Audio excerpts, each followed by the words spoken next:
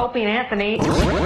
Radio shock jocks. Opie and Anthony. Say shocking things that border on offensive in order to entertain their audience. I refuse to sit here and think that radio has to be nice. Why? Why does radio, out of any other medium, have to be nice? We are being now held to a standard where we have to be nice and make people feel good. Go screw! Radio bad boys, Opie and Anthony. Controversial radio personalities, Opie and Anthony. Infamous DJs, Opie and Anthony. Talk show radio hosts, Opie and Anthony. Opie and Anthony. Opie and Anthony. Radio shock jocks, Opie and Anthony. Opie and Anthony. Shock jocks, Opie and Anthony. Shock jocks, Opie and Anthony. Opie and Anthony. Shock jocks, Opie and Anthony. Opie and Anthony. Opie and Anthony striking again. I sat with some of the greatest gangsters in the world. John Gotti, Zim Gravano. And I went in there and said, John, you ever with me again, this is over. You hear? Now sit down. Opie and Anthony. I was amazed Guns N' Roses starting to blow up, and you didn't have guitars to play because you were pawning them off to get some dough back. Yeah, I was a big fan of the age. Big fan. Opie and Anthony. This country went off the cliff, and it's just in free fall now. It's just a sick, it's disgusting, my voice you're hearing. It's time for people to understand these are words. If you don't like them, turn the dial. But enough of this palaver. Let's get the show on the road.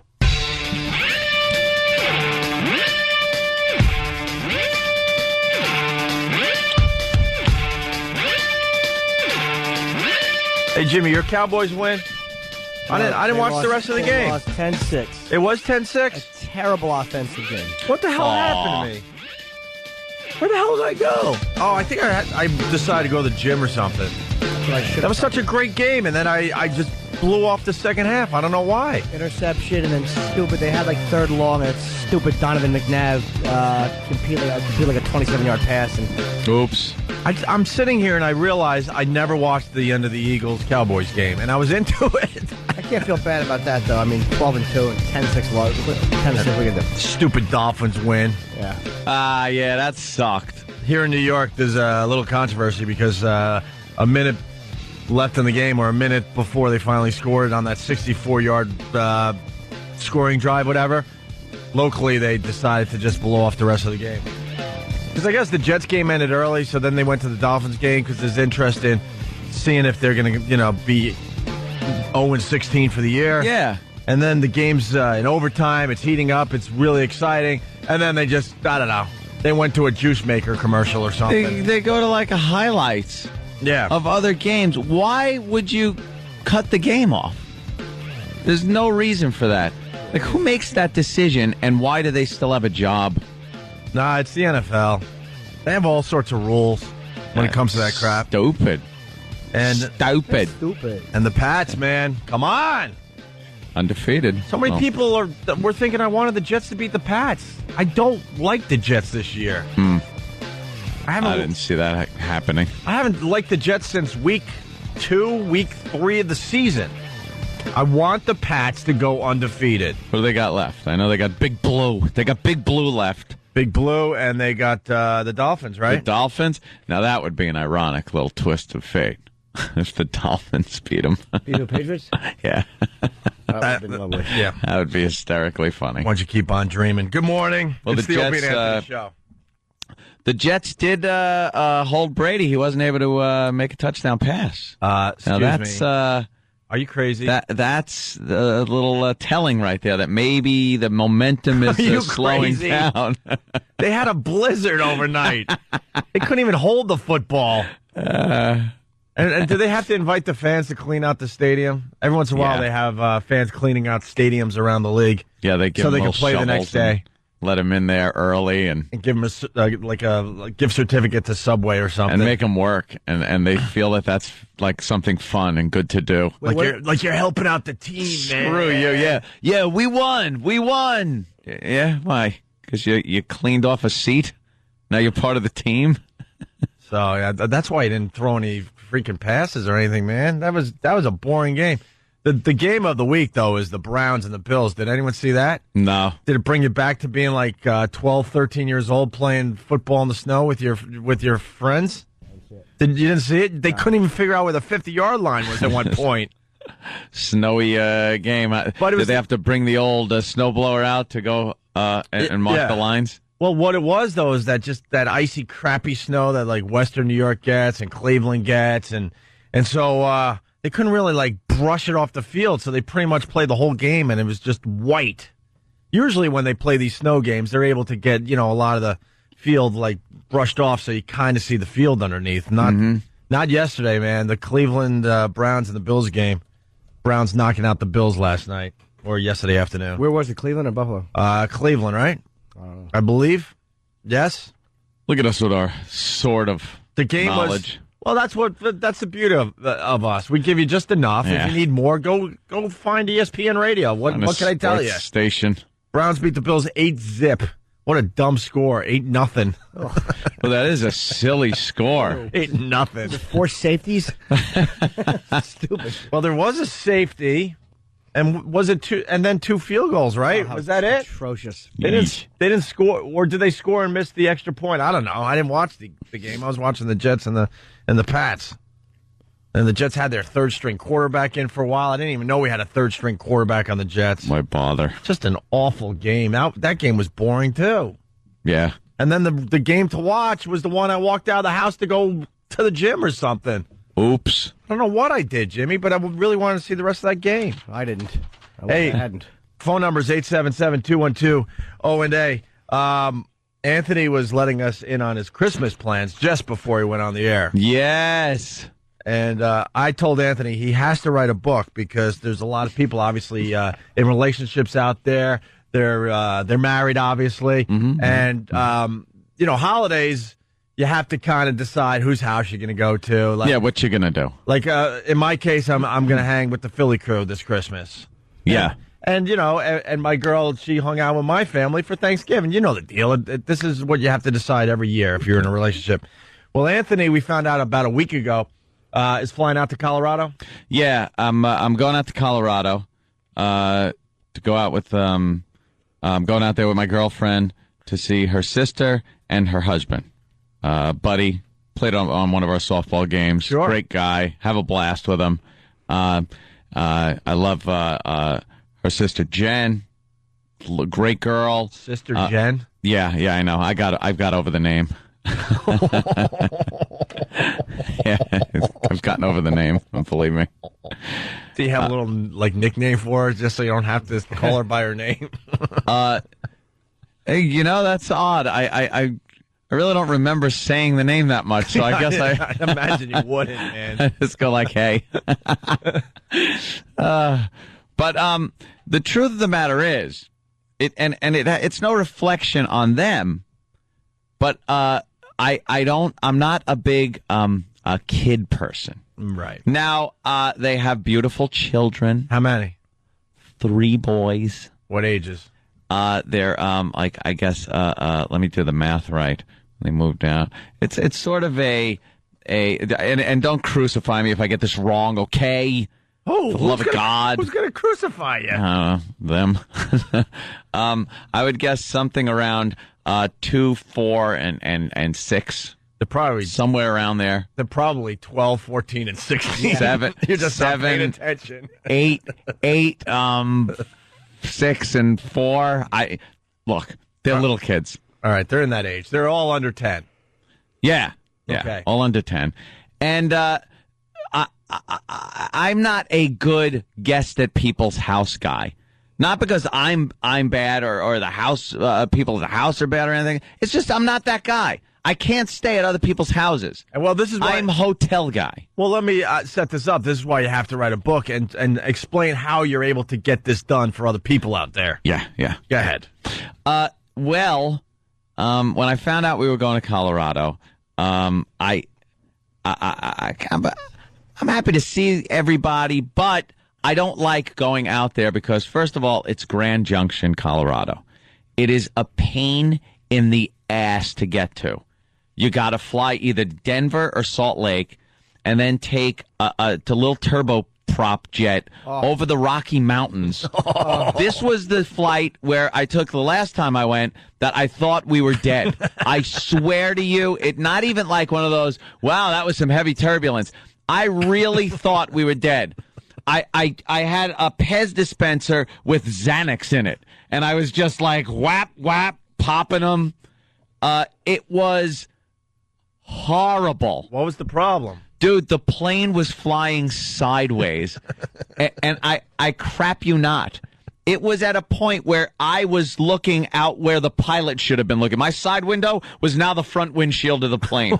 It was twisting around sideways and dropping up and down and rolling. Like, it was on every axis.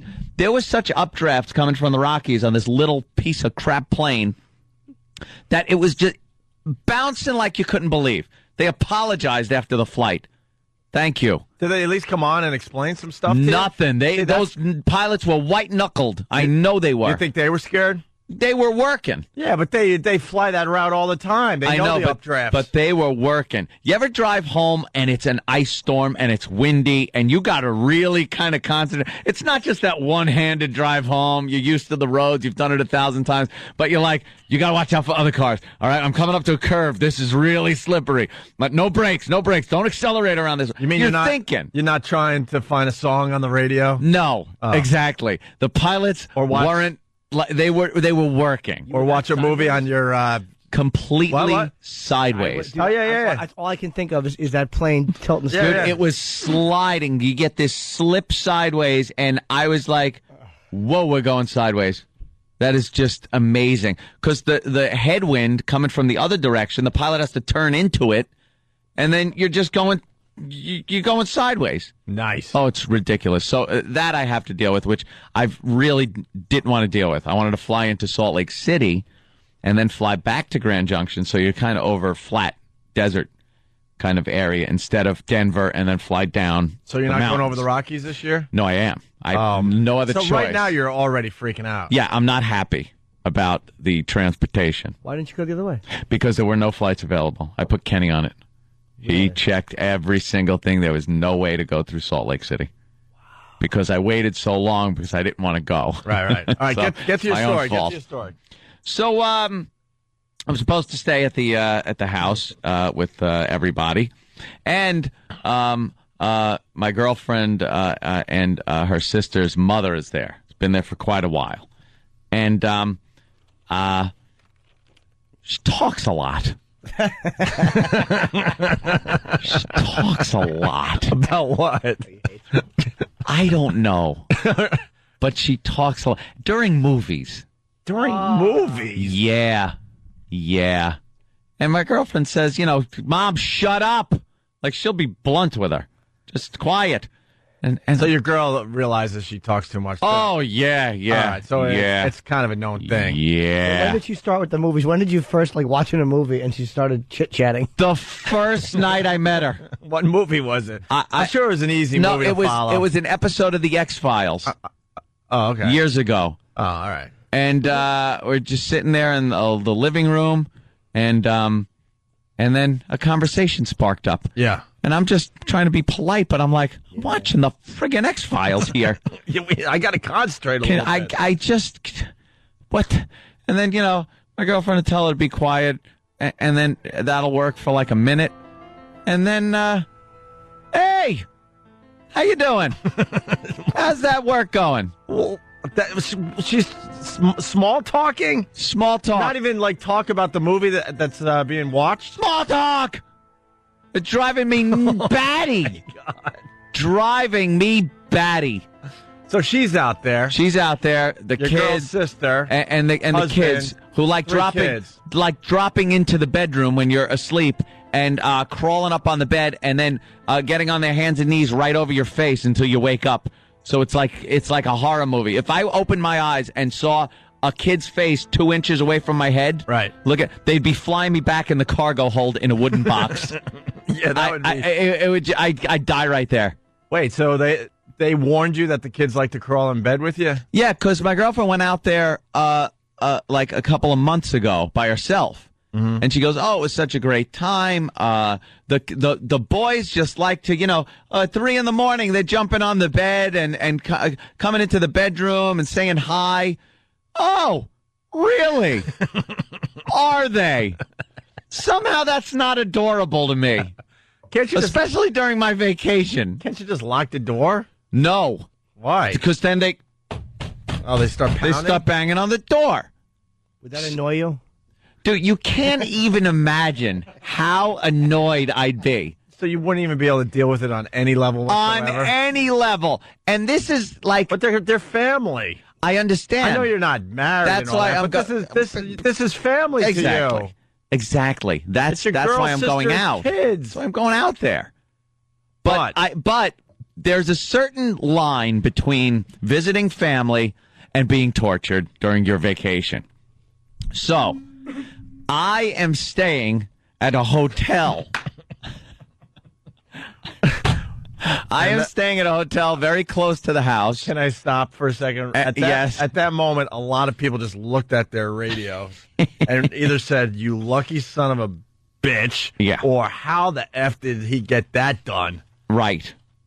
You're staying at a hotel. Yes. And your girl's staying with her sister and the family at the house. The whole time. Well, that's what she wants. How far is the hotel? That's what she wants to do.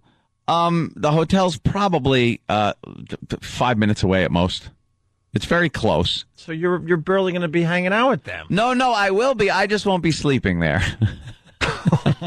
I'll stay there on like Christmas Eve, Christmas Day, things like that. But if I need to get out, I am going to go to the hotel. That's hilarious. I have a little skate pod. And I do plan on renting a ridiculous sports car just to drive around. But these kids are going to wonder where Uncle Anthony is. I know. Uncle Anthony's at the hotel, and he'll be here at some point. And I'll play with them. It'll be fun. I'll play. It'll be great. But then I don't have to get woken up at 3 a.m. I'm on vacation. Just throw money at him. That's what I'll do. And then you'll be able to stay at the hotel as long as you want. The little rug rattle be on your chest. That sounds like fun. You'll wake up and Uncle Anthony and you'll go, little tyke. Shut up. It doesn't sound like fun. It's one of my nightmares. I'm amazed you got this done. Yes. It is an amazing story of how I got it done. No, he's afraid that what's going to happen is the kids are going to see him sleepwalking and then say, "How come Uncle Anthony stands in the living room in his underpants and salutes? Why is he hailing a cab alone in the living room?" How'd you get this done? Well, did you have to kind of like carefully bring it up? It was a negotiation. Really? Yeah, and it was deemed that it's fair to me during my vacation, which I need to wind down. You know how this show is. It's just nonstop the whole time. So I need time to relax and wind down. If I come back from a vacation and I have not vacationed, I've spent it like up, not sleeping, nerve rattled. I'm going to come back here a mess. So, that's part of it. I have to have a getaway. So I just picture me and Buddy will be at the hotel bar and then watching movies. Oh, he's loving it. Yeah. Because he's got the great excuse. Well, I'm going to go check out Anthony at the hotel. Because let me tell you something. I don't think Buddy's too fond of Mom's conversations either. I don't think... Dude, get double beds. He'll end up sleeping there. I don't think, some of the conversations that pop up are as entertaining as maybe the movies you want to watch. Why, has Buddy indicated that? He could have said something in a passing text. Or maybe when you guys are drinking, you're just discussing... Don't blow up his spot. For hours. Don't blow up his spot. Hours. Don't blow up his spot. That's not cool. No, I'm not blowing up his spot. Believe me.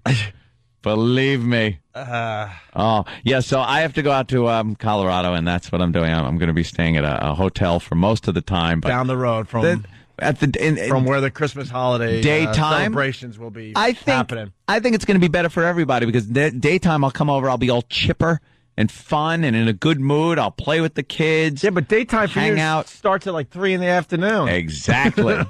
So it's going to last a couple hours and boom, back to the hotel. And you're talking about 3 kids under 10, so then they're ready for bed around 7 or 8. You're going to be spending 4 hours with these kids tops. Couple of days, Christmas Eve, I'm there. And I guarantee, knowing you, a couple of those days, you're not even going to show up at the house. If I got the cold rag on my head, it means I had a rough night. Might have to do a phone call. Oh, my God, you rock. You got to write a book. That's almost impossible to get done. Yeah, I know. Really. Can I ask, like, when it first came up, like, did she say, like, we'll go, we'll stay there, and you went, like, I don't know, maybe we should stay at a hotel, and she went, no, we can't. How did that first get? What's the negotiations about? She said, she goes, I'm not staying at a hotel because I want to, I'm going out there to see my sister and the boys and everybody. I'm staying there. I'm like, oh. Uh-huh. And then my wheels had to start spinning, and I had to, kind of. I had to put the point across that although I'm very fond of everybody, I can't be in that situation during my vacation time. And it's nothing, I never want to be a bad guy either. I never want to come off as the bad guy. So it's very hard for me to tell people that, look, I appreciate your hospitality, but I can't stay in a house with 3 young children like that. And a mother-in-law that yip, and the yapping mother-in-law without, a place to go. If you get up at 4 a.m. and it's like when you're off, you would like to sleep in. It's a very rare treat. Oh, exactly. So what was the Correctamundo? What was the negotiation like? The negotiation Where was the turning point?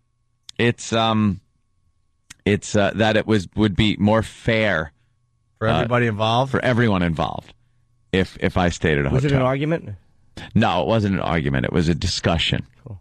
It was discussed. Was cold hard cash involved? No, there was no cash transaction involved in this discussion. No, like a little gift. No gift. No. This was just a straightforward discussion. And God bless you, man. Now I'm staying in a hotel. All right. And that's how we start today. That's yeah. So you're looking forward to your week off? Yeah, because now, see, I was dreading. That's another thing that came into the discussion. I said, look, I'll be honest with you. I'm dreading this. I'm dreading everything from the getting on the flight to being there and not being vacationing. Being awakened at all hours, screaming kids. I can't watch a movie. The mother-in-law wants to know what size shoes I'm wearing. Did she ever ask you that? I don't know, but it's just something else equally as inane. But is it at good times in the movies? Or does she aware that you're watching? Dude, it is like a turning point in a movie. It's Michael Corleone ready to shoot McCluskey. And then what happens? And then it's just... Hey, did I tell you about the time back in 1967 when Jen did this? Well, she wasn't born in 67. Whatever, I got you. I want to make people older than they are. Does it bug you, though? Have you ever wanted to say, shut up? Yeah. I have honestly wanted to say, could you shut up? Yep. I'm watching this movie. Could you shut up? For 2 lousy minutes. Are you watching the same movie I'm watching? Because this part is integral to the plot line of the movie. Could you shut up?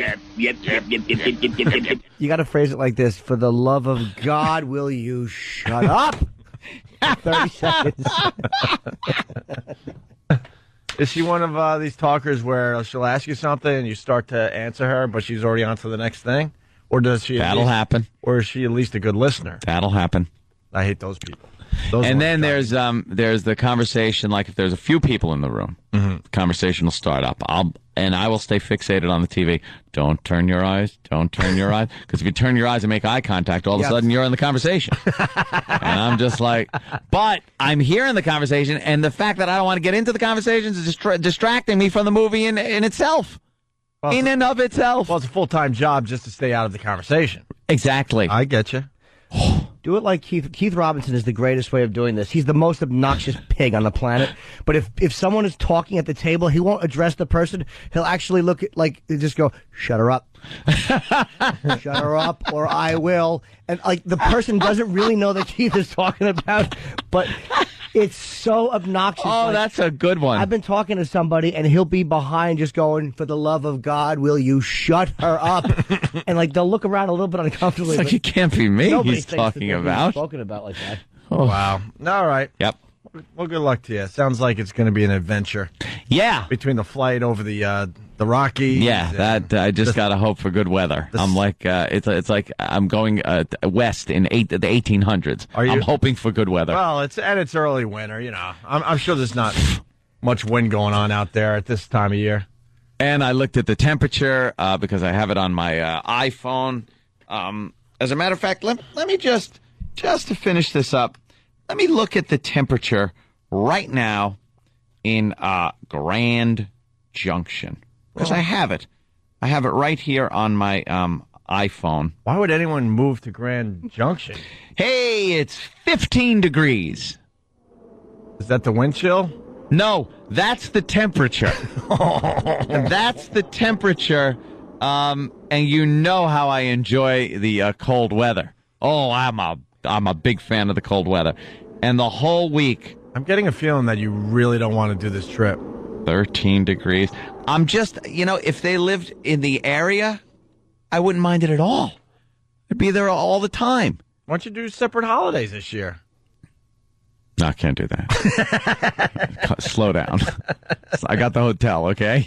Slow down. You got a cool chick. She would understand. Yeah. Separate holidays. I don't think that's going to... Last minute separate holidays. I don't think that's going to happen. Why? Bring your pal talk and you'll be there in spirit. I did. They could put a pal talk screen where you would be sitting at the table and there you are. It ain't going to happen. You can even eat the same meal from the comfort of your warm mansion. You're an ass. How funny would that be, man? She'll start talking, Anthony will lean. What'd Mom say? I didn't hear it. All right, we got to take our first break. We're a little late. Yeah, a creepy songwriter died. We'll tell you who it is next, if you don't know yet. But when he sang his songs, he would bring out that creepy feeling within me. And I don't know, maybe... Really, you didn't like him? No, instead of a warm, fuzzy feeling, you just got this creepy feeling of just death around you. I'll explain next. It's Opie and Anthony. Hey, good morning to everybody. Hope you had a good weekend. Not a boring one, actually. Did you? Kinda. I went to Ron and Fez's Christmas party on Saturday night in Brooklyn. That was kind of cool. How'd that work out for you? I don't know. It seemed to be in the middle of well, not the ghetto, but industrial ghetto. Yeah. Warehouse. I decided to drive there, and I was like, there's no way I'm coming back to a car that's not broken into. I was convinced. And I was like, what the hell? It was a great parking spot, and I knew that just has to mean, problems. Trouble. Graffiti all over the walls, all over the place, and they pretty much had their Christmas party at a hip-hop rave/gangster club. Was it in the back of the club, though? Like, sometimes there's another room. We had a little room to the side, but then it was part of the main club, and I don't know, all of a sudden, around 1 in the morning, two black DJs come in and just start rocking.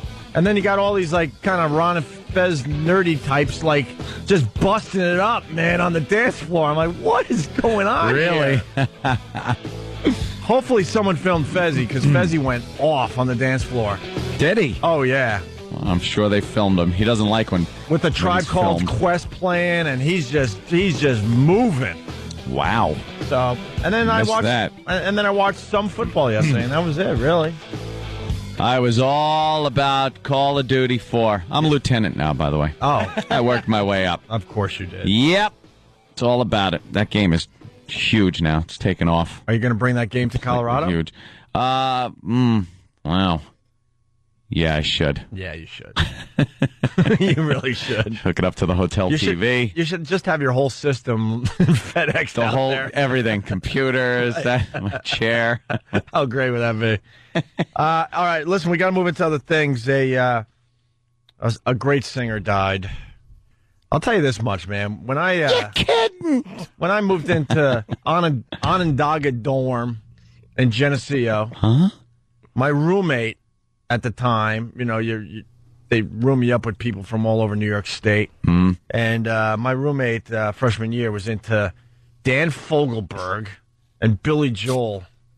I'm like, what is wrong with this kid? Come on, Fogelberg. Yes. Yes. All right, cool. And this kid would like just crank up his Dan Fogelberg, and I remember going, these songs aren't nice. That just brings a creepy feeling to your soul. Which one is this? Leader of the Band? Yeah, listen to this. Do you get a nice warm fuzzy feeling when you hear this? This one was written about his father. Really? He's a band leader and got him into music. Really? Well, yeah. I don't know any Dan Fogelberg. His dead father, by the way, of course. We'll listen to the hook, because now it's about him. An only child, alone and wild, a cabinet maker's son. His hands were meant for different work, and his heart was known to none. He left his home and went his lone and solitary way. Can you pause that? So basically, his dad was a big drinker or a pot smoker. I have no idea. Yeah, kind of left. Nowadays, making cabinets is very lucrative. But yeah. when Dan Fogelberg wrote about his cabinet-making father, not making a good living doing that, I'd imagine. You probably forget to put handles on it, all stoned. There's a cabinet that's all nailed in. No door. Giant piggy bank for plates. They just crash and break when you drop them in. A slot. Rotten cabinet maker. Yeah, it looks like dear old dad didn't pay attention in school. His cabinets suck. You forget to put bottoms in them. Right. You put your plate, it just falls through. This guy's cabinets blow. He should die. And he did. An awful band leader. And I know we're going to get calls now, but I said it. It's a lucrative business nowadays because I'm trying to get like cabinets and stuff for my house, and it's ridiculous. These guys make a fine living. Don't call Fogelberg Cabinet Company. No, but I mean, he's trying to glorify the fact that his father made cabinets back in what, the 50s? I have no idea. Open the door and he never nailed it, so the whole door just pulls off. And then you put a teacup on it, and the cabinet falls off the wall and comes crashing into the sink. Like, this Fogelberg bum is not a good cabinet maker. He should be in Ye Poorhouse. So little Fogelberg decided to write a song about it just to glorify it. He had to change the name from Fogelberg's Cabinets to Fogelberg's Piles of Timber. And crushed china. Kindling wood. What a bum. Hey, I think we got a bid. Let's listen to the leader of the band. Continue. And he gave to me a gift I know I never can repay. Hopefully divorce. Prostate cancer. Divorce from his mommy. The gene for so mommy can cancer. find Quiet man of me, a real breadwinner. Denied a simpler fate. He tried to be a soldier once, but his music wouldn't wait. Wait a minute, don't hold tell. on. He tried to be a soldier. He washed out of the army? I was just, don't ask, don't tell. It was like a Biloxi Blues moment. The old fruity cabinet maker was on his knees in the shower when the Sarge walked in. His cabinet sucked and he couldn't even survive the military. What the hell is this? A crappy cabinet? His cabinet sucked, and so did he. I hate an unlocked cabinet pile and a queer.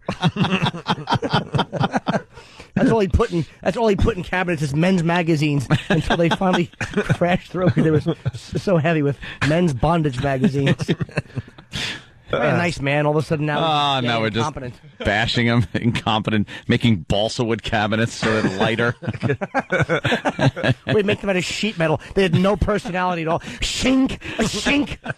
And he wouldn't even round out the edges so people would constantly cut their knuckles and hands on the cabinets. How do you make cabinets funny, Jimmy? You rock. All right, let's get back to the leader of the band. This is Dan Fogelberg, who died over the weekend of prostate cancer at the age of 56. You got to get your thing checked out, guys. Absolutely. You get it. You get that crap taken care of early. You're going to survive the prostate cancer. He was a cabinet maker, but he never realized that you couldn't use nails on glass. He tried to be Fogelberg's Glass Cabinet Emporium, and he put the nail up. Damn it. Back to the drawing board. Trying to try something else out that I'm going to fail at. Crazy glue in the cabinets. Yeah.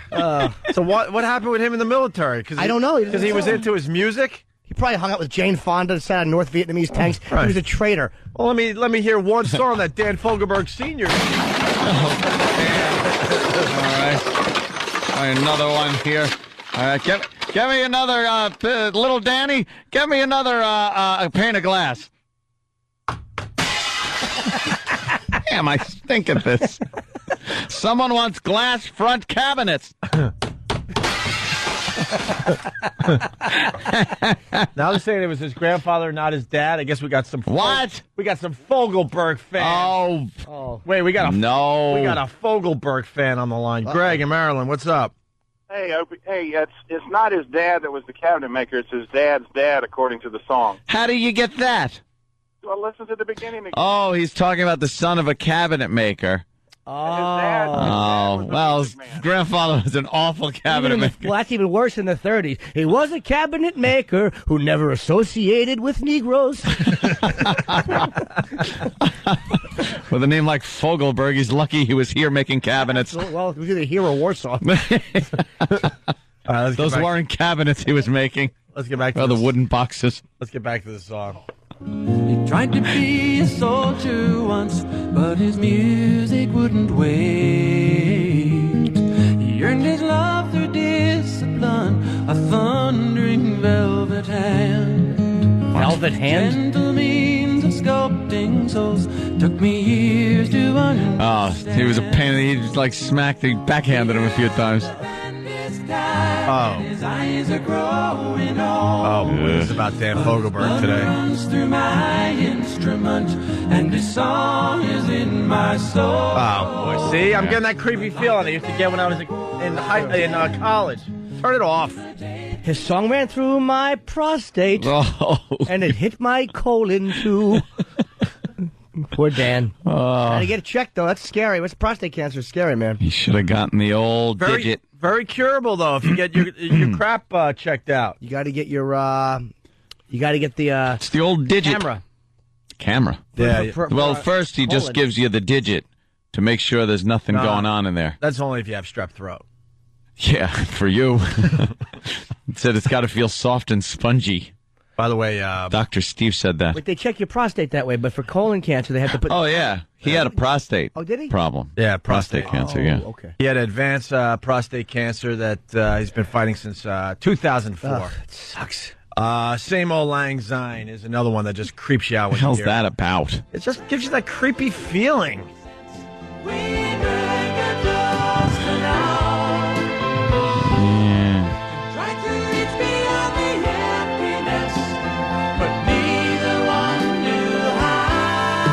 What feeling do you get, really, when you hear this?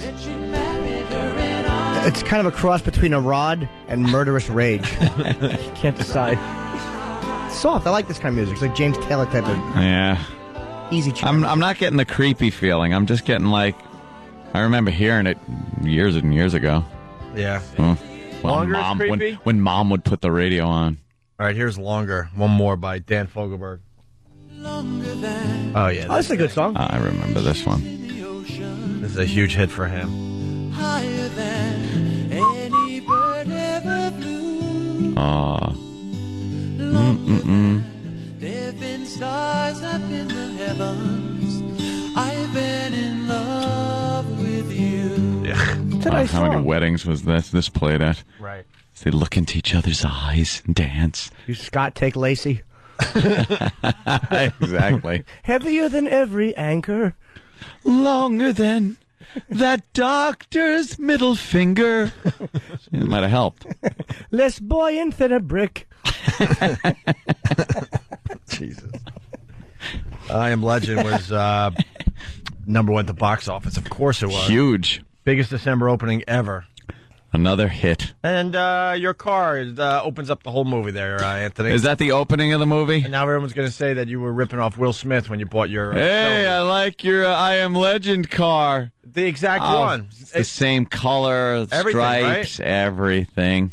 What is he doing it? And does he have it for long, or does he wreck it? I didn't see the movie. I heard that that's how the movie pretty much starts. Yeah. And it's also going to be the Kit car.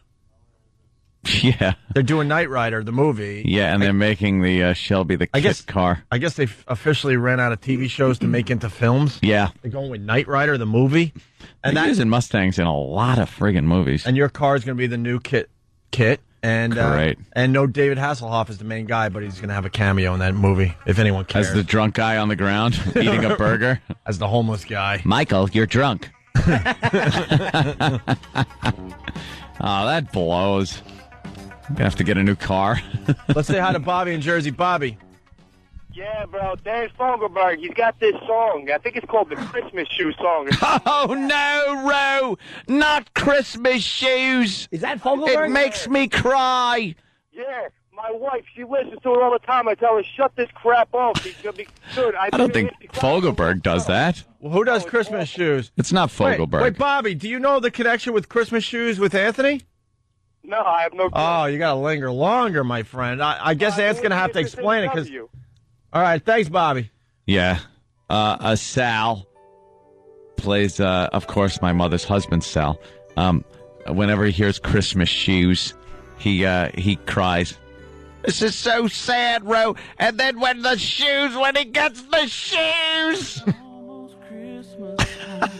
This song. It's hilarious. It's terrible. Yeah. What's this song about? Trying to buy that last gift or two. Not really in the Christmas mood. You're not in the Christmas mood. Standing right in front of me. Little boy waiting anxiously. He's waiting.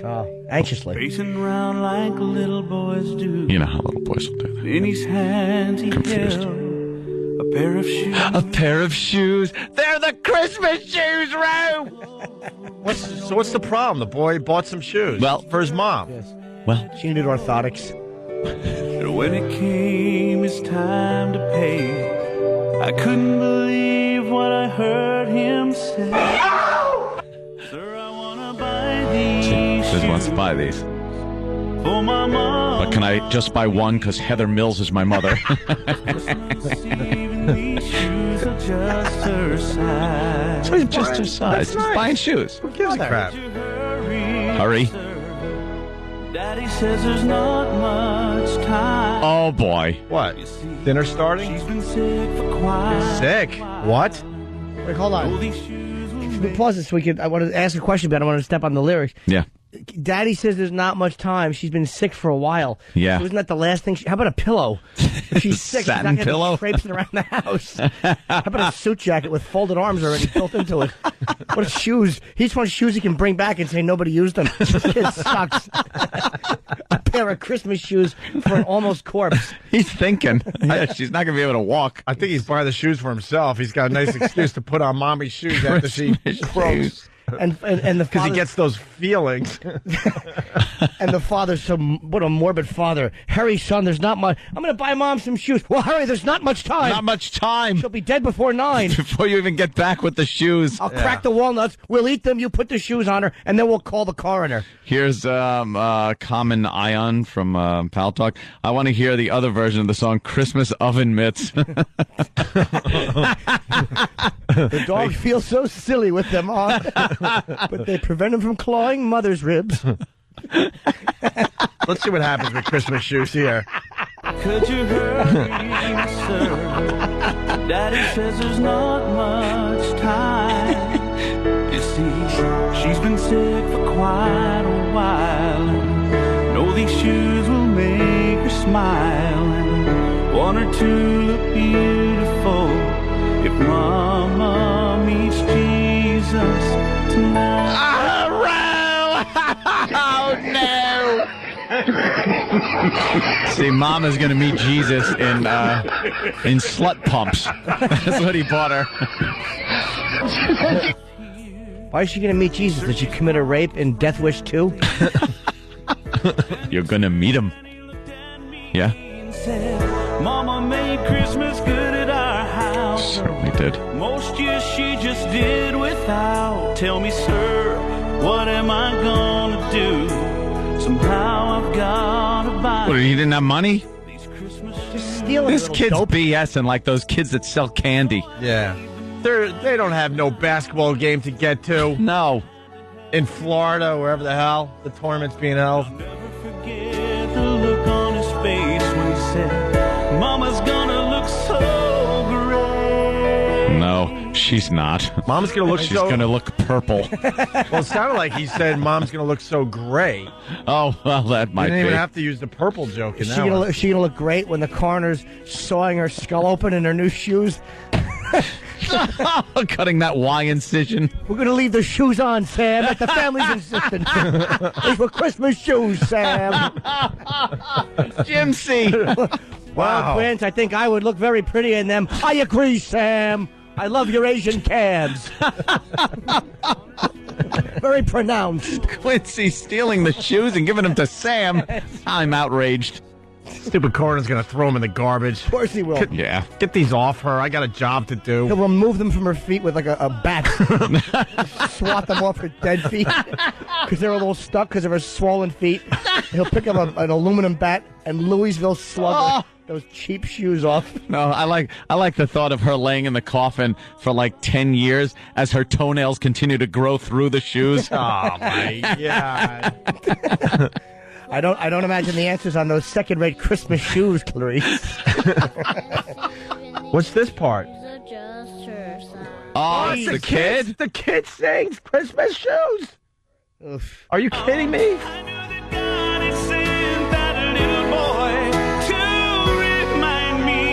What? What Christmas is all about. What is it about? Depression and dead people? I wanna buy these shoes. Oh, Row, look, the kid's singing, Row. The kid's singing, Row, about the Christmas shoes. I'm from Baltimore. That's why I talk like this, Row. Oh, boy. It's not much time. Quick, get her shoes. How about medicine? Exactly. As they're putting the oxygen mask on her face, this dumb kid is trying to put shoes on. Putting the left on the right. She's struggling because it hurts her ankles. She has elephantitis to the ankles. How about swollen diabetic feet? How about Daddy go to the singles bar and get me a new mommy? I'm going to be a little lonely now.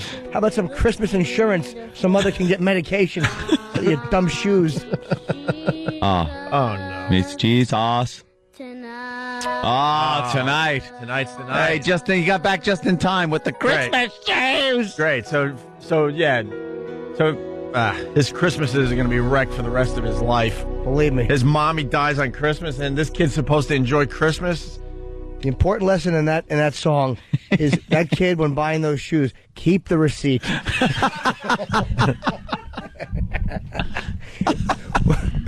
Can I bring these back? They were never worn. They were thrown onto an almost dead person for 10 minutes, and then the paramedics took them off. Oh, in a twist of fate, the coroner found the shoes a little sexy.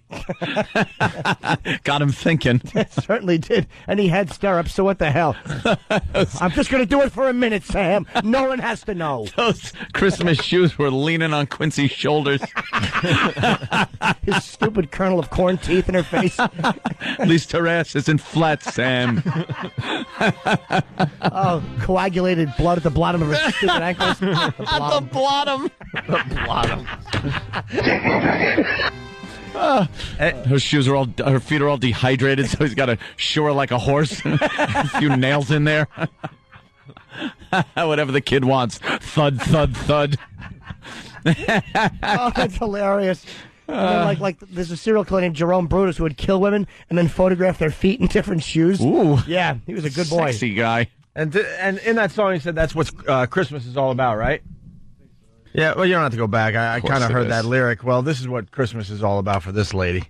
Huh? Like the seg? Tanya Owen feels anything but blessed today. She told her kids this afternoon that there will be no Christmas. That's because someone broke into her house sometime over the past week and stole everything. Not only the family's personal belongings, but their remodeling tools, their Christmas gifts, and even the family Christmas tree. I can't believe somebody would walk out my front door with my stuff and my Christmas tree, and they had to make more than one trip for the amount of stuff they took.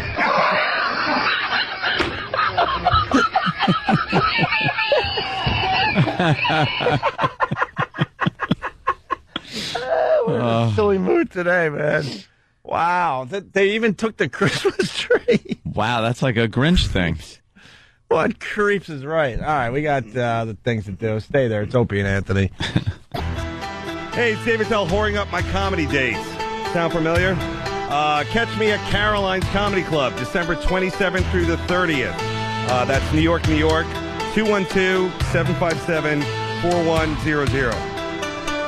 Strange love, strange eyes and strange love, strange love. That's how my love goes. Strange love.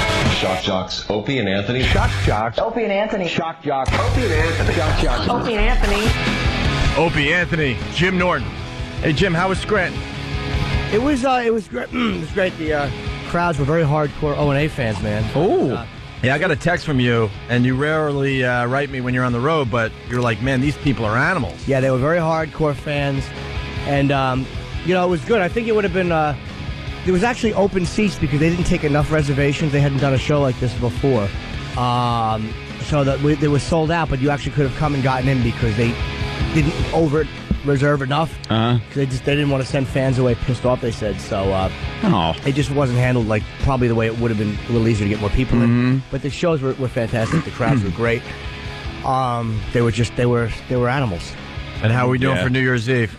I don't know. I'm at the North Fork Theater, and thanks, man, for in Long Island, which is the old Westbury, Ticketmaster, and maybe later we can give away some tickets or something. I got a couple pairs left to give away, and New Year's Eve I'm working with Marina Franklin, and it's all non-HBO material, by the way.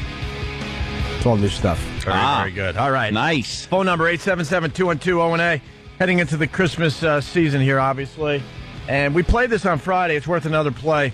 German guy performing "Oh Christmas Tree" by can you say this word? By farting into a recorder.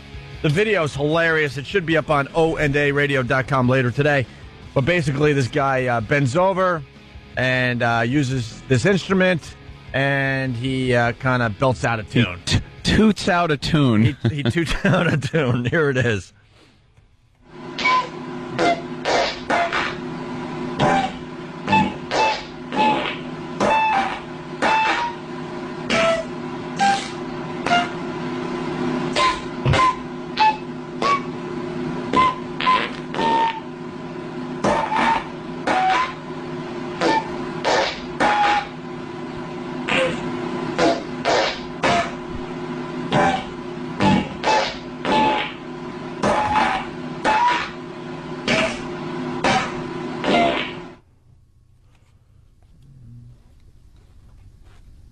There you go. What do you say after that? I don't know, man. How do you practice that? I don't know. I'm stupefied by that one. All right. Andy Pettit did the drugs, huh? Did the what? Growth of the... Human growth hormone. But he admitted to doing it twice. Twice for healing. Basically, the bare minimum you could do this stuff, he'll admit to. That's what makes me laugh when I was reading these articles over the weekend. Wasn't that before it was illegal, too? Like, he did it when it was still not a banned substance. He just wanted to come back from an injury, and he did it just twice. And he said, I had a commitment to my team. I wanted to be there for him, so I was trying to heal up. I did it twice.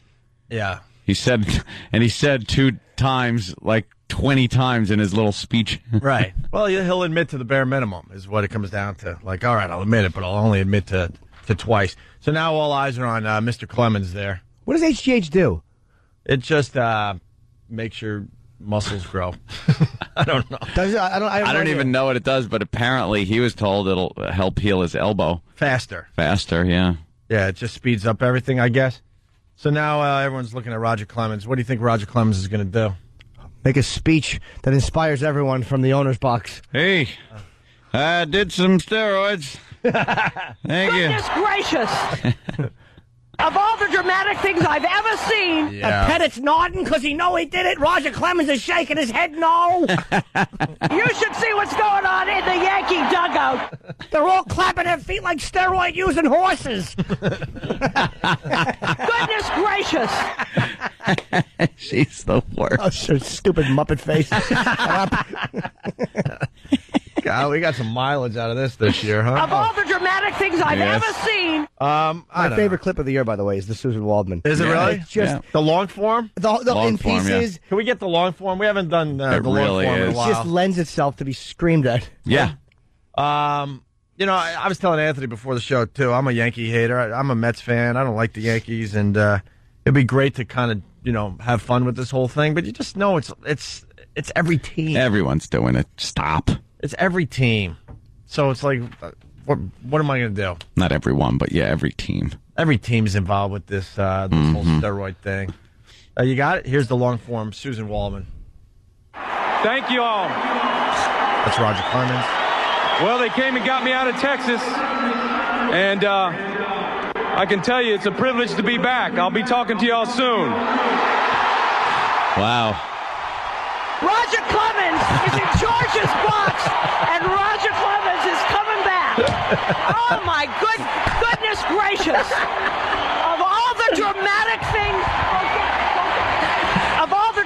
things I've ever seen, Roger Clemens standing right in George Steinbrenner's box announcing he is back. Roger Clemens is a New York Yankee. And there we go, John. You don't have to worry about who's going to take that spot in the rotation. You should see what's going on in the Yankee dugout. Bedlam. Big grin on Jorge Posada's face. A grin. Pettit knew. Big signs. Roger Clemens is now a Yankee. That's the best part of the clip. And now we don't have to discuss who takes that place in the rotation. That's the best part of the clip is her description of the dugout. Of what you should see. There was a grin. Not even like, hey, in the dugout. It's like, you gotta see this. You're you should not see gonna this. Believe this. It's amazing. I wish you were here to see what I'm seeing. There's a grin and someone new. Yeah, there was happier faces and more excitement at the Christmas shoes house. Of all the dramatic things, the boy is crying, the father's calling a prostitute, and the mother's dead. The father is begging for the receipt so he could take back the shoes. On all the dramatic, Roger Clemens is standing in George's box. Unfortunately, Dan Fogelberg's grandfather made it, so they're falling to their deaths from the upper deck. I don't think you're going to have to wonder anymore who's going to end up in that coffin. And then Roger goes, 5 for 9? That sucked. Just the worst record ever. Here we go. Play that part again. You should see what's going on in the Yankee dugout. Let's see. Big grin. Big grin. Okay. Jorge Posada's face. Andy Pettit knew. Yeah. Big signs. Roger Clemens is now a Yankee. In the Yankee dugout? Are they? Who's holding it up? Mattingly when he was the batting coach? Was he just holding signs up in other Yankees' faces? Yeah, what the hell was that? Holding it up in Spanish for Rivera, Japanese for Matsui. He's the worst. How about this? Of all the mediocre things I've seen. Yeah. Oh, Steve from Bayshore saying, I hope Susan Waldman's kids has to buy her a pair of shoes this Christmas. Special shoes. Stupid Fraggle Rock lips. She should be popping up in a balcony making that speech. Yuck. What over-the-top zilch analysis. Net is high. Of all the dramatic. How do you listen to Yankee games anymore? And she's trying to raise her voice, but, a guy might be able to pull that off with the yelling voice. I just came out like screaming. Crazy woman. She could just as easily be screaming, I told you kids to keep it down. Days of Our Lives is on. Yeah. That's what she should be yelling in that voice. Get in the house. The lemon bunt cake is ready. Stupid lemon bunt cake. All right. There you go. We talked about I Am Legend. Alvin and the Chipmunks somehow makes $45 million this weekend. What? What? What happened? That Alvin and the Chipmunks movie did really well. Yeah, as we were joking about Jason Lee with Kevin Smith and goofing on the fact that he's doing that movie, it's... it's a kid's movie. It's huge. What else are the parents going to do this past weekend? Shop and bring their little... Take them to see I Am Legend? Their little kid to Alvin and the Chipmunks. 26% good reviews, and people went to the box office anyway and, the movies and checked out Alvin and the Chipmunks. All right, hey, Maxim's got a top 10 worst things to happen to men in 2007 list. Oh, yeah? Worst things? And they got the best things. Which one you want to hear first? We won't do all of them. I like worst. You like worst over best? Yeah. Well, the best, just to go through, just to set this up, number 10 is the TV writer strike. Why is that good? That was good for men this year. Why? I don't. I think because it got people out away from their TVs. Yeah, but so why maybe is that you can good? go out and get get some. Keeping up with all the fine programming of the fall can be time-consuming. Important stuff like girlfriends, yard work, and even bathing can go easily by the wayside when there are new episodes of The Office to be watched. Luckily, the Writers Guild strike has left our TVs packed with reruns and unaired episodes of canceled crap, so we could get outside and live our lives. Mm-hmm. That's what it is. You get out there and knock off a piece. And then some of the other ones worth mentioning. The McRib takes a third farewell lap. The McRib. That's good. Daniel Tosh, the comedian, is listed. That's good. That's one of the best things that happen to men. I'd like to set fire to Maxim's home office. Who's Daniel Tosh? Exactly. He's a pretty popular comedian. I hear he's funny. I've never seen his act, so I can't. Why is that a good thing for men? I don't know what he does. I guess they said he was like it was a fresh look and offensive. It may be. I can't. I don't know what he does. So I've heard he's funny, but I'm resentful because that's not me that they're mentioning. Yeah, no. So therefore, I hope everyone at Maxim dies. Of course. No, I understand why you're not happy. Female gamers have more sex. I guess that came out this year, so that's why it's a good thing. One of the best things that happened to men in 2007. Well, for the most part, female gamers aren't the sexiest bunch. Hey, I'm not talking about all of them. I understand there's some very hot gamers out there. But for the most part, especially with these fantasy role-playing games, you're getting girls that, not quite up to par. And, they tend to be a little sluttier. They got nothing to lose. Well, we had a girl on our show. She said that she played games and had the kick-ass gaming system because it got her more, you-know-what. Yeah. She's able to meet guys that way. And say, dressed hey. as a little wood elf, little nymph marching through the woods. She makes her little character look all skinny and nice, and then she hooks up with somebody, and whoa, she better perform. Whoa. She's got to get the guys away from that disappointment of seeing her, so yeah. That's what happens. Maxim's top best things happened to men in 2007. Some other ones worth mentioning. Baseball owners tell A-Rod to F off. But then they re-sign him. So what is that about? You know the lead time on these stupid magazines. Van Halen reunion was a great thing to happen for men in 2007. For the men of the band. Science proves, number 2 is science proves that staring at boobs prolongs life. So now you have an excuse when you're looking at boobies and you get caught by your chick or your wife. You're just prolonging your life. In a study that's likely faker than Bigfoot's hair color. At least I keep it funny.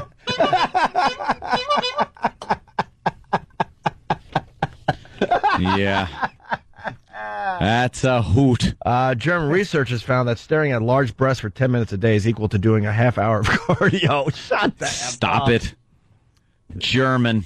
Are you kidding me? The fake. How does that work? As fake as the Bigfoot? Is that the best they could do? Yeah. The study that's likely faker than Bigfoot's hair color, and then in parentheses it says totally a natural redhead. How about faker than Heather Mills' toenail clippings? That'd be a little better, despite the redundancy on this program of that reference. Yes, of course. Faker than Robert Reed's Kisses of Carol. Well, it gets a little. They go back into the witty zone here, though. We know it's not true, mainly because we're as heart healthy as Dick Cheney. That means not. Can the as, we are as, and the as joke thing, just stop. And then the number one best thing to happen to men in 2007, Hayden Panettiere turns 18. From Is that Heroes. the best? From Heroes. She looked fine at 17. What was the problem? Best thing would be if she returned 16.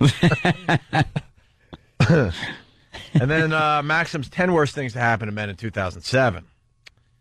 Number 10 is the lame ending of The Sopranos. That was bad for men in general, I guess. But that ending gets better and better as time goes by, and you think it over a little bit, right? I still don't like it. You still don't like it? No, because I love the fact that who was explaining that? It's just such a big F you to everybody. I love that. I do get that, but, an F you to people have been buying the DVDs, and I understood what he was doing. And couldn't leave him alive, couldn't kill him. But it was like, you know what? Yeah. Have the courage of a solid ending. And I know that took courage, but have a real ending. You want to be ballsy? Kill him. You want to be ballsy? Kill him off at the end. Didn't he feel like he was forced to continue The Sopranos, though? And maybe this was his way of going, you know what? Go F yourself. I never wanted to make the last season or two. I don't know. Maybe. I mean, I just felt that someone should have turned on him. Nothing happened in that last episode. So it was just like a regular episode. So if you want to do that, well, then the last MASH means nothing. The last Newhart means nothing. The last Mary Tyler Moore means nothing. Last episodes are important. It's a closing for people. And I just thought he sucked in that last ending. I didn't like the whole episode. The stupid truck catching fire. Nothing happened.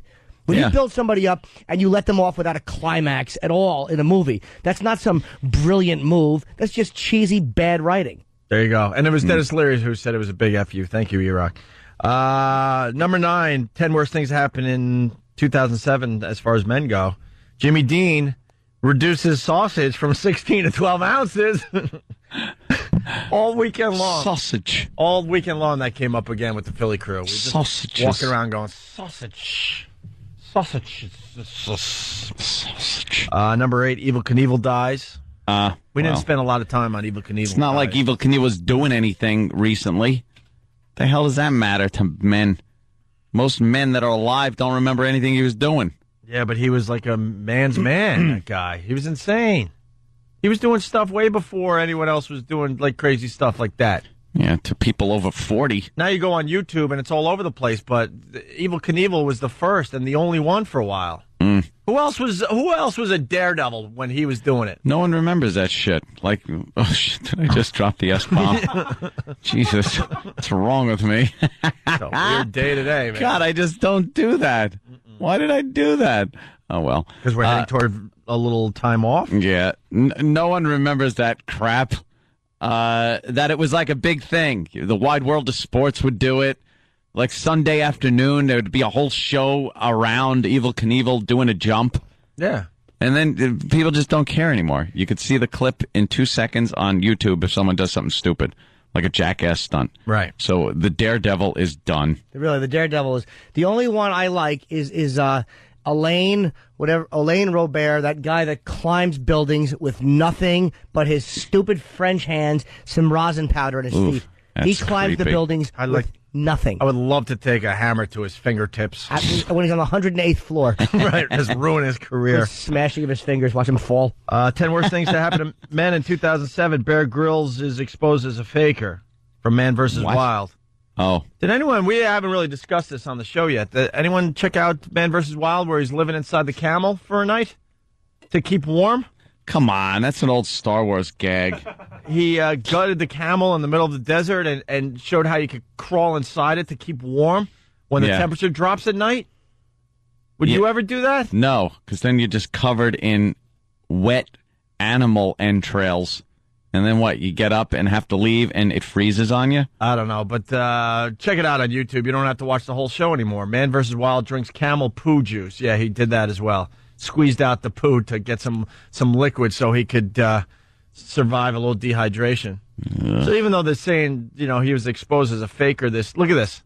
Yeah, he's exposed as a faker as he's got camel poo in his hand and he's squeezing it above his head and swallowing the goodness that's coming out of it. Would you do that? I have. Oh, good point. Disgusting. All right, what else made this list? Wouldn't you throw up and not keep the juice down? You would think, Jimmy. You would think. 10 worst things that happened to men in 2007. Crocs, those dumb shoes. Ugh. The colorful with holes in them, and I don't know. I would never wear a Croc. Number 5, Oscar De La Hoya in women's underwear. That wasn't good for men in the year 2007 for some reason. This is why Maxim is so predictable. That was great for men, because if Oscar can do it, we can all do it. Number 4 is Boston sports dominance. It wasn't good for men in general in 2007. David Beckham comes to America. Who gives a crap? What does that mean? He's going to take our women? Is that what Maxim's getting at? David Beckham's going to take our women because now he's in America? Yeah. We should all be in fear of David Beckham? Ugh. Soccer stinks.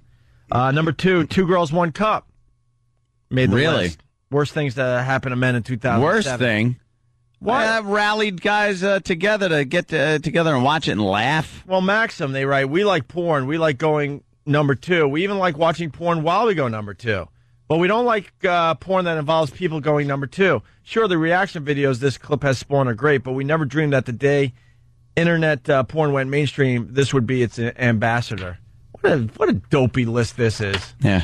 No one's looking at that as true porn. They're looking at it as a kind of freak crap. Freak show stuff, right? And could they have do they have to use the word number 2? It's like a guy's magazine. Why wouldn't you just use the word? Yeah.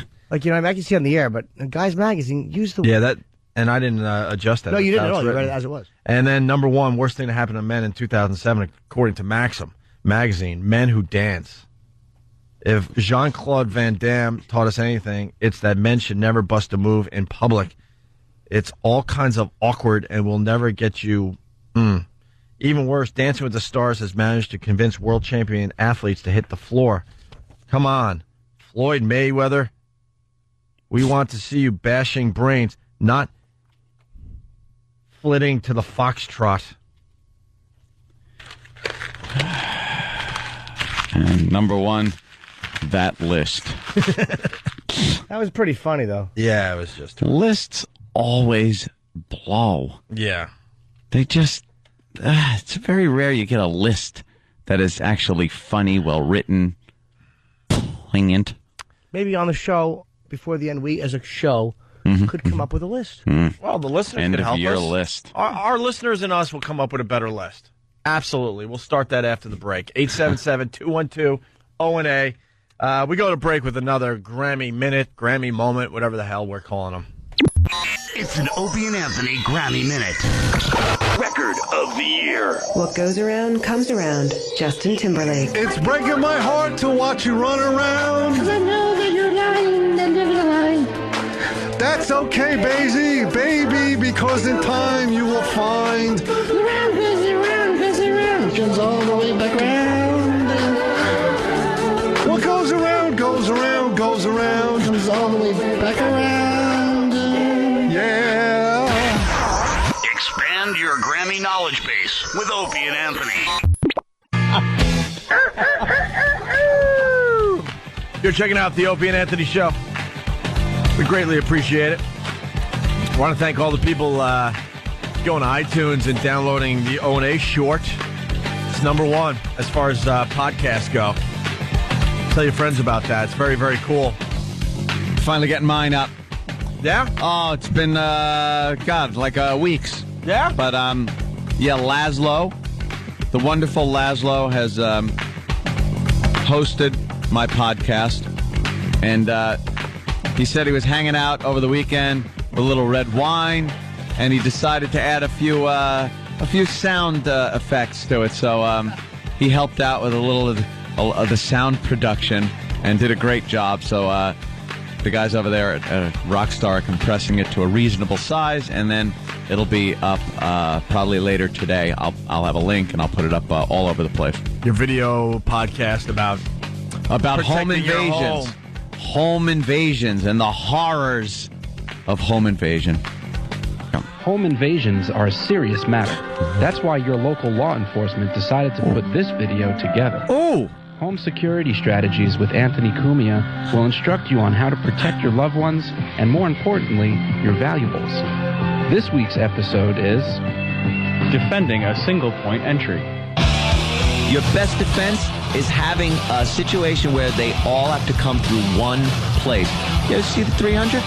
If you got a home invasion and they got to come through a door or a window, you got to keep stuff secure enough where it's going to take them a little while to get in. And then when you hear that commotion, grab your weaponry. Take up a position. That door flies open. Bam, they're all right in your sights. We hope you've learned a lot from today's video. For more information on home invasions or other videos, contact your local police department. There you go. and turn me in. Yeah. Here's some feedback. We got a guy, don't have his name, unfortunately. Worst thing to happen to men in the year 2007, Chris Hansen. So the bit has begun. And earlier we were talking about football, and we forgot to thank our fine friends at Dish Network. They sponsor the football picks every week. Time to get more TV from your TV. Sign up for Dish Network today. The football pool is just about done for this year. I think we're going to extend it through the playoffs, though, and we're all going to pick a team out of a hat. Ooh. Yeah, that'll be cool, right? Is that how we're going to do it? Huh? Is that how we're going to do it? Yeah, I guess. Out of a hat? And they still won't care out there. No. I mean, they love Dish Network, but they don't really give a crap about our football picks. We've tried everything this year. Even having you pick it by, I know. I tried a wacky method. My wacky method. When do you pick again? Why, you want to pick this week? Yes, I guarantee you I'll do well. All right. We'll pick in a couple days. Okay. You let me know. Thursday? I don't know. The games start early this week, right? I think they start with Thursday games again. Well, Friday games, Saturday games, Sunday games. I don't know, right? Thumbs up from Travis? Of course. Hey, we got some fear-mongering ads that need to be on the air. Danny found this. Where's Danny? Danny! Where is he? Oh, bars aren't open this early. What's up, Danny? What's going on? What do we got in front of us here? I don't know. What are you playing? The fear-mongering ads? Oh, yeah. Oh, you're in the middle of doing something?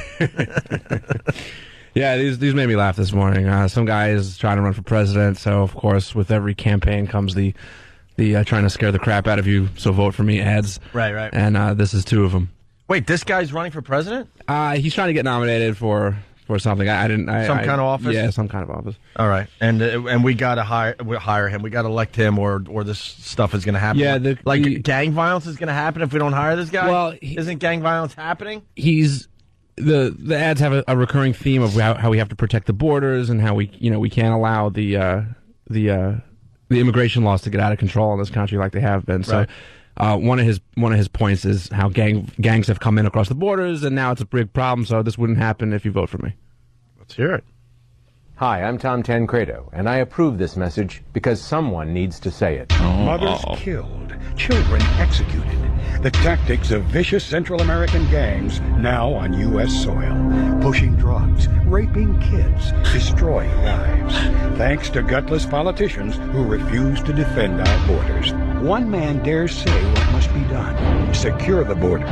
Deport those who don't belong. Make sure they never come back.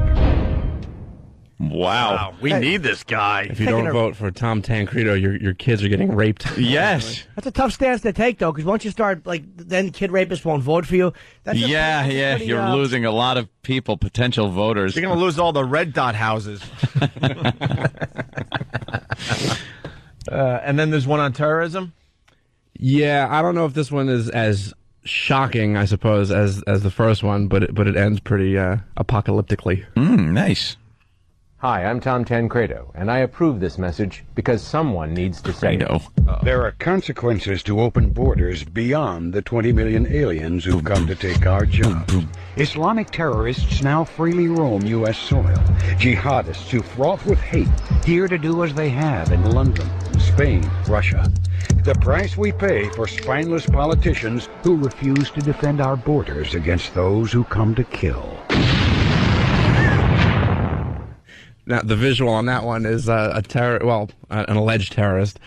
He's roaming around like a market with like a knapsack, and the end part is him blowing up. This morning. They don't show it; it just fades to black. I think you know what happened. I mean, it's just short of mushroom cloud. Right. That old gag. And apparently, that ad was running, and it scared the crap out of like a 5 or 6 year old. And they complained to their parents, and now the parents want the ad off the air because it's scary for kids. Where's this guy running? I'll have to find out. Well, he ran already, I'm sure, right? The elections are over.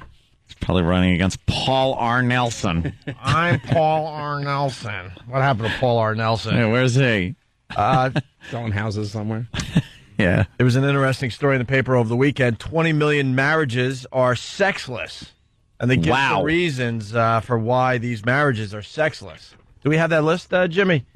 And basically they're saying most men are just bored with their wives, and that's why they're not having sex with their wives. Here's a couple of the lists. One is she's not adventurous, 68%. Adventurous? She's not adventurous. Meaning she doesn't like to bite the pillow. That's what I'm thinking. Another reason, she doesn't enjoy it, 61%, which means you're boring, and she doesn't know how to tell you that, so she pretends she's sick. I do with others, but not her, 48%. 48%. 48% of the guys that were surveyed for this? Yeah. Because this is 20 million marriages. Yeah, 48% of the guys that answered said that they would do it with others, but not her. Probably because, again, when a woman becomes a mother, too, it's hard for a lot of guys to bang their wives once it's a mother, because you look at her like she's the mother of your kids. It's a mother. Well, I mean, once she's yeah, I'm tired. Yeah, I like that. That's funny. Another reason is I'm bored, 41%. 41% are bored. And she gained weight, 38%. And if you're bored in bed... I think it's higher than that. I think so, too. Could be higher than that. But women have this thing where they think that if they just lay on their backs, you're supposed to be ready to have sex with them. There's like a weird thing there. Women think you should be ready. Whenever they're ready, you have to be ready, and they don't want to work for it. Right. So I don't blame a lot of these guys for being bored after 10 years of that crap. Technical difficulties, 30%. I don't know what that means. That's Maybe. probably you need Viagra. Odds are no good. Yeah. You need the pill. Prefer online porn, 25%.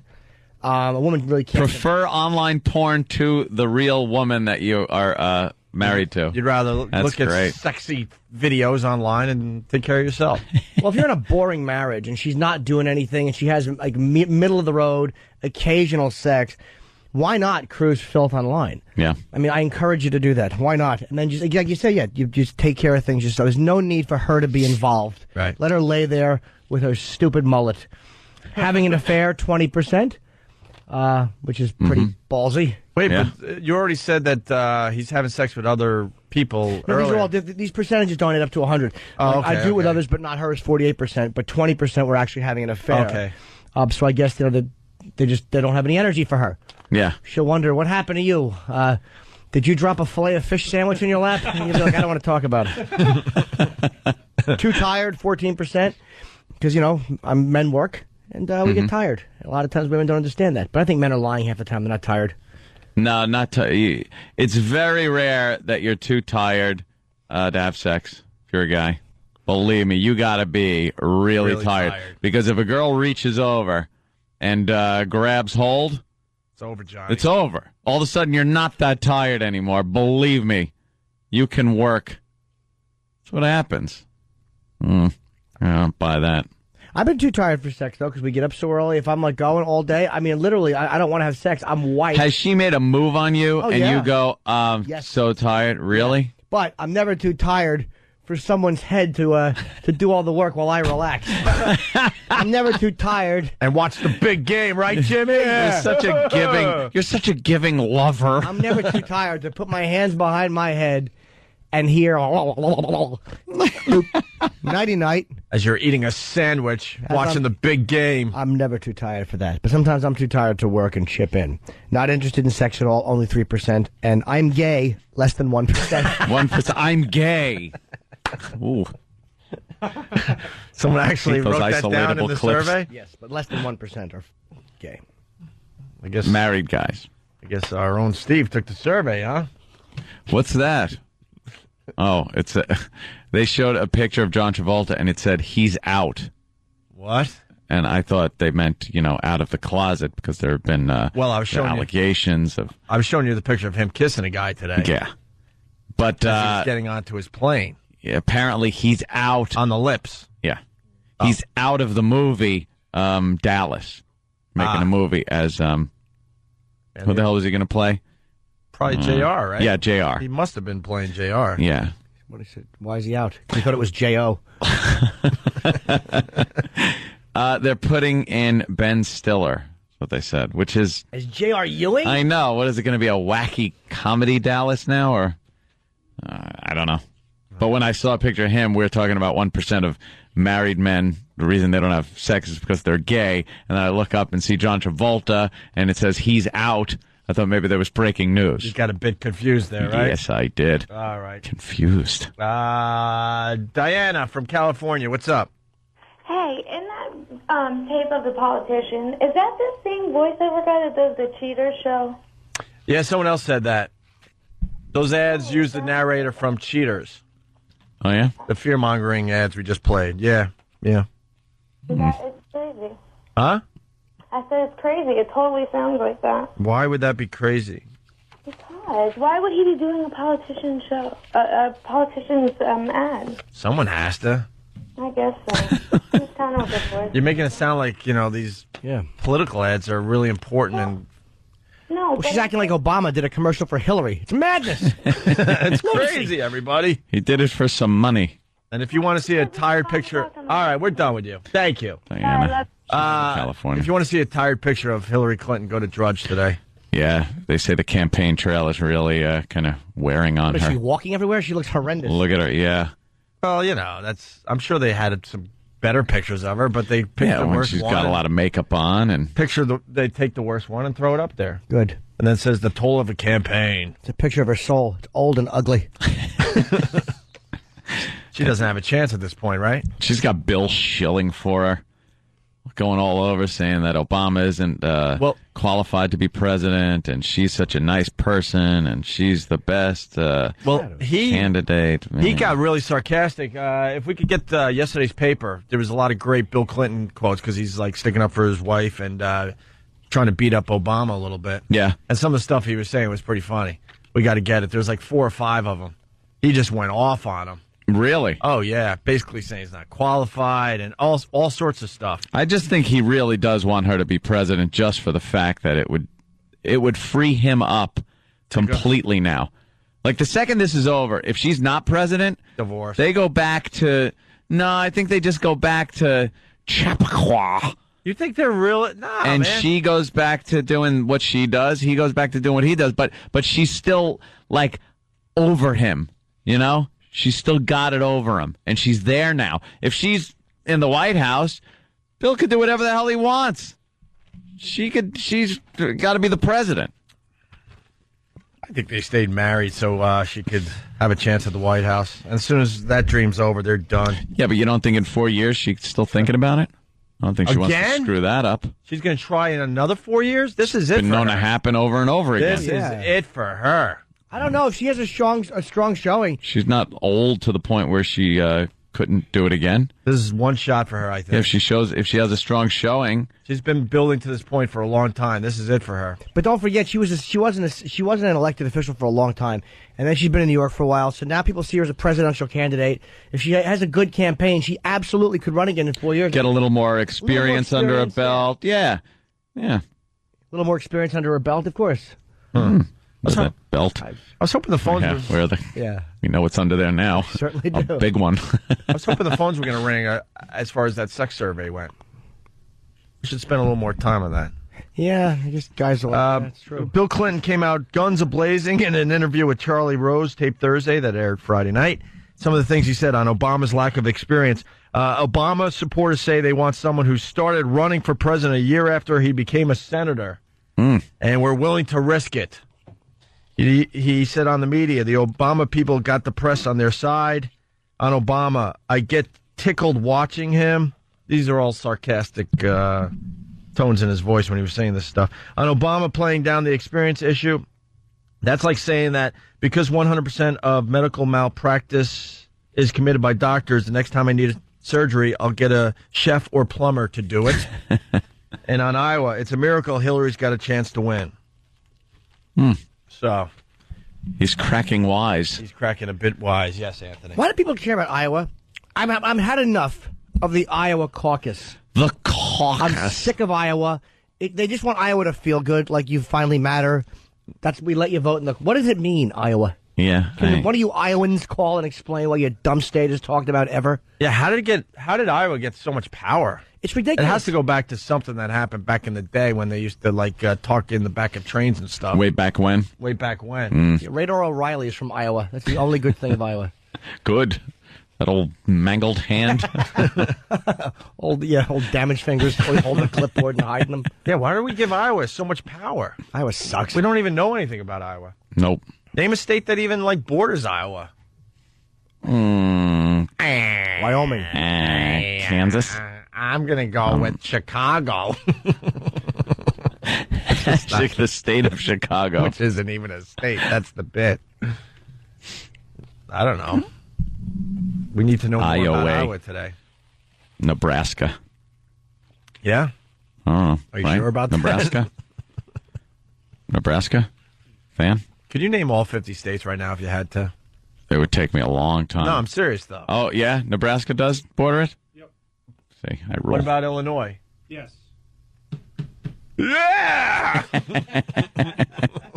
Oh, man, did I pull that one out of my you-know-what. I can name them alphabetically. Oh, really? Mm-hmm. Starting with? How long would it take you? Probably less than 2 minutes. He's such a liar. I love when Jimmy lies. Give me the states. Because he sets it up. He's like, probably about 2 minutes. He's acting. Now, like acting, Jimmy. Obviously, we all could name all 50 states, but how long would it take? Because you would have to start, like... You'd have to... I would go like missing? all right, Alaska, Alabama, and then I have to keep going and thinking of all of them. Yeah. Jimmy, why don't you set the record, and then we'll... Arizona. Florida. Oh, wait, See? Burbank. Wait, I need a print out of that if Jimmy's going to do it, because I got to check them off. I can't do it alphabetically. No. But I'm very quick. But it's the only way to do it, really, is alphabetically. I'll think of the when in high school I was nominated boy most likely to name states quickly. Ooh. Yes. Wow, congrats. How long do you think Voss would take? He'd take. I'd say Voss would take the whole show to name the ones that border New York. And he's worked at all of them. He's so stupid. Would you, there's two ways to do it, alphabetically or look at the country in your head as a map and then run yourself from the west to east or That's how north I to would south. do it. But then the Midwest would mess me up. Would it? Oh, yeah. Yeah. There's some weird-looking states. Yeah. Tennessee. I'd get Tennessee. You'd get Tennessee? Yeah, that's a thing. Missouri. Missouri. Might leave that one out? Yeah. All right, here we go. Jimmy, you want to set the... I can't set the the record. bar? Well, no, you're going to set the bar. Okay. All right, ready? Whenever you're... This isn't going to work. No, of course not. I can see your face. I'm ready to go. All right, go. All right. Vermont, Maine, New York. Whoa, where's Vermont? Well, that's not going to help. Oh, Jesus. This is really going to be You bad. can't find it on an alphabetical list. You know what you need? You need a map. You need a map with the names in the map, and that way you can cross it off. All right, start Because over. then you know where to look if you know where the states are. All right, start over. All right. Whenever you're ready. All right. All right, go. Vermont, All right. Maine, Connecticut, New York, I see your strategy. Pennsylvania, Sucks. New Jersey. Left one behind. I certainly did not. I did not leave Couple. any behind. Yes, you did. No, I didn't. You're already in Pennsylvania. Texas. I'm going all over. Texas. You went too south Florida. already. You're never going to get it this way. This is a horrible Louisiana, strategy. Georgia, He's going to end up with 10 Tennessee, and be like, Alabama, Arkansas. Did I say Pennsylvania yet? Yes. Okay, Illinois, Michigan, Wait a minute. All right, go. Wyoming, North Dakota, South Dakota, Nebraska, Nevada, Washington, California, Hawaii, and Alaska. And I said Maine and Vermont. New Hampshire. That's the one you forgot. I know. Okay. Iowa, I didn't forget. I just wanted to go by it because I don't like it. Iowa. Yeah.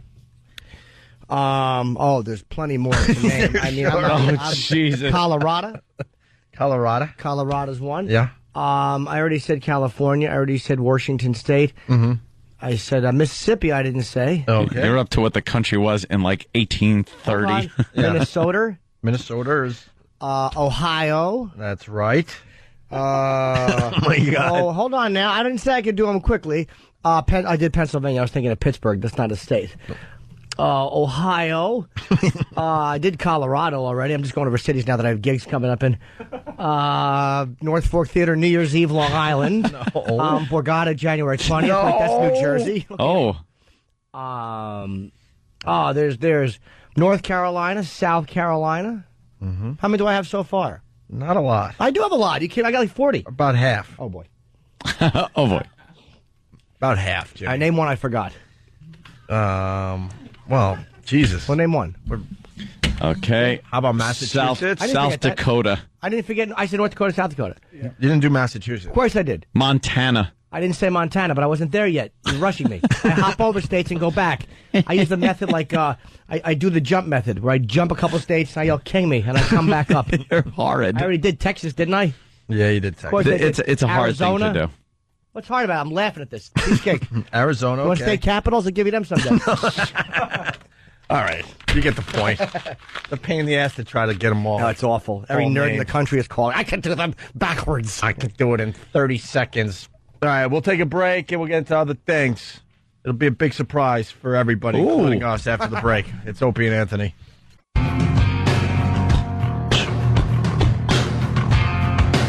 It's the Opie and Anthony Show. We're getting very excited. We got John C. Reilly coming in today. Yeah, big star. He's going to stop by for a quick visit, talk about his new movie, Walk Hard. I think Roland's talking to him right now. Roland, are you talking to him? What? What? What? He just arrived. He just arrived. Very good. We'll get him in here in a few minutes. Talking about Walk Hard. We saw the movie. It's pretty good, man. Yeah. There's some good love it. Except for the, What? Except for the, the nude man. Yeah. All of a sudden, you're just trying to enjoy a fine movie, and next thing you know, you're violated by you-know-what in your face. Like, oops. Oh, yeah. Yeah. What? Right. It was... But at least he brought back the topless broads. Yes. That's what I say movies need. When we were growing up, every movie had topless broad in it. Didn't matter what the subject matter was. And then, because we live in these politically correct times, I guess that's a no-no. But some of the films finally bringing that back. Yeah. You used to gratuitous nudity. We should talk about that someday. There were movies that just had a girl topless for no reason. It had nothing to do with the movie, the storyline. But they just knew guys wanted to see that when they were sitting in a movie theater. And then it went away. Around the scene with her top off. Yeah. That's why I hated Knocked Up, because that broad was, she didn't want to get topless in the movie. It drove me nuts that she wasn't topless in a movie called Knocked Up. They got to have the stunt boobs, where they kind of pan up and down the body but don't show the face, and then you see the face. And Katherine Hagel, from Grey's Anatomy. She would not get topless and Knocked Up, and that drove me nuts that she didn't get topless. And then she damn scruples. She said recently that that's a guy's movie, and she kind of was sort of trashing Knocked Up. Did you get that quote? It's like, oh well, it did well by you, made you a movie star, made you a lot of money, and now she's coming out saying, it was a guy's movie, made women look stupid in the movie, and I don't know. Yeah, because movies never make guys look stupid. Everything on television makes guys look retarded. Every commercial, Dad can't do it. Shut up. Dad's an idiot. Dad's a bumbling idiot. Just sitting there in his own feces. He can't fix the VCR. And Mom's zipping around the house, carrying a baby, bringing home the baby. We get it. You're better than we are. Let's go to Ian in New York. Ian. Hey, what's up, man? What's up, Ian? Hi, Ian. How are you? I'm okay. Yeah, what's up? Work, so you tell me. So, all right, you guys are killing me with trying to say these states. Why? This is something I learned in grade school, okay? I thought everybody learned it, but apparently not. So, if you don't mind, I'll say them. I'll probably say them in, 30, 40 seconds. Is this necessary? I do mind, because you think you're dealing with dummies? You got the list right in front of you. No, I don't have the list. Even if you don't. Yeah, even if you don't. We don't care. Who cares? That whole naming of the states thing was just a goof. Yeah. What do you think this is, a morning zoo? How long do you think it would take you to name them all? I don't care. 40 seconds. I don't care. 40 seconds and they're written down in front of you? No, they're not. Shouldn't it be faster than that? Dude, who's buying that you don't have it up on your computer screen right now? Well, yes. What order would you do them in? I could care less. All right, go ahead, alphabetically. Let's hear you name all 50 states. This is Ian from New York. Wants to show us up today. Go ahead, Ian. Alabama, Alaska. There you go. I'm disappointed that he actually got part of Alaska. Yeah, I know. What happened? What? Oh, Katherine Hagel recently told Vanity Fair that Knocked Up is a little sexist. It paints the women as shrews, as humorless and uptight, and it paints the men as lovable, goofy, fun-loving guys. I had a hard time with it on some days. I'm playing such a bitch. Well, you sound fun in your interview. Right. What's the problem? That movie made her a movie star. Shut up and cash your check. We were going to do the 5 most liked Christmas songs and the 5 most disliked songs. Ugh. But then I'm finding out it was a survey where they surveyed women. So that's not going to do us any good today. No. Enough about the lists. Huh? The end of year list? There's some good ones. The end of year list. The boys found a good one. The worst band names of the year. Oh, really? Yeah. That's a good one? I don't have it in front of me right now, but yeah, that's a good one. I don't like that. I got kind of tired of the end of year lists. Like lately, it's just everything's got an end of year list. It's that time of year. About everything. Yeah, but when you hear the number one, you're like, oh, wow. No. Like top movie of 2007. No. Let's see. Go ahead. Top movie of 2007, Ant. Top movie 2007, 300. No, that's number 7. Oh. Well, now I am interested. Every movie name would be one that you've pretty much saw. You've seen, I know. There's going to be no surprise. The Simpson movie was 8. Pirates of the Caribbean was 4. Harry Potter was 5.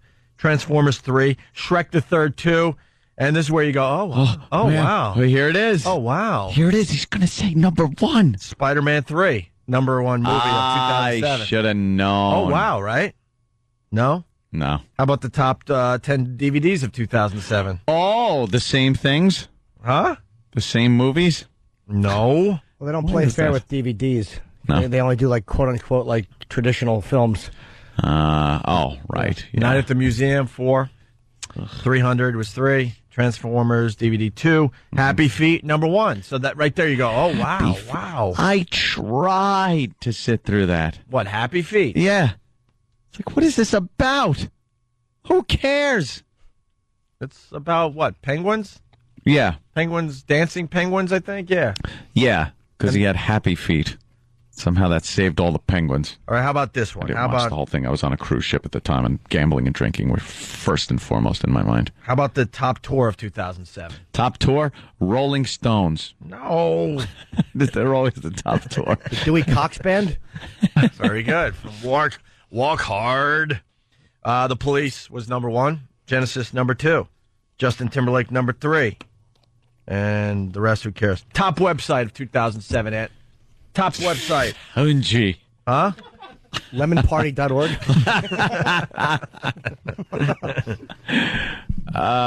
Top website? Yeah. Google. Of course. The Google. Followed by? The Yahoo. The Yahoo is right.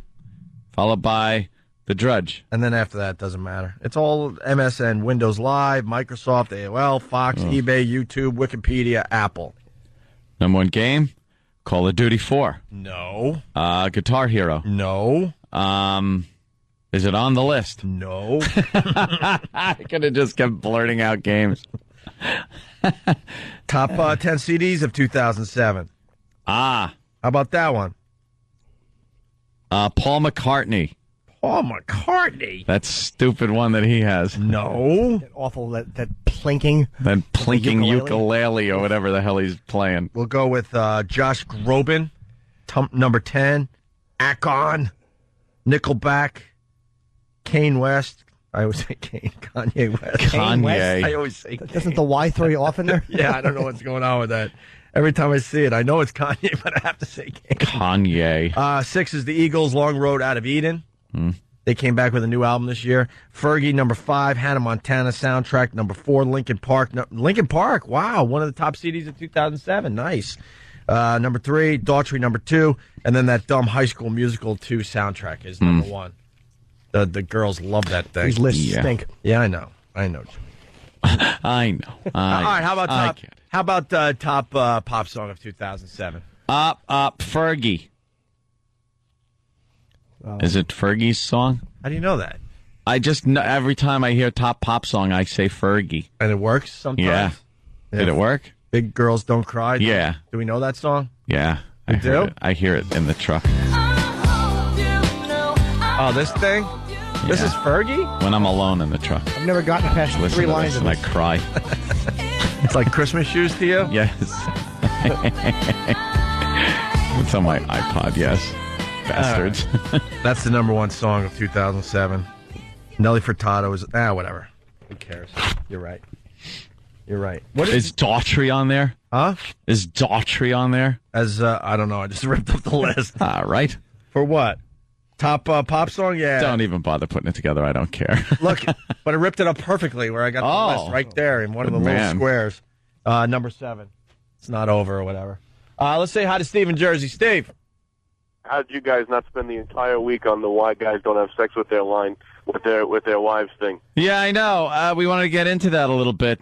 I don't think we spent enough time on it. Nobody called in. No one called in because everyone was scared. Well, unless wives are listening to this, I don't think so. Well, you got to start telling stories, though. We got to get our listeners in there. So you got to kind of tell a story about. Online porn is got to be a bigger reason, but guys aren't allowed to go on. The easiest way to hide that is to tell your wife that you're checking your fantasy football until 2 o'clock. Is your wife computer savvy? Sure. But so you got to now. Hold on. So you have to make sure you're clearing up your history and everything like that. Well, you know what you do is you put it into a search engine and you click it off there so it doesn't go into into the web browser. Yeah, just reset it. Still, when are they every woman a reason to check this stuff now? When are they going to come out with like throwaway computers? Like disposable computers. Disposable computers. You use them once and throw them away. They have them. They're called Dell. You gotta have like a thing where you just pull a string on the back, like a grenade pin, right? And a big piece of primer cord just fries your hard drive. I was thinking more shucka. Oh, like an Etch-a-Sketch? Yeah. You shake your hard drive upside down and all the stuff falls off into powder. Just shucka. And then you sweep up the dirtiness that is what you were looking at and put it in the wastebasket. I have 10 paperweights around my house, whole hard drive. The worst is when you start to type something in and all the dirty websites that you've ever visited start to come up as the memory. Yeah. It's like, hey, that sounds like you're trying to get here. I'll help you out a little bit. Yeah, I think there's a market for disposable computers or the shucka technology. Shucka. I'm going to go with the shucka technology. So embarrassing at my house when I try to type in horse garage. What do you got, Dan? My computer refused to stop filling in a certain site when I was living with my girlfriend. Really? Like, yeah. Uh-oh. Namely.com? No. Like you'd start typing in an address and it would finish the address. Yeah, I'd clear the history. I'd even set it to don't guess the address when you're typing an address, and for some reason my computer really liked this site. What was the site? It was some girl's name, I think. Oh. That you were stalking?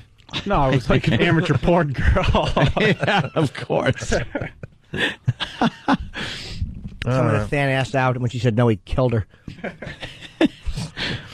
I'm trying to think I'm trying to think of my own experiences. I like giving those to the listeners so they could jump on it and laugh at me, and maybe get into the whole thing of the sex and marriage thing. Because, as you know, I was married for a while, Opie. I almost forgot. Yes. Almost. And, yeah, when did the sex go bad? I know things were kind of, iffy. She would want to have these romantic evenings. Candle night. For the people that linger long. But it wasn't a scheduled thing. I would just pull up with Opie when me and Opie used to carpool together when we lived in Huntington. And Opie would be driving me home.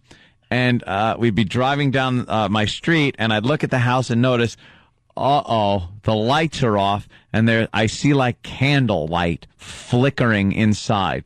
And I knew that was like there was an attempt being made at romance. And the pot roast would be in the oven? Yeah. That was being cooked. There was a tall, icy cold tumbler full of Captain Morgan and Coke. Some of those fingerling potatoes roasting.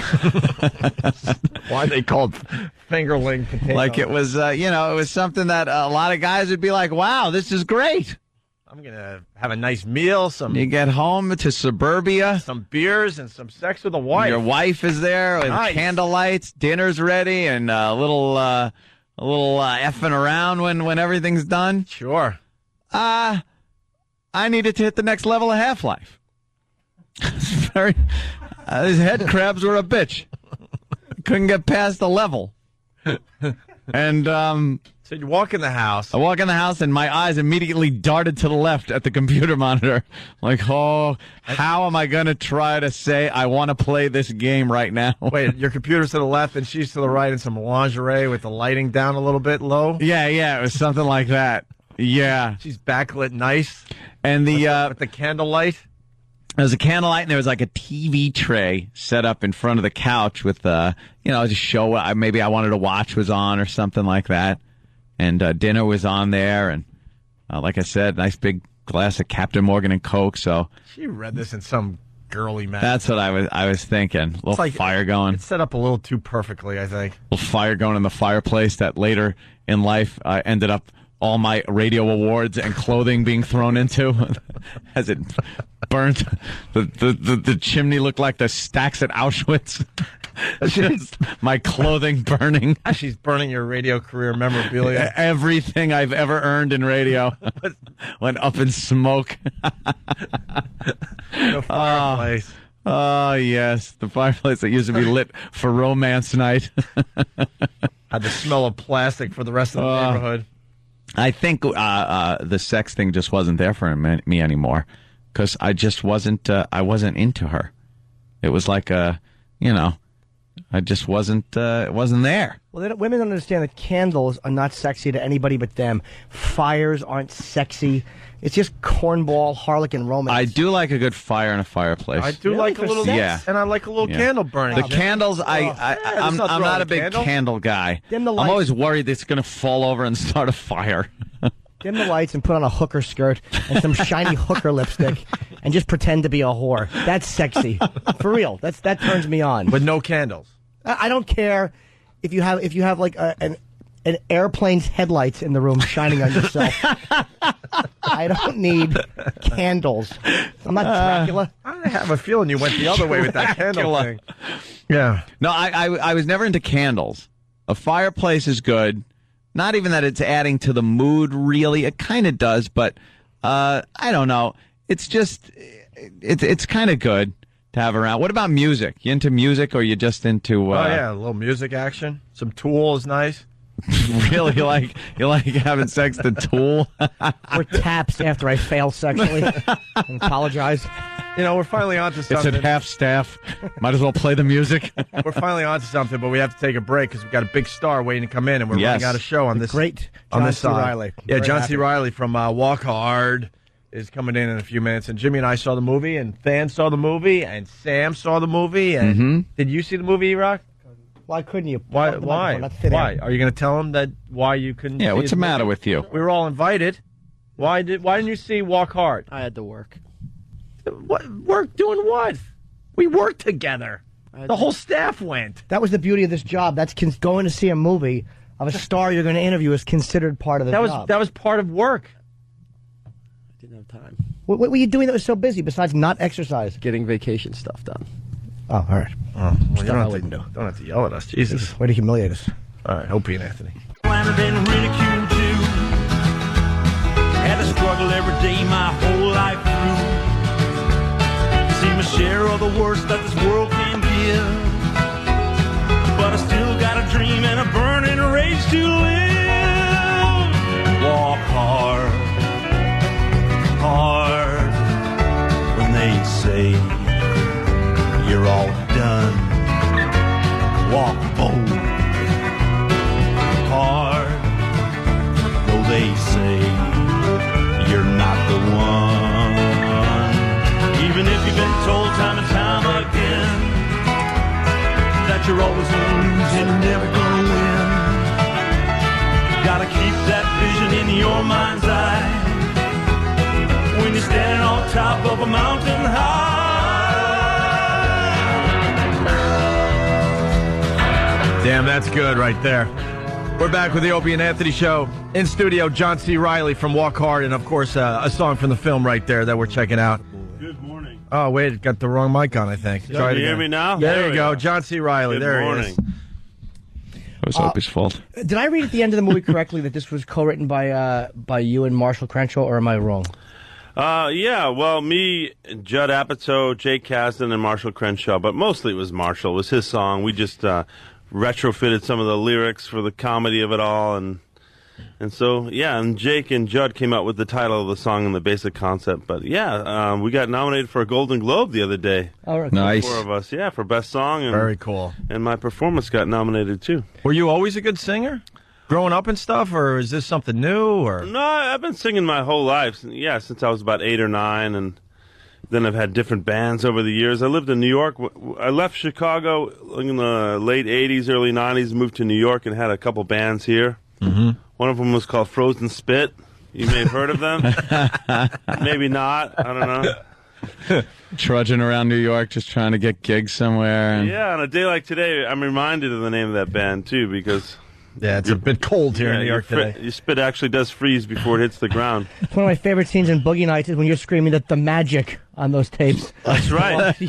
You You might own the physical tapes themselves, but the heart and soul, and the blood and sweat and tears. But that was so great that you guys are sitting there working that tune out, and you're like, you got the touch, and you're like, yeah, it's just great. It was just this horrendous song.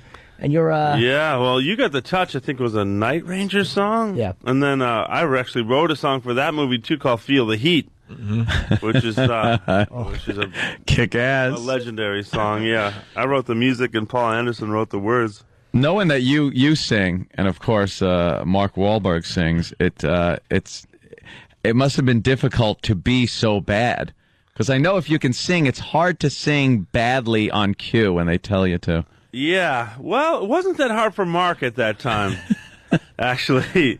I think that was one of the reasons that he didn't get in the New Kids on the Block. I'm sorry, what was the name of the group that his brother was in? No, I almost said New Yeah, Edition. that was New Kids. Yeah, It New was Kids. New Kids on the Block. Yeah, you just confused us by giving the right answer. Wait, we're all sitting here. Wait a minute. What was the name of the band? They wanted him to take voice lessons and to work on his voice, and he wasn't interested. He wanted to be a rapper or dancer or whatever. So yeah, but he used to treat us to like. He used to take these those microphones he used to make set announcements and like launch into improvised versions of the different songs to the pain of everyone around him. No, what was the question? Great. It doesn't even matter anymore. No, I was saying it must have been tough to sing so badly, because I know if you sing and you listen to somebody that's really off key. I was trying to sing the best I could in Boogie Nights. I wasn't trying to. I mean, the song is kind of dorky, but we were trying to sing it right if we could. But When you got that movie, Boogie Nights, were you a little leery, like, is this gonna be porno, or is it bordering on it, or? No, I'm really close friends with Paul Anderson, who wrote it and directed, so I totally got what he was after. And actually, the movie, I mean, for all of its scandalous, reputation, it's kind of a family movie. It's a movie about a family, you know, like this weird dysfunctional porno family, but it is like a father and a mother, and anyway. No, I knew it wasn't going to be too raw. Just because, we couldn't have it be rated X. Or the studio expected a certain kind of movie. Well, that's what it was. A lot of people went in with the misconception that it was going to be some kind of a porno movie. And it's just turned out to be like a cult favorite, too. I mean, There's cannot some pretty hot not scenes watch in that it. movie, though. That Hell scene yeah. Between Julianne Moore and Mark, it's a pretty hot scene. That's a good one. And then Roller Girl has some great scenes where she just throws her clothes off and jumps into bed. some good I scenes. remember when we were shooting that scene and just thinking, like, how on earth did I get so lucky? Standing here right now.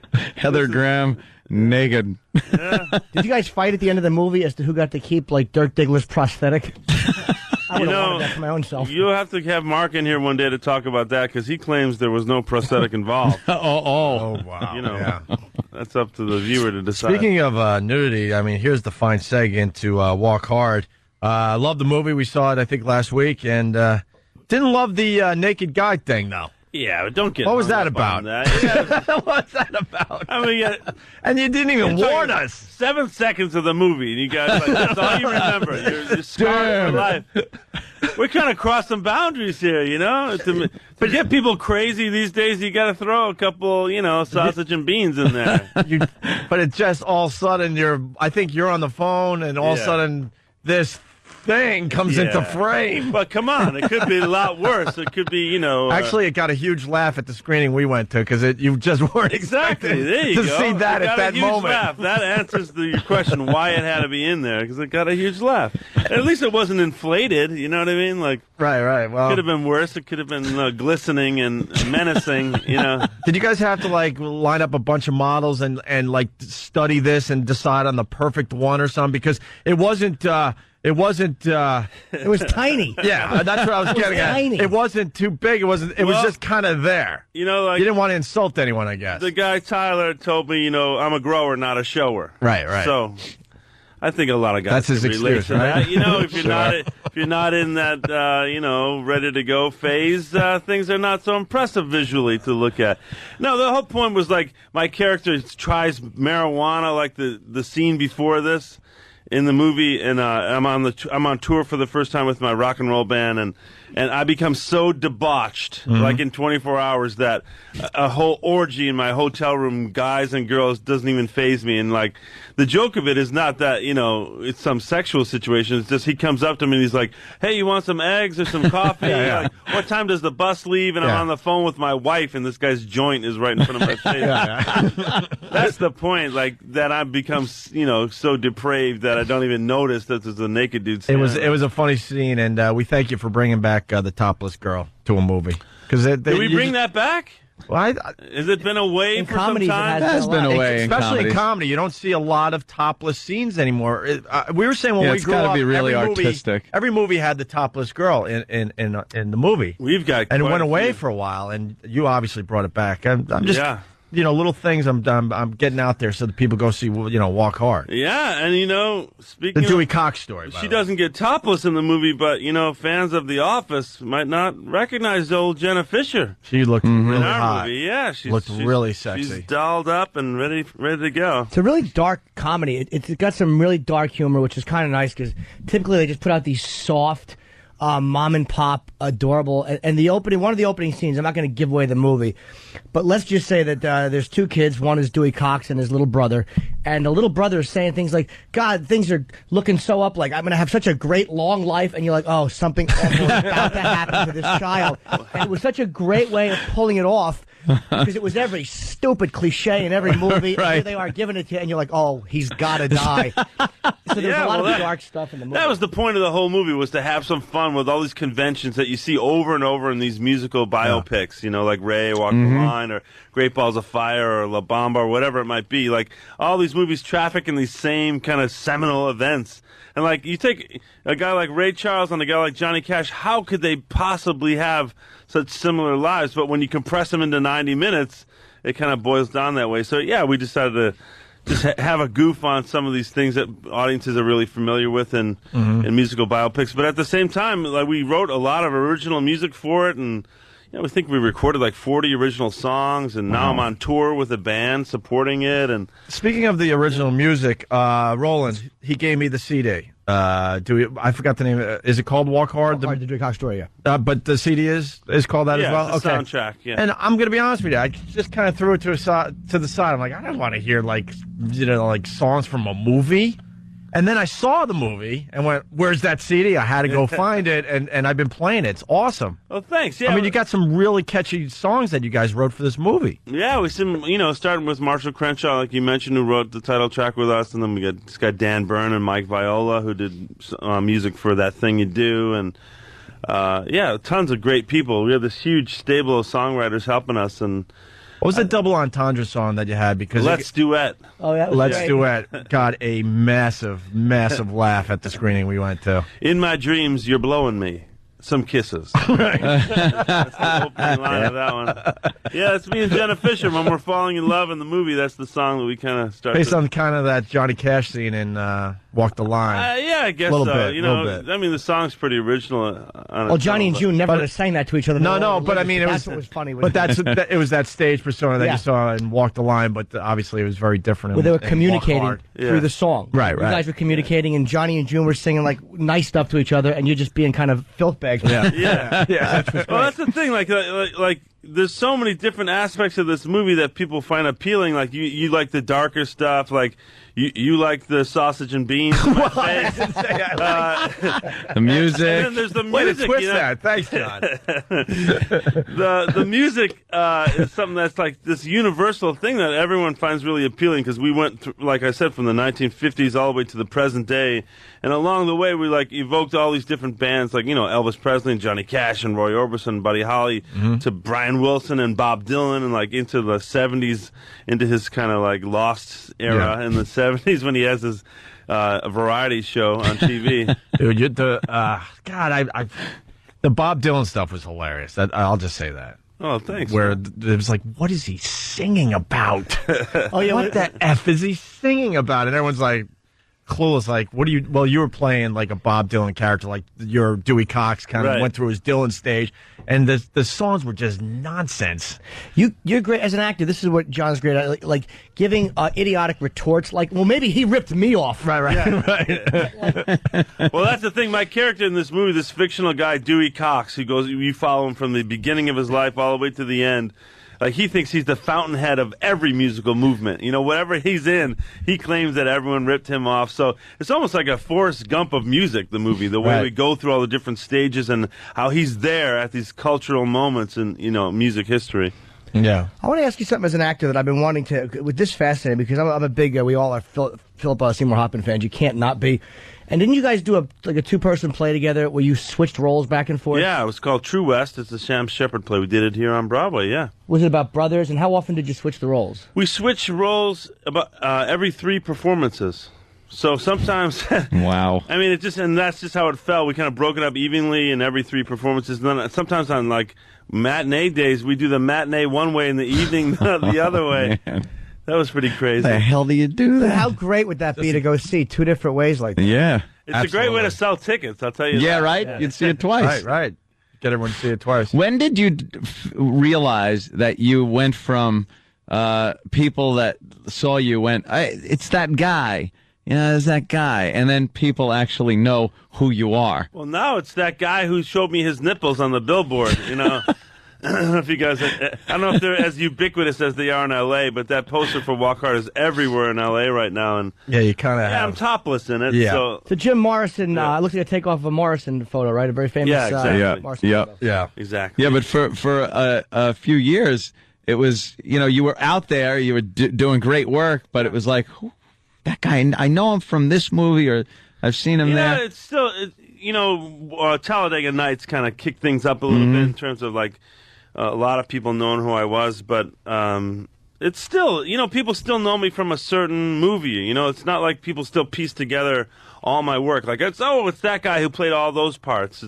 It's more like, I know him as the fisherman from Perfect Storm, or the guy from Boogie Nights, or Talladega Nights, or whatever. But that's fine with me. You know, if they know my characters better than me, that's sure. That's exactly my game plan. Yeah. Your list is so impressive. Like, I didn't realize you were in a lot. I've seen a lot of these movies, and I didn't realize you're in, 'cause I haven't seen them in years. But State of Grace, Hoffa, What's Eating Gilbert Grape. I mean, you have an amazing Gangs of New York, Magnolia. You have an amazing resume.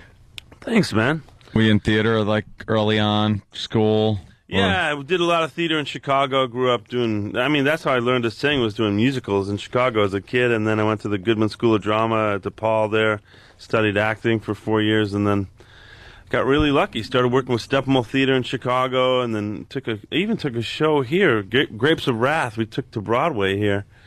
That was when I first moved to New York. And so you hammered it out as like one of these old school actors who actually went through all the channels instead of just, hey, look at this guy. We pluck him out of nowhere and make him a star. Overnight sensation. With a face like mine, you got to work. You know? You got to put your back into it. It's not like I'm some pretty boy who's going to be handed the world overnight. Dude, No. you played a porno star. I mean, how beautiful is that? I mean, not that you're not a handsome fella, but I mean, when you look at Marky Mark and you look at, John, well, you wouldn't think of them both being naked in the same film. But I'm saying that's what a great actor is he played a porno star. I mean, that's fantastic. Well, now in the days of Viagra, the porn world is different. But but back in the day, if you could make certain things happen on cue, it didn't matter what you looked like. You were the man for the job. And you needed the mustache. I'm not saying I could do that for real, but I played someone who could. Did you ever watch them film them? I got to host the Porn Awards a couple of times, and I've actually watched them make porn. You hosted the Porn Awards? Yeah. Wow, like the NVA, what is it called? AVN, yeah. AVN, yeah. Yeah. Yeah, I did. I visited one set. Although, when we made Boogie Nights, the world of porno was so different. I mean, we made that movie in the 90s, and we were talking about the 70s and early 80s in our movie. But, yeah, I remember going to visit one set, and these people were into it. They were actually doing it in this room. It was sweaty, and there was 2 girls and this guy, and just dripping with sweat and makeup, and it was gruesome. And I'm watching this guy go at it, and he's, messing with his junk, and he's doing to the girl and everything. And I thought this guy might recognize me. He's going to come over and want to say hello. I'm going to watch which hand he's using to manipulate his junk. And sure enough, he's using his right hand. He comes up to shake my hand. I'm a big fan. And like, oh, man. And he's shaking my hand, and I look down at his hand. He goes, "Don't worry, I used the other one." And I was like, thinking in my mind, I'm thinking, "No, you didn't." I was paying attention. No, you didn't. No, you didn't. Hey, getting back to Walk Hard, the Beatles scene is on YouTube, and a lot of people are viewing it. How do you feel about that? How do I feel about people viewing it online? Before the movie comes out. Whatever. It's It's like a small chunk of the movie. And it's a funny scene. Yeah. Basically, they're doing the whole Beatles going to India thing, but Dewey Cox is with the Beatles hanging out, and we got it gets pretty funny. Man. 4 amazing guys to play the Beatles in the movie. We got Jack Black, Paul Rudd, Jason Schwartzman, and Justin Long. So right. And they're all over the top with the accents. And they're every exaggeration of the Beatles. And they're just like 4 asses, but they're the Beatles. And it's really a funny scene watching them infight and smash each other. I got a really huge... There's a lot of really big laughs in this movie. Because, I tend to like the harsher stuff or the morbid stuff or that type of dark humor. And there's a lot of that in this movie. You know who was funny in the movie, too, was Tim Meadows. Yep. He kills in the movie, He definitely killed for you in Walk He plays Hard. my drummer who gets me into every drug known to man. Yep. Start with a little pot, then it's the coke, and then it's pills. But he always starts off with, "You don't want to do this." And Right. and then he gives you like all these great things that the drug does. Right. You don't want to smoke this. It relaxes you, helps you create, makes you feel good. Yeah, it's really funny stuff. And one other thing, Elvis Presley, was that Jack White? Yeah, Jack It was. White, the White Stripes, yeah. He did a great job with that scene. Yeah, I thought he killed, man. He came in like no one had any idea what he'd do. I mean, we just loved him as a rock star. We thought, like, who better to play Elvis? Right. And then he came in and nailed it. He was able to improvise. We did a whole version of the scene where we did nothing but like gibberish, like, "Hey man, how many grits, cornbread," and he was just amazing. Yeah. Very good. So you got this going on. You got other films coming out. It's got to be nice to know that you finally hit, man. After all these years of trudging, I mean, you've got a great movie career, and now you're pretty much you're a really famous dude. Yeah, well, we can always lay an egg this weekend. You never know, but it's like I said, it's been a long, hard walk. Hard. The movie opens Friday. Yeah, the 21st. Walk Hard, and you're doing a concert here in New York. Yeah, the Knitting Factory, we're doing this little special. Dewey Cox and the Hard Walkers are performing in their Cox Across America tour, 2007. So we've been doing like little mini concerts. Well, not actually mini. We do like an hour-long set for people after they see the movie. Oh, very cool. Yeah, we've been to Chicago, Cleveland, Nashville, Austin, and now we're doing New York. So Knitting Factory, what day? We have that right It's Thursday. Thursday? Okay. No, it's Wednesday. Wednesday, December 19th. Wednesday at night. 7 o'clock here in New York City at the Knitting Factory. And we do have some tickets to admit to that we can give away to some fans. Yeah, we'll give it away on the walkover or something. Yeah, the Knitting Factory is a small place, so I would imagine it's going to be pretty tight already. But yeah, it's a cool place. I would love to go to that, man. I actually have been there for a show, for a comedy show, and it's like a small little room with great acoustics. It's a great place to see a game. Cool, absolutely. Well, we got to get out of here. They're going to turn us off here. John C. Reilly from Walk Hard. Movie opens on Friday. Yeah, my pleasure. Thanks, guys. Thanks, really John. funny, dark comedy, and you're great, man. Thanks.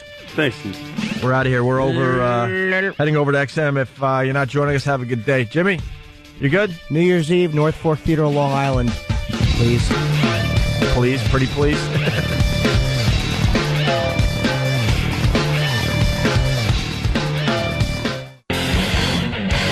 Opie and Anthony. It's the Opie and Anthony Show.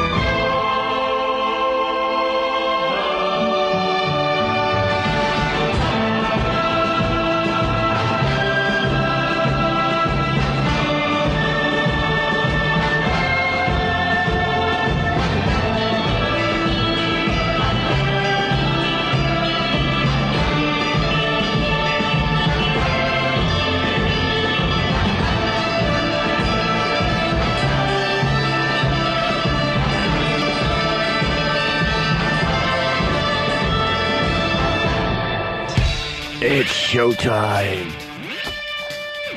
Opie Anthony, Jim Norton, XM Satellite Radio. Christmas around the corner.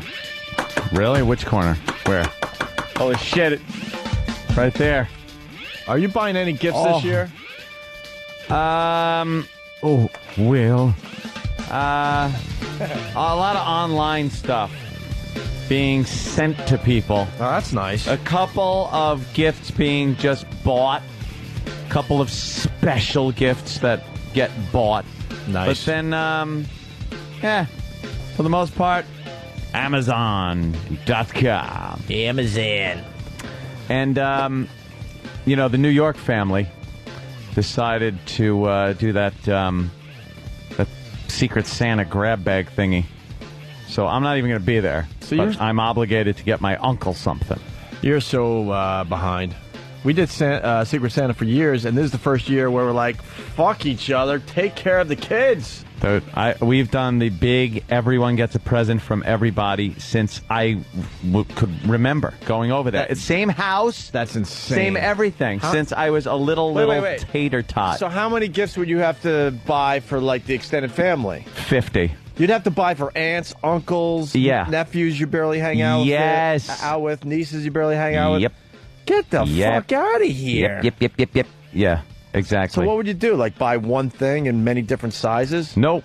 Used to go out and go crazy because me, the procrastinator, I'd be out on Christmas Eve running around, motherfucker, what do I get grandmas and fucking slippers? But grandma's easy. It's the uncle you don't really know much about, the aunt you don't know much about. I'm just saying in general. Well, I know about. I don't know your relationship, but I'm just saying in general that'd be a pain in the ass. Who decided that was fun? It's just the way it's always been. As far as I remembered, it's the way it always was. Ever since I can remember. We'd go, same house in East Northport. Same fucking house, same place, still go there. It's like one of those constants in life. But now, I'll be in Colorado. Right. This year. Be fun there, right? In a hotel. Yeah, you're going to have fun in Colorado, though, man. I will have fun. Because me and Buddy going to be drinking. Wait, you're going to have fun because you got a hotel room down the street. Got a hotel down the street. I'm going to rent a Porsche, I think. Dude, you can't just go wild. You can't rent a Porsche. It's the middle of winter. Exactly. No, it's okay. Colorado. No, Grand Junction's weird. It'll get really cold. And it might even snow, but then in the afternoon, there's no snow to be found on the road. Oh, it's one of these. It's freezing effing cold, but there won't be any snow. One of these places where you ski in the morning and then you swim in a pool in the afternoon. Oh, let me tell you about it. No, it's freezing cold all day. Right. But the snow isn't there. It just doesn't snow a lot. You can't get a Porsche. That's just stupid. Why? Because then I could drive those mountain roads. They don't do well in the snow. Depends on what you got, but front wheel drive. I'm not gonna. Right? Yeah, but I'm not gonna drive in the snow. Yeah, you will. I don't want to drive in the snow. I'll take something else. I'll take You heard about the blizzard for Colorado, right? No blizzard. I'll take the Snowcat. Yeah. I'll call up that fucking dummy at the gas station. You should just try to rent it from the airport. I need a Snowcat. You should just rent a Snowcap and drive around. Drive around in the Snowcat until they pull you over and go, "What are you doing?" Until somebody cuts my distributor cap out. Yeah, I know. A little. John C. Reilly was cool, huh? Yeah. He's a really nice guy. He should have came over here. He's probably. I'm only guessing. If he flew on a red eye, he was rubbing his eyes. He was so exasperated. Yeah. But he was a nice dude, man. And it's like weird. They really appreciate when you see the movie and stuff. And he's a nice guy. He's a trooper because he walked in and you could tell he was really tired from a red eye. But he went right into showbiz mode. Yeah. And he was really good. I'm sure he's got 1 million interviews today. And we liked the movie Walk Hard. It was nice. It was nice. Yeah, there was some really funny, dark shit in it, man. And if you guys call up, if anybody calls up, can I say this? If you want to go see his the band play after the movie on Wednesday, Knitting Factory. Yeah, I mean, there's a couple of admit to passes. We'll be happy to give you. Wait, so what's the deal? You see the movie first, then you get to see Dewey Cox perform? I don't know. I think so, but I mean, it is kind of cool, dude. though. How cool would it have been? Seriously, we saw the screening last week, and then right after the screening, we go somewhere else and watch him sing these songs. That would have been kind of neat. It is tempting to do. And I had to bite my tongue, by the way. And you might have heard it during the interview. I said, and Tim Meadows, he's really funny in this movie. Well, it's basically... In other words, Tim Meadows always sucks, I fucking hate Tim Meadows. And that's what I was kind of getting at. That wow, I was going to say, and I wimped out. I was going to say, how did you make Tim Meadows funny? It's even worse. I've hated Tim. I can't name one thing I liked that Tim Meadows Come did. on. SNL, all the SNL skits, all the Dude, you didn't like the cameos he did in other people's movies, and then What his about own that movies. movie he put out? Dude, it was god Yeah, awful. Ladies Man. One of the worst movies ever. Yeah. I think it was voted one of the worst movies ever on a lot of lists. How many SNL movies suck, man? Lorne Michaels really annoys me. I don't know what he does. The to only people. good one I could even think of is Deuce Bigalow, European Gigolo. That's the a second classic. one. Yeah, of course. Oh, God. I mean, there's a few good ones like Blues Brothers. Murphy was great on SNL, but there's so few good movies from SNL characters. Michael Myers put out some good yeah, ones. of course. This Is Pat was a big Not the box office Halloween success. one. Of course, he just killed people. What? There's more than one Michael Myers? Well, there's Mike Myers. And then Michael who puts Myers? out the movie. Then there's Michael Myers, the one that kills people in the Right. Captain Kirk mask. Right. Yeah. Never confuse the two, by the way. Right. You ever look at a picture of a girl blowing someone and almost yell out, "What a nice cock"? Wow. What are you thumbing through? A Hustler? Highlights. Oh, okay. Oh. Highlights. Highlights magazine. Patrick in Colorado wants in on the Opie and Anthony show. Hey there, Patrick. Hey, Patrick, what's up? Morning, boys. How you doing? Morning. Anthony, do not get a Porsche. What's the Bad problem? idea. What's the problem? Well, there's a lot of snow on the ground. I'm driving to work right now, and you'll probably die in a Porsche. Where do you live? Boulder, Colorado. All right, Happy to that's say, that. March 14th, Jimmy's playing the Ogden Theater in Denver. Oh, yeah. Look at that. Very That's nice. a little different, though, Thank you, sir. Grand Junction's a weird place. It's in like this valley, and their weather is very different than the surrounding areas and a lot of Colorado. Colorado's got different weather depending on where you are, anyway. But Grand Junction is really weird. It's very fucking cold at night. In the daytime, it doesn't get very cold, even in the winter. Is it kind of like comparable to? Is there like a desert there? Yeah, it's like the high desert. It's like a high desert. And the snow really doesn't accumulate that much. They'll have a big snowstorm every so often, but for the most part, you'll get some snow, and then it'll be gone by the afternoon. It'll Right. just be gone. It's the way it works. But talk about motherfuck cold at night. I mean, where you can't even don't try to leave the house. Colder than Buffalo? Yeah, How do you temperature know? cold. Because I've never been in a colder fucking place in my life. We had an early morning flight. We had to leave at like 3:30 in the morning or something, Right. And take the bags out to the car. The air itself was frozen, and I shit you not. What would normally be fog was ice floating in the air. The air was frozen. That's fucked up. It's too cold. Buffalo's water. Buffalo's weather was so cold at times in the winter when I lived up there that it would bring you almost to tears. It was so fucking cold. I would wear long johns, and I didn't have a lot of money, so I had to like pretty much wear the same couple of pairs over and over again. No. I was making $12,000 a year, and I had to pay for rent, and I was living away from home. I literally had no fucking money.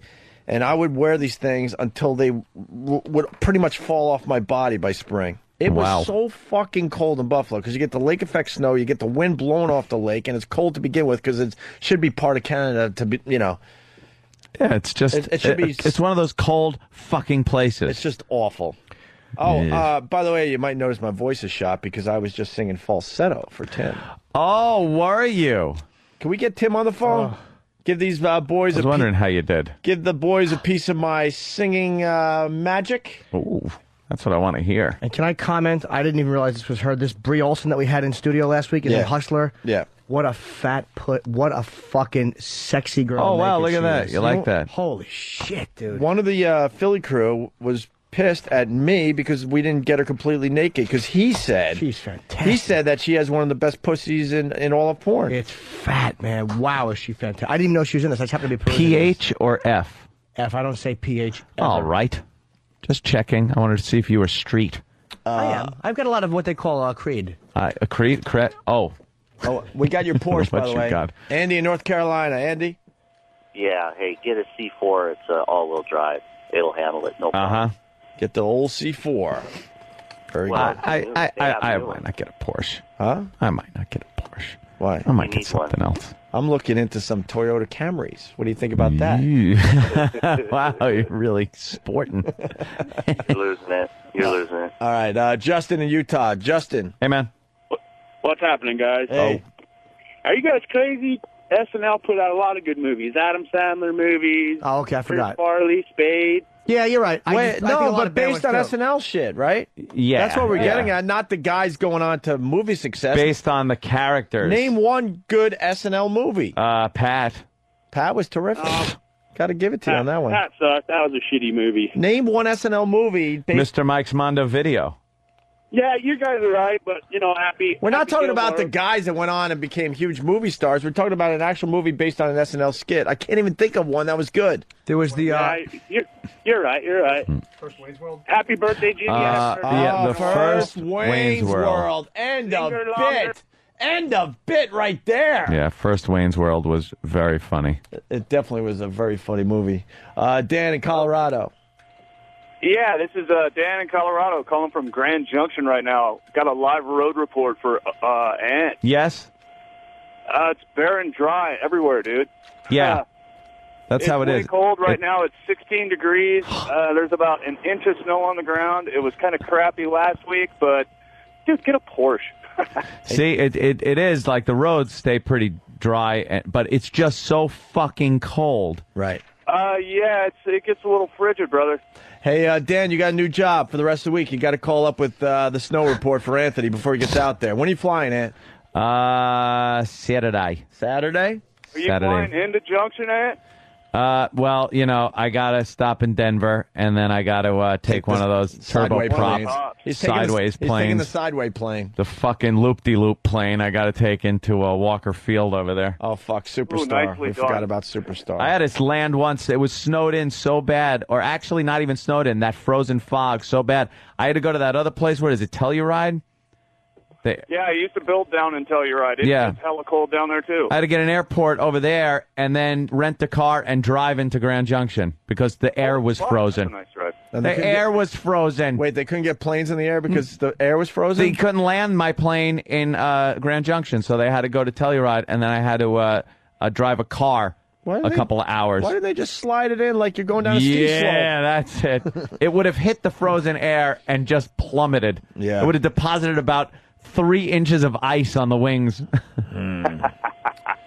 right, thank you, fun. Not fucking Let's go to fun. Kurt in the Poconos. Kurt, what's up? Hey, guys. Are you calling Hey, from great. a heart-shaped tub? Yes, I am.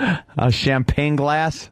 Yeah, you got it. Champagne hey, glass great would've been show there, better. Jimmy, on Friday night. You're they both brilliant, were. brother. Thanks a lot, buddy. Thank you. I'm the didgeridoo guy. Oh, I remember you. Hi. He doesn't really. No, I do. He tooted on my penis like a didgeridoo. Absolutely. Hey, Ian, I'm curious what you're saying. Didgeridoo. I played on your show that one day. We did a Secret Santa this year also, but I still feel obligated, and I went out and bought everybody gifts. Did you do the same thing? You're the wreck-it guy. Yeah, because Yeah, then I am everyone the else wreck is looking at you like, what the fuck, dude? You're blowing up my spot. You wrecked it.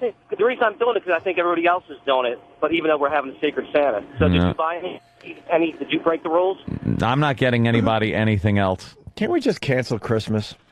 Yeah. Or make it don't into be such something a else. Scrooge, Opie. Let's cancel Christmas. Make it into Hey, something else. No, Hey, let's... Opie. Yeah.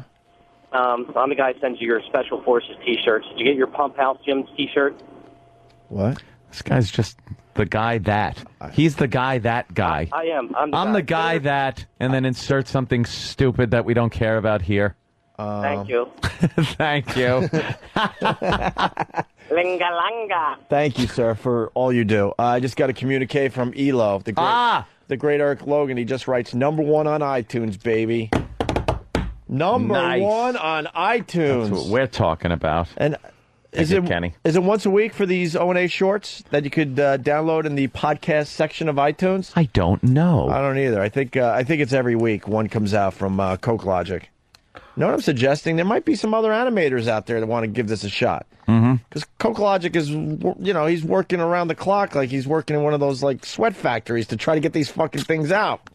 He's good, though. He's really good. Don't waste Logan's time, but if you're an animator, you want to animate one of our bits and give it a shot, you can maybe send it off to Logan and let him decide if it's good enough, okay? I actually debated doing that. I mean, Coke Logic is the main guy, but it's not a bad idea to get a couple others, just maybe, just a little side guys here and there. Oh, you can make... Not to take away from the Coke Logic. You can make Coke Logic go like, oh, boy, they're trying to replace me. No, not at all. We love his stuff.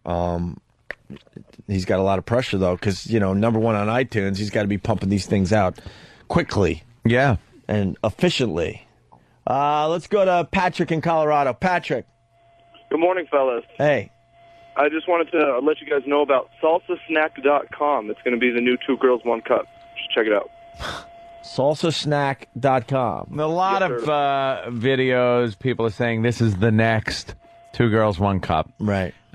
So far, none of them have stacked up. I remember a little band called Kaja Gugu was saying the same thing. This is the next 2 Shy Shy. And it just never happened. They never got one of those, did they? That's a one-hit wonder joke for everybody out there today.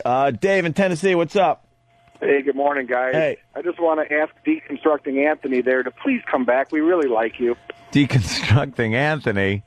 What are you talking about, sir? You need to be safe and sound, sir. Why? Because we like you. I'm safe and sound. I'm the safest and soundest. Yeah, he's just going to drive. Not so much of late. He's just going to drive a Porsche really fast in Colorado in the middle of winter. What's wrong with that? I like driving fast. Merry Christmas, guys. I was coming back from. Actually, I was leaving Big Kev's Christmas party, his annual Christmas party this this Wow, weekend. where was that? Sounds like it was a...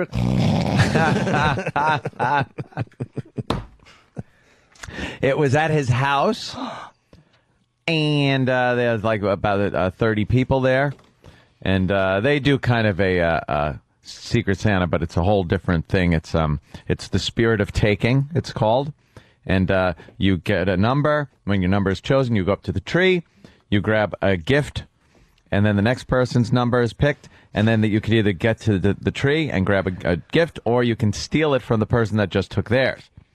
And then it goes the next number, and you can take from anybody else. So there's constantly people taking other people's presents. But what if you liked what you unwrapped? You don't unwrap it until the end. That's not, so that's so not some of these presents will get like celebrity status. Like, I want the one with the shiny one and the bow.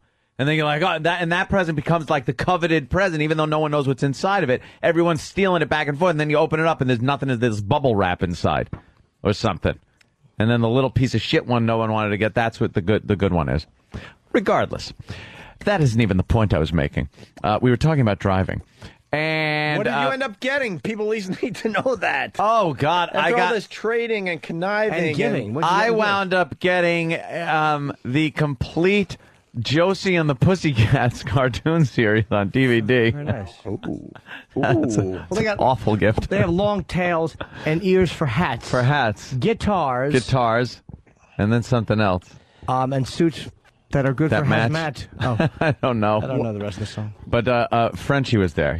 Mark, the French chef, of course. Also known as the has-been. Yes, a has-been from the show. Yes. And he was there, and he goes, I get lost coming here. I don't have a navigation. I will follow you to New York. And I go, no, Mark, I do 100 miles an hour. And he goes, I drive fast, too. I go, no, I literally do 100 miles an hour. You cannot follow me.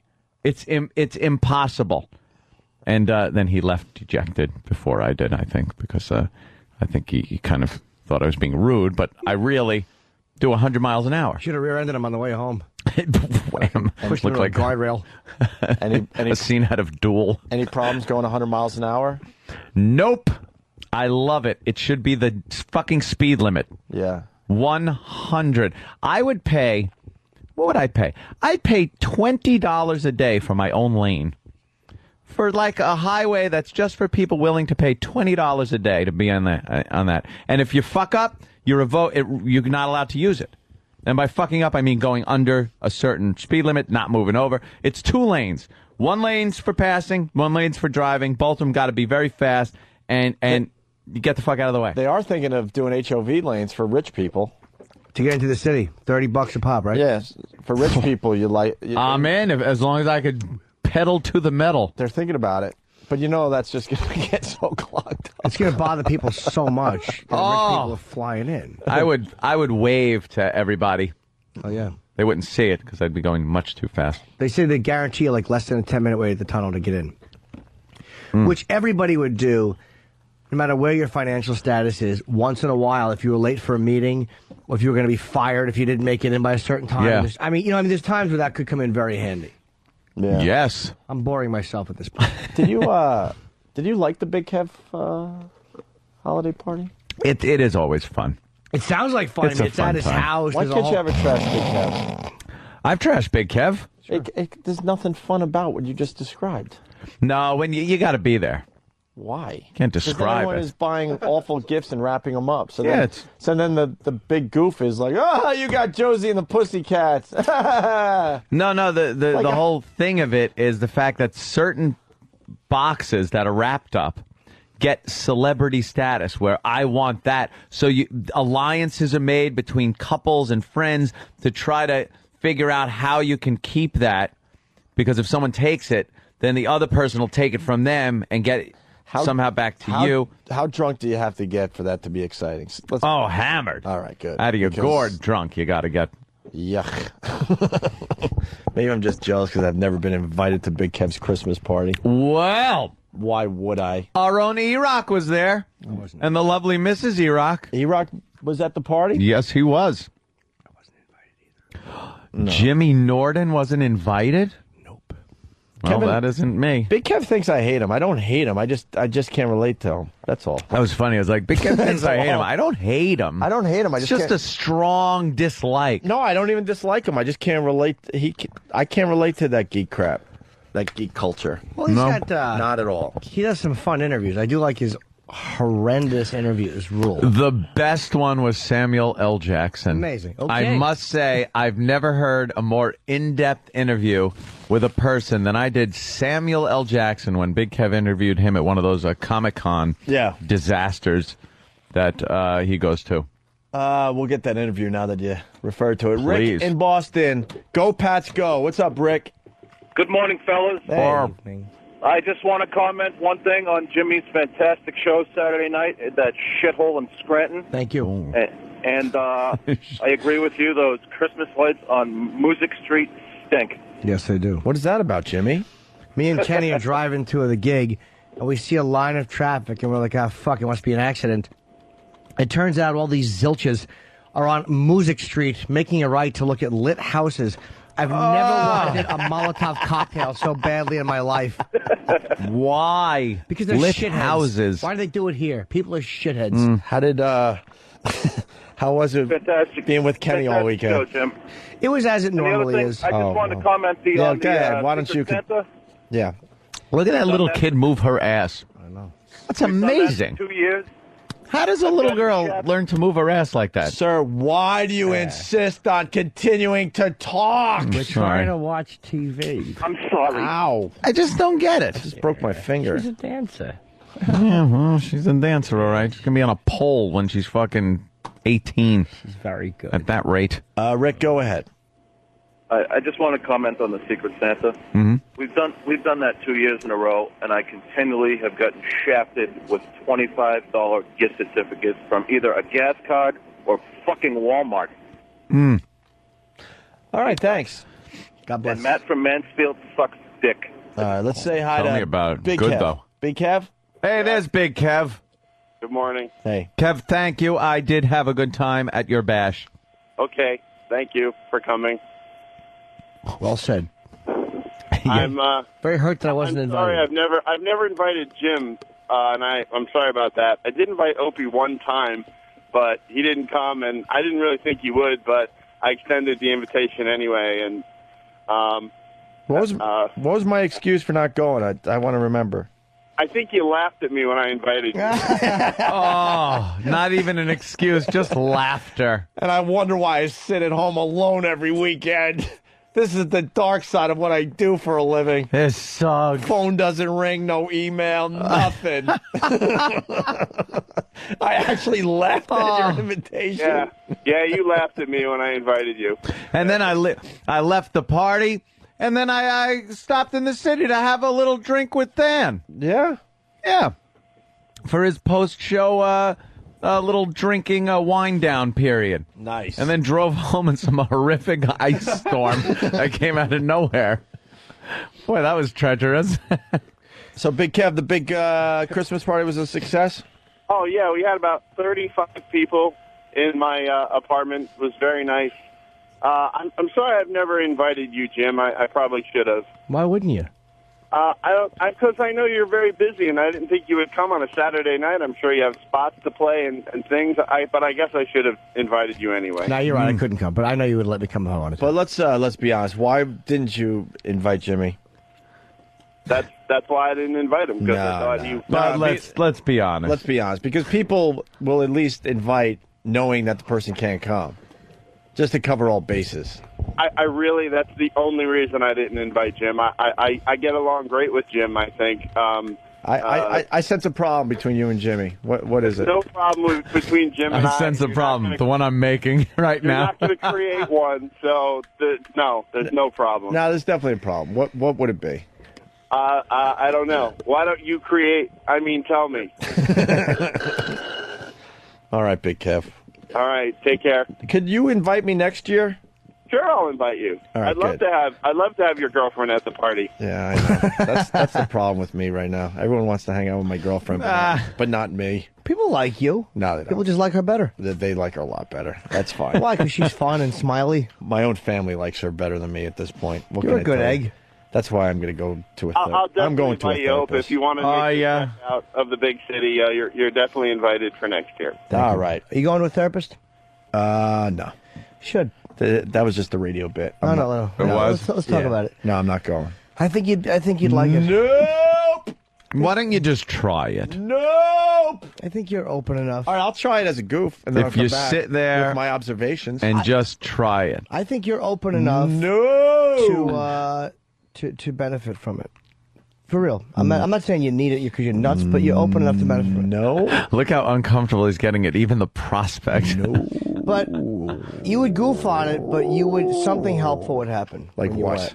Like they cause you to look at things, and they show you patterns, which is really helpful because the thing about them that I like is they have no interest in me whatsoever, and that's the selling point for me. They have no reason to lie. Time? Yeah, that's why I can't go. That's what they'll do. Good. I'm not. I don't. Does a regular doctor, when he fixes me up, give a shit about me? Of course he doesn't. First question: where's your insurance? At least some therapist will work on a sliding scale with you if you don't have money. I mean, I don't care what their motives are. I care what they can tell me. No, I already know my deal. And knowledge is no defense. And I'm. Holy shit! Where did you read that from? It's true. It's about alcoholism. Knowledge is no defense against the first drink, as they say. Wow. The first trick. The first drink. Like if I know I'm an alcoholic, well, that knowledge does nothing to stop me from abusing it. All right. I'm gonna throw myself under the bus. Fuck that therapy. Where does this go? What is it? Where does this go? You talk for an hour. Oh. They help you. I haven't cried in therapy. I'm much more open to crying in other places. She gets all the information. I want to get a good cry in.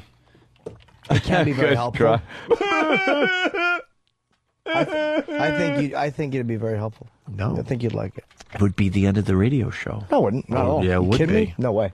Oh, yeah, it would be. Mm-mm. I got something for you guys. Instead of therapy, I like therapy. I lose myself in music. I think without the therapy, it could be the end of the radio show. Exactly. I know. Why do you That's the think scary why part. do you think I'm pushing you? What the hell are you talking about? I know it wasn't because you actually cared about me. That's not true. I do care about you. That's not true at all. I'm not stupid. I care about you very much. When we were All off right. the air, did I not care about you? Not Knowing really. that we'd someday be back? Of course I did. I like to sing. That's my therapy. Everyone knows that. You're good. CD2. Oh, way to straighten it out. CD2. I can't play this. Play it. I know how bad this is. This is the raw audio, though. They're gonna like. Play it. It's gonna be great. No. Let's hear. This is really Let's hear. It's gonna be good. No. Come on. I lost my voice because I was trying to sing my heart out. Let me hear. I want to hear you because you put out you belt out a tune. Let me You can hear. hold a note. Let me hear. I got my headphones real tight now. All right. I hope you know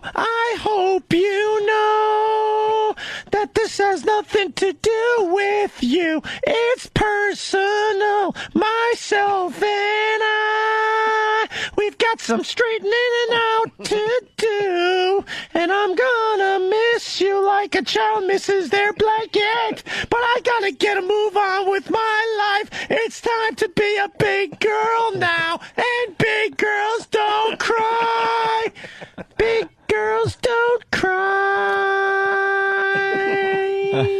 Don't cry. Don't cry. Don't cry. This son of a bitch, on some level, actually likes his voice. I do not. He likes his voice. That's me actually. That's me actually trying to sing. Really? Yes. You thought that was me doing a goof. Yeah. No, Well, that was me giving it my all. Well, that's kind of a hard song for a guy to sing. Yeah? Yeah, because it's, not a guy's song. Yeah. There's no more takes, right? I think it's another take. I can't wait. It's time to be a big girl now. Big girl. And big girls don't cry. Don't cry. Don't cry. Don't cry. Don't cry. This could be the first time ever the Pal Talk people are bitching that the sound is on.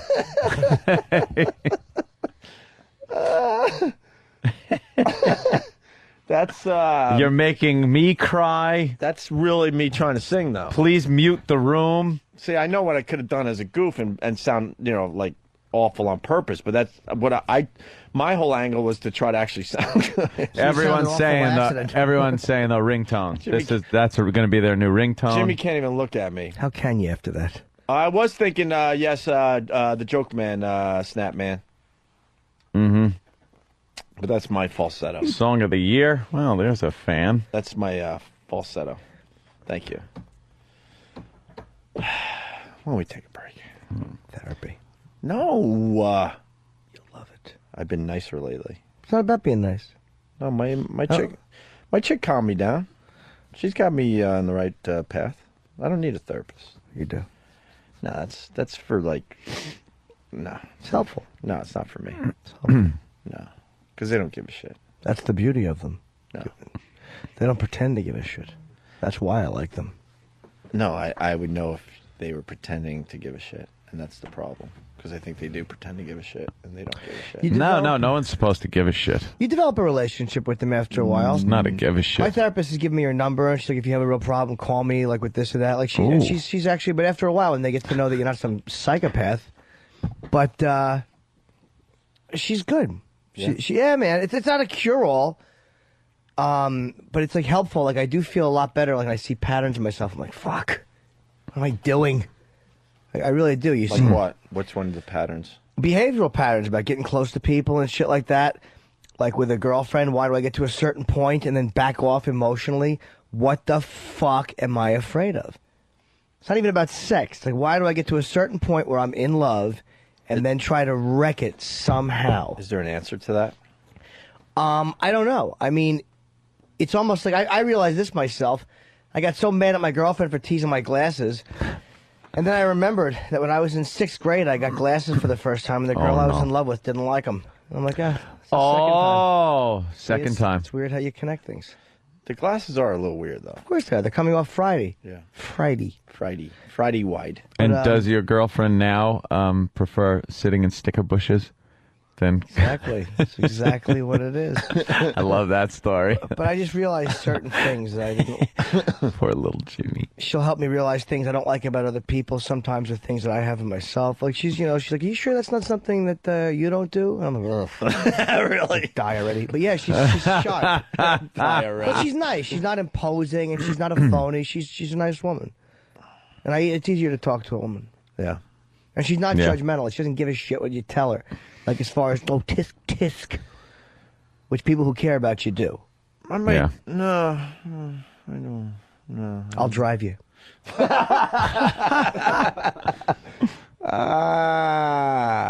Let's say what's Jim in Jersey? What's up? What's going on, man? Hey, Jim. please never play that ever again. I'm actually hiding under my desk right now.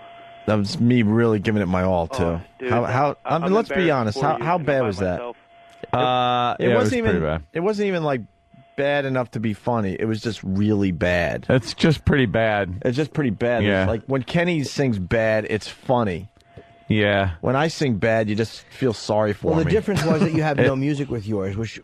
Well, that was the raw audio. Yeah. No, I know. But Raw with Kenny, audio. And yeah, I'd be surprised to hear that. I want to hear that with the music. No, you won't.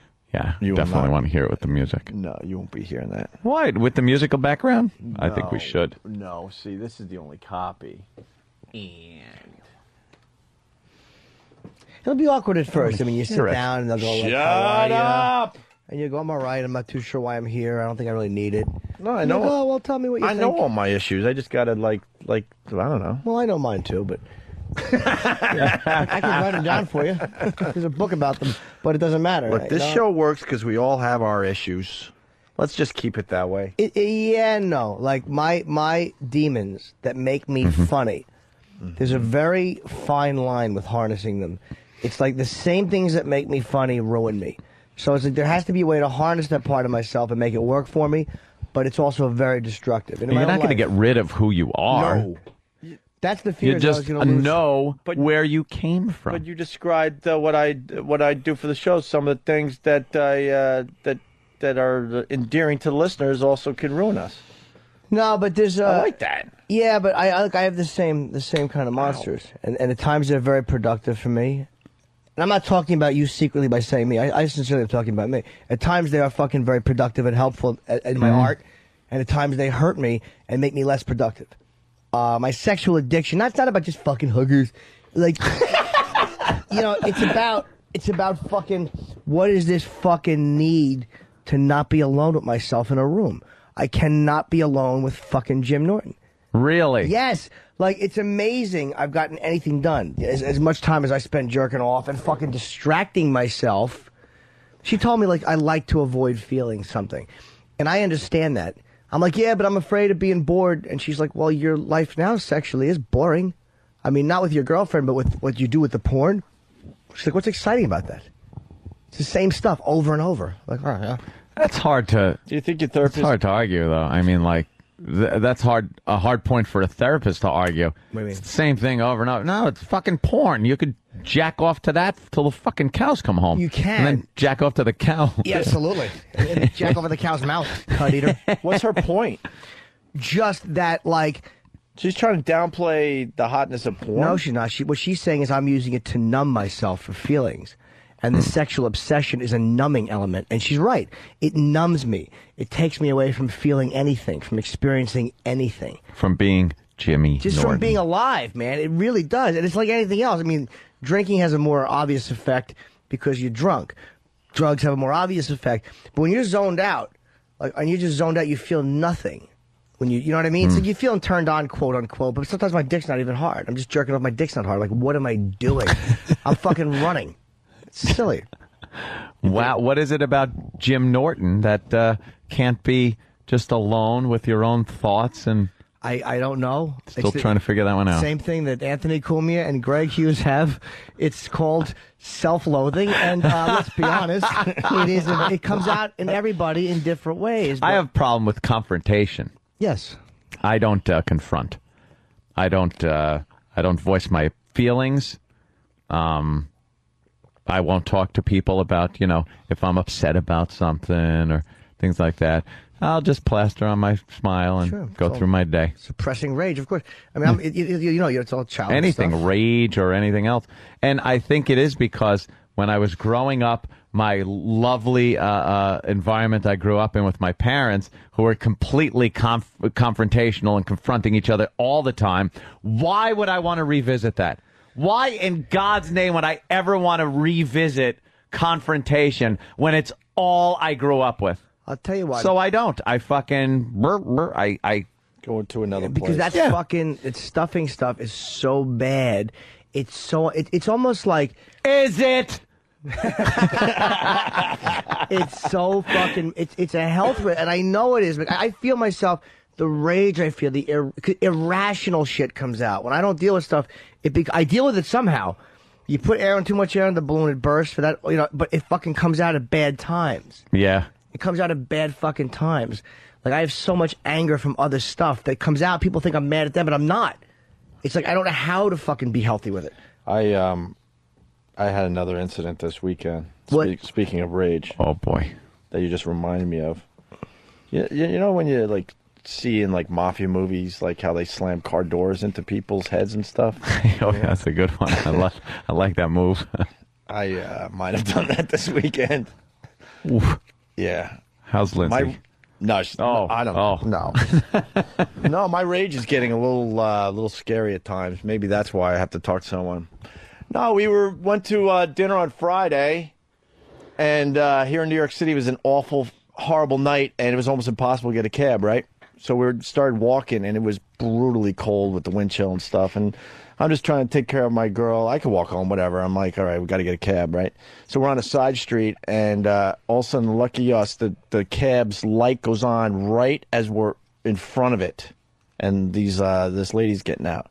So Lindsay, all excited, is like, we got a cab. I'm like, holy crap. And this cab's not even near the traffic light. So she's actually holding the door while the two ladies get out. And all of a sudden, this guy comes from nowhere and goes, that's my cab. And he didn't see me, but he saw Lindsay and thought he could take advantage of Lindsay. And he's like, that's my cab. I eyed the cabbie. There's no way. Eyed the cabbie. Go fuck yourself. So that's exactly what I said. I said, go fuck yourself. This is our cab. And at that moment, I saw another guy, and I'm thinking to myself, fuck. I'm not that stupid. I'm like, fuck, 2-on-1. I'm going to get my ass fucking kicked. Turns out the other guy wasn't with him. And at that split moment, as I was sizing up the situation, trying to figure out what I'm going to do, the guy pretty much pushes Lindsay aside and jumps in the cab. So I hold the door, and I'm ready to yank him out. And he was, it was obvious I wasn't going to be able to yank him out, and his whole leg was still out of the cab. So I got two really good shots in with the door. Boom! Boom! Really hard. The guy went into panic mode, was able to close the door, and took both his hands and locked the door right in front of us. And he was in a major panic. And then I might have started yelling and screaming, begging Lindsay to let me beat the shit out of the guy. and then I spit on the cab. Oh, I see nothing And then the wrong. rage was over, but then I looked like an idiot because everyone's looking at me. But in that moment, I was so fucking I wanted. That's a clear reason to be mad. And I wanted to beat the shit out of the guy. And I was asking my girl, I'm like, please give me permission to stop this fucking cab and beat the shit out of this guy. I was so pissed. And the reason I was pissed, and whether it makes sense or not, was that the guy didn't see that there was anyone with Lindsay and thought he could just strong arm his way, past a girl to grab a cab in horrible weather here in New York. When any other person would have gave their cab to a chick, right? Yeah. In that situation, if you're both running for a cab and it's questionable whose cab it is, I swear to God, because I know people think I'm one way on the show, I'd be the one going, yeah, here, why don't you have this cab? I'll try to, I'll walk or I'll try how to get about the next something one. like, hey, where are you going? Maybe we can share the ride. I'd be happy to beat a hot chick out for a cab. I would love it. But I went old mobster film, and I took the door and started beating him up with whacked his leg twice, and then he was able to get the leg in and lock the cab. Should have kept his leg out. Cab explodes like Vince's limo. Nice, right? But that's not to me the angry part of that is more like when you feel like you can't defend your girl. That's almost about the girl is there and you feel like she's somehow been violated, even in a shitty way if someone's just kind of pushing their way by her, and then you can't be helpless. You know what I mean? That's about letting her know that she's fucking complete lack of masculinity at that point. And that's what's very frustrating. You have to be able to defend your chick. I was livid, and the only reason I didn't pull him because, like I said, I saw this other guy. And I'll be honest, too, the other guy was a pretty big fucking dude. And, as much as we all, act like tough guys, we size up the person you're going to mess with. That's just human nature. And I saw there was going to be 2-on-1, and the second guy was a lot bigger, but it was just another guy walking by. And that's what pissed me off more than anything. That the guy was able to get in the cab when I him turned up. around. You've distracted me, you cocksucker. Beat the big guy up? So I had another moment on Friday. Yeah. That's not that bad. I mean, it's not like... At least that's a reason. At least you had a reason to be annoyed. But you know what I mean? But you the didn't best, handle it right, but... But the best, and I wasn't drunk or anything, the best was after the incident. He locked the car door. I'm screaming, not screaming, but yelling as loud as I can. Please give me permission to beat the shit out of this guy. And she's looking at me like, you're insane. Hey, Calm lunatic. the fuck down. Oof. Calm the fuck down.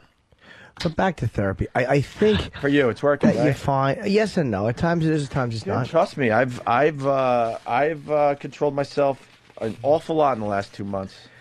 I'll just say that much. But my thing is not There's even like, so much stuff I want to say and do, and I trust me, I'm doing a lot more thinking these days. Trust me on that. I know. And that's all I'll say about that. But because even just discussing this will get me in trouble. Therapy is with good. certain people. Therapy is very helpful. Nothing wrong with going in because the stuff's already in there. It already affects me. No, so mine- why not vomit it? 'Cause that's what it is. It's emotionally vomiting. I'm fully aware of my chemical makeup. It's very cut. You know, it's very cut and dry. Cut and dry. Yeah, my mom was completely insane my whole life growing up, and my dad was completely normal and full of love. And I got right down the middle. I got both of them, right down the middle. So there's ways to. So what am make I the gonna do loving about that? I'll tell you what. There's ways to make because I think that you're a lot sweeter. This is corny, but you're much nicer than people would think. You're much more responsive to emotional and nice stuff than people would think. So there's a way to embrace That's the my one dad's side side. of me, of course, and let the other side be there because it's always going to be there. But make it. There's ways to fucking let the good side of me kind of win in the arguments with the shitty side of me. Like, you know what I mean? There's a lot of ways to do that without torturing myself. Practice is one way. I think. I mean, I'm a fucking loon. I have to go. You know, I'm not out banging. It's just that it doesn't matter. Right. When you're jerking off for that many hours or whatever you're doing for all that time and it's making you unhappy, it's like, what the fuck I am I just doing? think it's hysterical going to therapy, but no offense. Oh, no, of course not. Because you're jacking off. Well, it's not just for jacking. I know. You know, it's for the obsessive.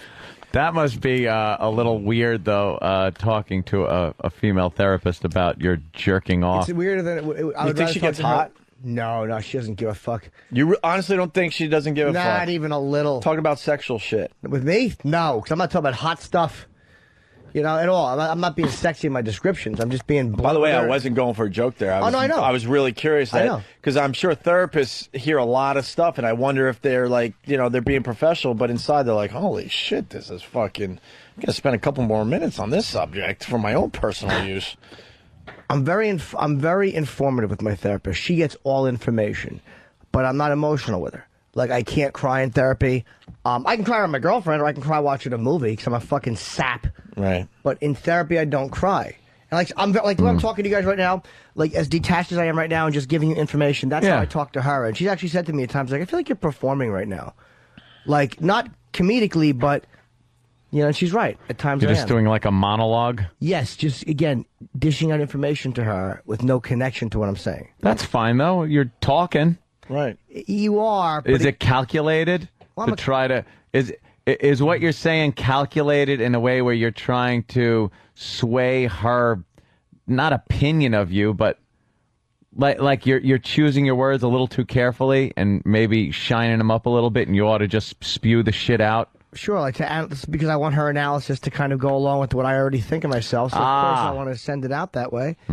But you know, she points stuff out, and she's not overbearing. I can't take that shit. People think it's gonna be like ordinary people. Where you're calling a therapist at 3 a.m. crying, and they rush over in their sweater. My God, what's wrong? Are you having a breakthrough? My God! Never. But she did say, if you really need to, you can call me. It's okay, and she meant it. You're that fucked up where even if in the middle of the night you need something, call me. Yeah, like if something's really wrong or whatever. My girlfriend's in therapy, as she should fucking be. Oh no. But I mean, like, she has like a years-long relationship with her therapist. Yeah. Yeah, it's like for years ago it was like, it's this trendy thing people do. But in life, there's so much fucking tension and so much pressure and stress, and there's so many ways to unhealthily fucking build shit up. It's just a healthy hour a week for me. Yeah. By the way, Matt LaFar from Queensbury. We love Matt LaFar from Queensbury. He writes, nice split personality, Opie. 1 minute singing like a faggot. Next minute slamming a guy's leg in a car door. I can't believe Jimmy thinks you need therapy.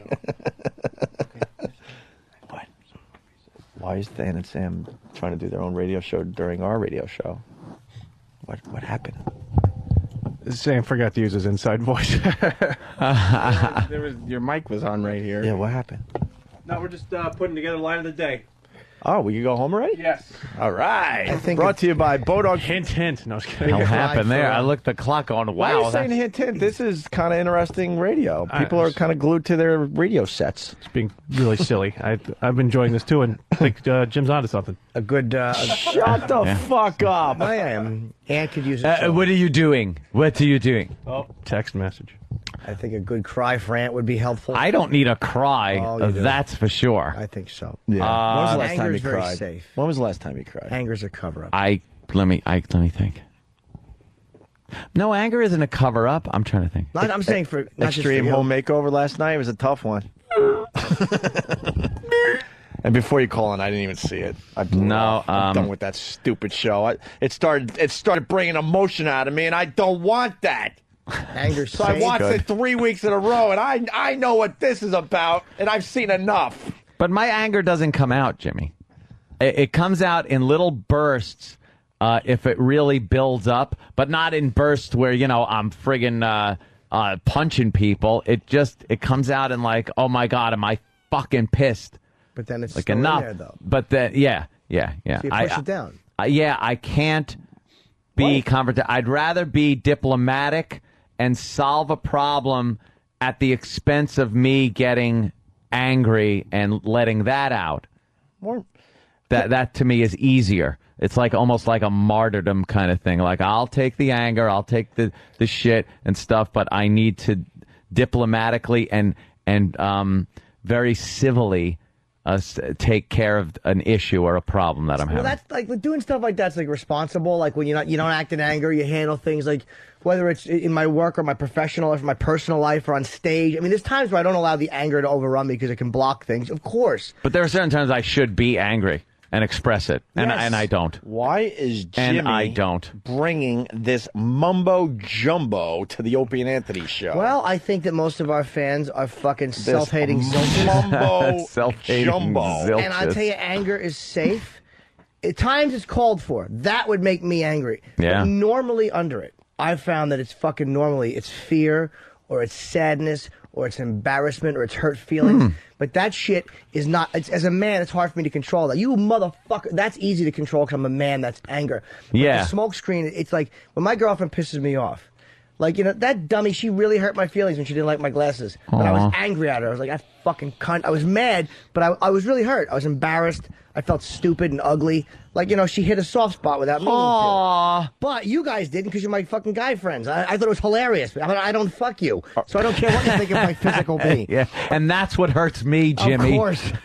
Are we sharing? Yes. My fiance made me feel really stupid last night. Oh, no. She said that my sweatpants smelled. Did you smell like ass? Yeah. Oh, fuck. I think she laughed a little. Holy shit, what are you doing? She's a 10. She really is a 10. And you got fucking ass-smelling sweatpants on. You want to be in the shower like every hour. She embarrassed me, and I walked off to the bathroom to scrub up. And I threw the sweatpants away. That is embarrassing. And the though. Philly crew was up. Oh. The Philly crew was up, and 3 or 4 of them were on the couch, and my girl and me, and we're watching football. And every time I got up, people were like looking around, like, what the fuck? No! And then Someone must have said something when you were away. Probably. And then Kenny, Lindsay's brother, was a huge fan of Ron and Fez. He doesn't like us? I think they like Ron and Fez a little better. Noon to 3, right here on To tell you the 202. truth, the Philly crew loves Ron and Fez. They came up just for the Winter Carnival. Fez has that attitude. And then I kept getting up, and he goes, Ronnie. He goes, Fez doesn't talk. Did you fart? I go, no. Oh, no. And all of a sudden I got a whiff, but I'm like, oh, that's weird. Oh, And then after no. everyone left, my girl had to tell me that I have stinky pants. That's fucking embarrassing. Oh, you got like poopy pants. You had like a bad diaper on. Does Opie have to be changed? And then she gave me a little talking to that, because I like to go to the gym and work out a lot, and maybe I should have more than 2 pairs of sweatpants, and maybe I should be washing them. Yeah. Washing them a little bit more than I do. Yeah. So, Jimmy, I can relate. That's I felt embarrassing. I felt very embarrassed. Unsexy. Your beautiful girl tells you that there's something about that's unsexy, and it's embarrassing. Yeah, man. But you didn't get mad at her, though. Like, to me, that's good, though, because you're like, yeah, that's embarrassing. I'm a dummy. I get angry, and I fucking mask that embarrassment or that shame. How do you do that? I get fucking mad. Oh. And I'm like, I can't. My girlfriend's great at diffusing an argument. Like, she'll go, look, I just want to work this out. And it annoys me because I want to remain angry because I don't want to tell her you hurt me. You really embarrassed me by saying that. You made me feel fucking unsexy or whatever it is. Or I feel embarrassed. It's not masculine to feel that shit. It's masculine to feel anger or to want to knock somebody in the teeth or want to be brave enough to knock somebody in the teeth. It's not fucking, it's not masculine to be hurt. Women are taught that they can be hurt and that's cool, but we're not. So as men, we feel like faggots when we're unhappy or sad. You know what I mean? It's amazing. That's why women probably fucking have less strokes than we do because they cry with each other when stupid waiting to exhale is on, and we do what you did, which is get up and go, I gotta go to the toaster. I do the same shit. And now my girlfriend laughs because I'm a blubbering fruitcake with movies. So why don't we a blubbering fruitcake? But she doesn't care. She likes you that. Faggot. I'm the worst. Oh, that's funny. But why don't we all sit and have a big cry? We should go out in the woods nude and play the bongos. Let's try to get let's try to get us all crying today. No. Yeah. How do you do that? I don't know. We could watch a video or something. It wouldn't do it for me. I can cry pretty easily, Let's get a good cry going. It is very healthy, though. It really, it makes your nose stuffy. But it's very it makes your nose stuffy. All the energy if out. you play Frank Sinatra, I'll cry for everybody, and then I'll leave. Aw. And then you won't see me for a while. Crying is a weird thing we have. Probably a month or so. A fucking weird shame that men have with it. It's such a healthy way of fucking getting emotion out.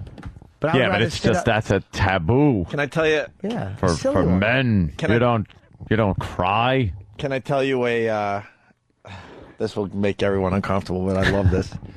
In some sick way, I love this. So when I was like first dating Lindsay, we were dating a while. I think we were coming back from Philly, and she's a huge Frank Sinatra fan. You might not want to hear this story. Oh no, okay. And she had her CDs, and I think she had like a Frank Sinatra Greatest Hits CD. And we're jamming tunes. It was cool. It was just one of those things, song after song. I was like, yeah, right on, man. I'm digging this today. And then what was the song that my dad liked? It was a very good year. It was Summer of what's it called? Summer of my... It was, yeah, I think it's called Summer of... Autumn of My Years? Something like that, yeah. It's a good song. And it came on, and I was trying to be cool because I'm like, you don't want to like let your guard down. I wasn't at that stage. That's just a sad song. I wasn't at that stage to totally let my guard down with Lindsay, who's now my fiance, but I was getting there. So the song comes on, and I'm like, She knew right away. What's wrong? I'm like, and I told the story recently on the air. I said, that's the song my dad loved and would put on. He had a 78 and he'd put it on in the living room. 78? Oh, yeah. My dad had Holy shit, I didn't think that speed was ever used. My dad had those original 78s, like thousands of them. I don't know if they're worth anything, but he was huge into collecting music, but he was a bit older than me, so he had like Tony Bennett and Sinatra and all that shit. And he would put that on and just enjoy himself and think about his life and sing the song and stuff by himself. Loved it. Wow. Would do it almost every day. Ooh. So when I think of my dad, I think of that moment. Oh, no. He's obviously not around anymore. Most people know that. And so the song comes on, and I'm like, oh, my God, what to do. And she could tell, and I told the story, and she's ready to push, like, next track. I'm like, no, it's all right. It's all right. I got it. Look, I can handle this. I'm trying to be cool. I can handle this. We were coming into the Lincoln Tunnel around the big helix. Mm-hmm. Fucking balling. Oh, no. Fucking balling in front of my chick. Oh, shit. Because I'm like, nah, I can... Fucking traffic. I'm fucking... You gotta try to blame it on something else. I don't have Easy Pass. I hate that fucking Timex billboard. Fuck the Panasonic Jam Cam. Jim Norton at the Brigada. Look at the billboard. It's as big as a fucking building. Were you embarrassed, or were you cool that she was seeing you cry? No, I mean, before that, I knew she was definitely, the chick for me. No, so I wasn't. Was I embarrassed?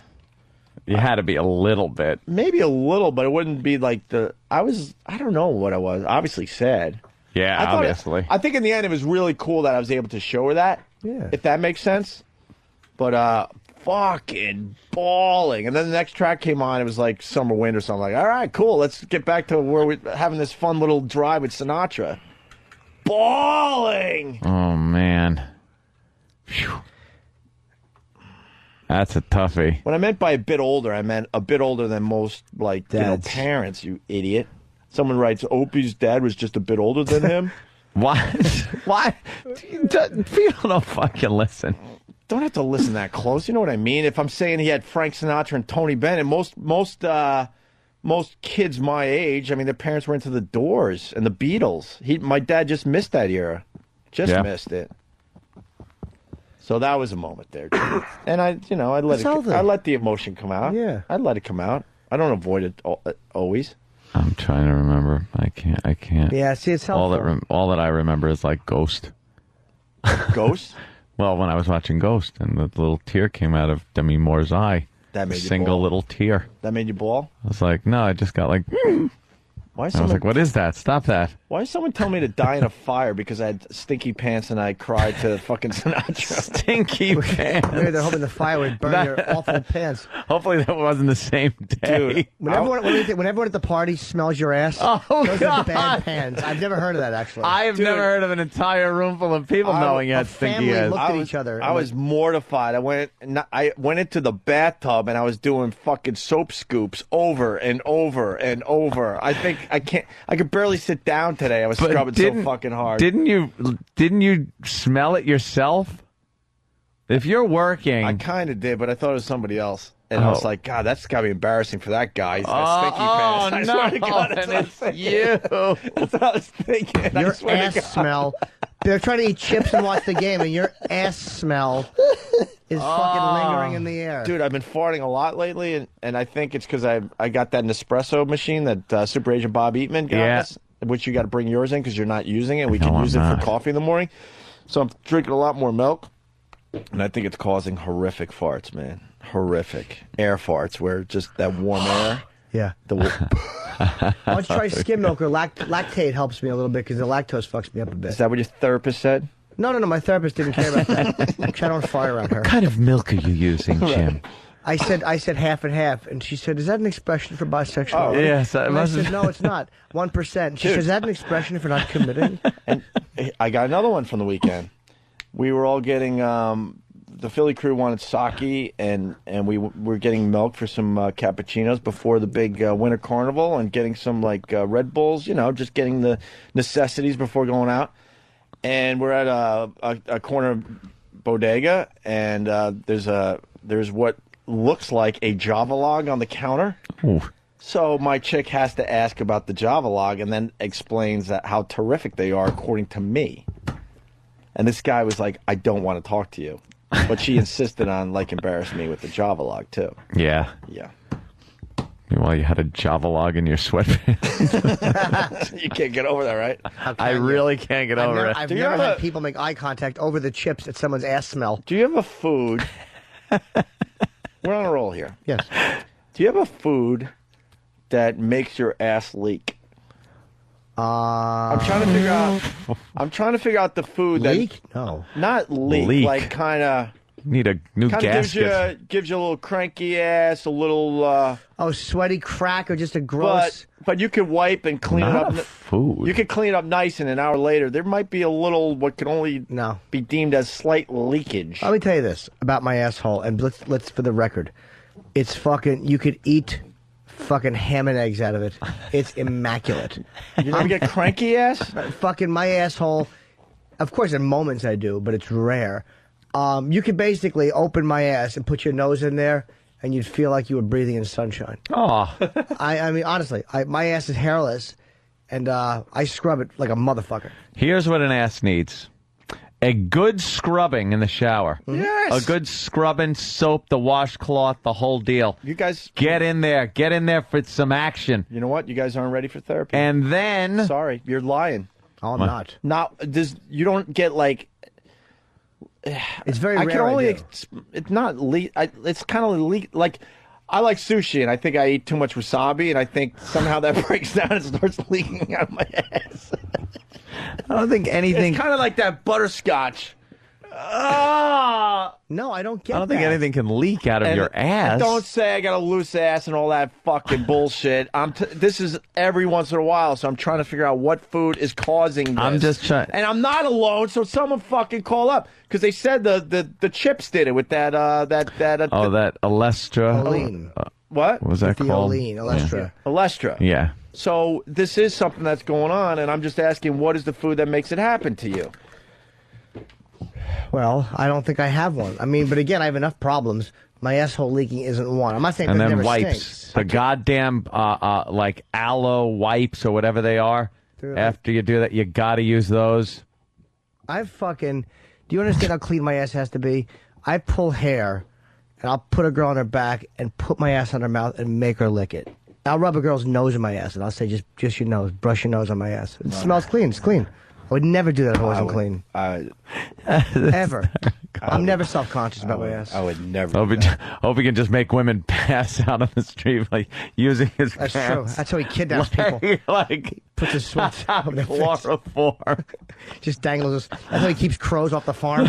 Just hangs those sweats out in the fucking cornfield. That is a hell of a story. Which one? The fucking pants story of the part. I can't get over it. That you're getting up and See, we all have these stories, but you guys aren't willing to fucking share. You guys want to? kidding? I'm trying to. Be I've told other stories. Superheroes all the time. No. I've told other stories. I've never had like that happen. I'm trying to think of I was mortified. an embarrassing moment. I don't even think I can look at When her have I today. not told? When have I not thrown myself under the bus? I just haven't had that. Your stories just sound cool all the time, though. But maybe to you they do. No, but that's true. not cool at all. I'm a sensitive little I was baby. a big crybaby. I used to cry at the drop of a hat when I was a kid. Oh my God, what a little crybaby I was. That's who I picture when I see you guys, really. I mean, really, like, to the core of who you are. You're not fucking cool guy and cool guy. Shit. You're fucking hide in the apple tree, little fellow, and cry when the spaghetti's on the wall. That's the core to me. Yeah. Yes. Yeah. It's fine. It's good. I like it. It makes me like you guys a lot. Well, thanks, Jimmy. This is the first official communique from my fiancée that has made the radio. Oh. I've only referred to her. Well. Dear shit pants. I've only referred to her, but I've never given an actual communique from my. Yes. She writes, I don't mind the crying or your pants that smell like asshole. But your asshole leaking is too much. She's packing. It's not an actual leakage. I can't explain it right. What is it, leaving skid marks? Oh, yeah. Oh yeah. Oh, yeah. Mm. See, I'm not saying I've never had it, but it's just rare that like after a sweaty gym, like if I'm on the bike or something, forget it. My asshole's a horror show. Well, I've been riding the exercise bike a lot at the gym, and I'm just sitting in my own sweat, probably other people's sweat that's still in the seat. Oh, yeah. When I actually went to the bathroom, getting back to the stinky pants, after I was mortified and I closed the door, 2 doors, by the way, I was able to close between me and my fiancée. An airtight airlock, and I'm like, how bad could these things smell? Of course you gotta smell did now, you right? hold them up to your nose? Dude, I was immediately, and I'm by myself, immediately embarrassed for my soul. I was so fucking embarrassed. And then I'm sitting there in the bathroom going, holy shit, she smelled this. Holy shit. Holy shit. What do I do now? Holy shit. You know, were you sitting on the couch? Oh, there you go. Chris the from chair. Ohio. Hot Wings. Thank you. First honest fucking guy. Were you sitting on the couch? Were your stinky pants? Yeah, so every time did you I got smell? up, Did you smell exactly where you were sitting? You might need a little Febreze. Hey, it's a brand new couch. Just came in. Shit. Just came in. You got ass couch. You might have to spray that fucker down. There you go. Tube steak makes me leak. See? Tube steak? Yeah. I think he means a big hard cock. I just don't have anything that does that to my ass for some reason. There's things that make me fart worse, where my ass will stink because I've been farting a lot, but it's just rare I get that. Coffee? Yeah, does that do it? Thank you. So people know what maybe leakage is not the term, but there's, Like a sweaty, disgusting feeling in your asshole. Ew. To get into it, it's like not all your shit is is solid. Of course not. It's a little looser and like a little more water based, and some of that gravity's taking its toll. That's all I'm saying. When I eat almonds, my fucking shit it's like a moist pile of shavings. Oh God! And it stinks. Yeah, we're getting off the subject. See, duty is a safe subject for boys. We're very safe. Fuck you.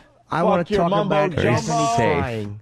I admitted I cried. What else do you need from me, Jimmy? I want to talk about Anthony and this poor boy's need to shed some tears. Because I think Anthony, underneath it all, is a very sweet, sensitive I'm very boy. sensitive. Hold that thought just because I don't want this to go by because I've never heard this before. Kurt Tran from Canada. Opie symptom is called wolf bites. It happens when you take a shit and you think you're clean.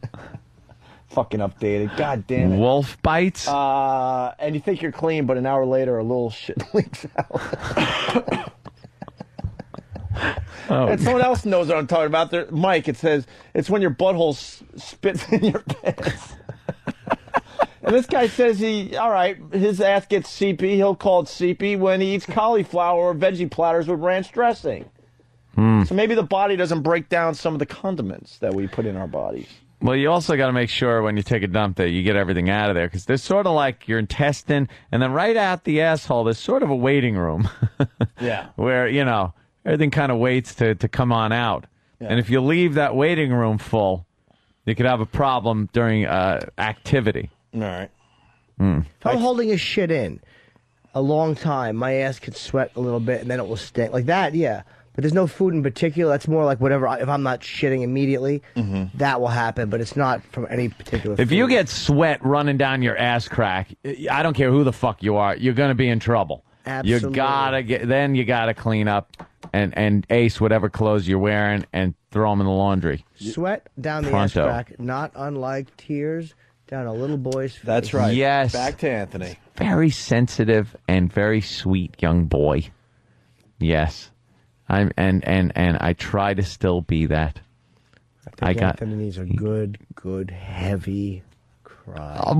Like a blubbering. Yeah. How would I go about that? I what don't do know. I do? I think if you sat down in a room with a person do who I understood. Do I hurt myself? No. I have to bring it on with pain? No, just through being Or honest. just- It comes with things coming out. Don't you have to write a check soon?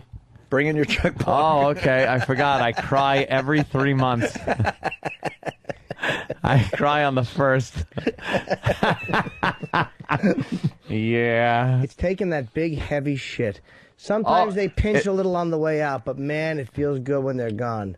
That's the way it is with this stuff.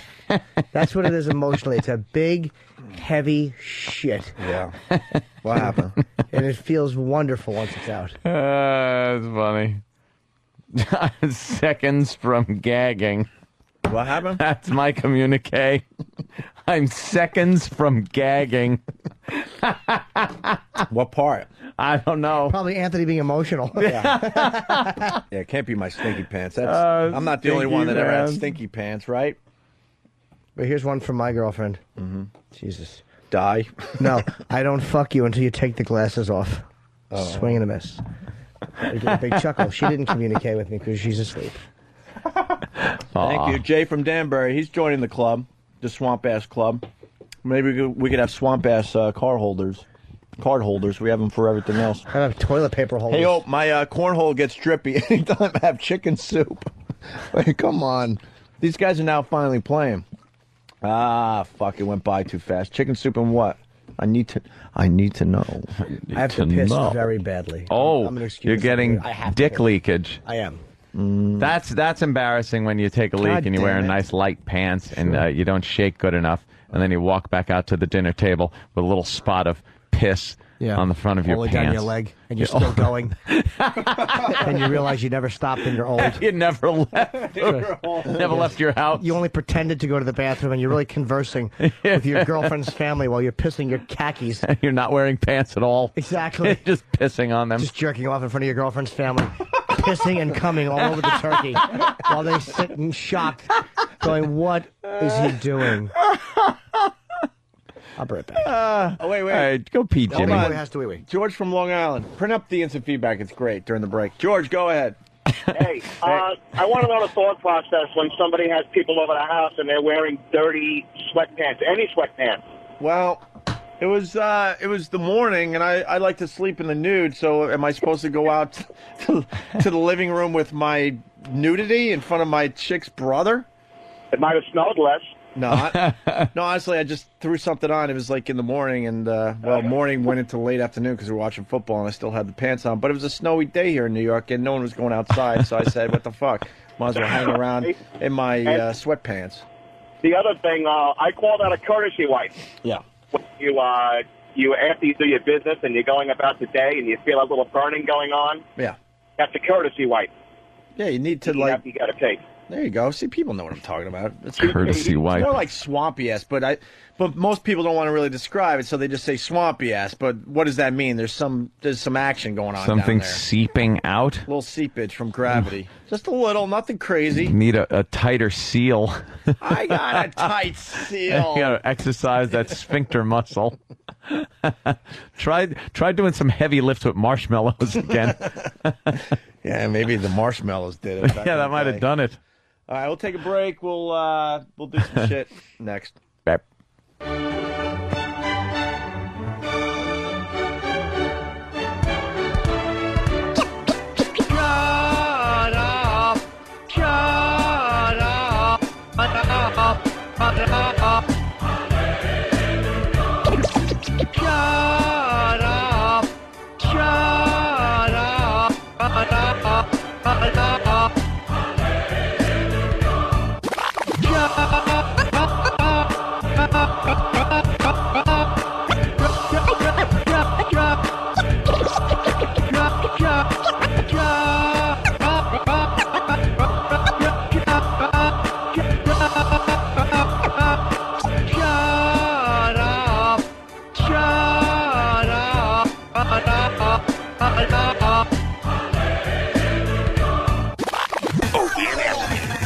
It's pretty intense stuff, man. If you do it, you will talk to intelligent beings from other dimensions, for real. I think the important thing to remember is that if I'm going to feel sad, it's okay to feel sad. It's not necessary to always mask it with anger.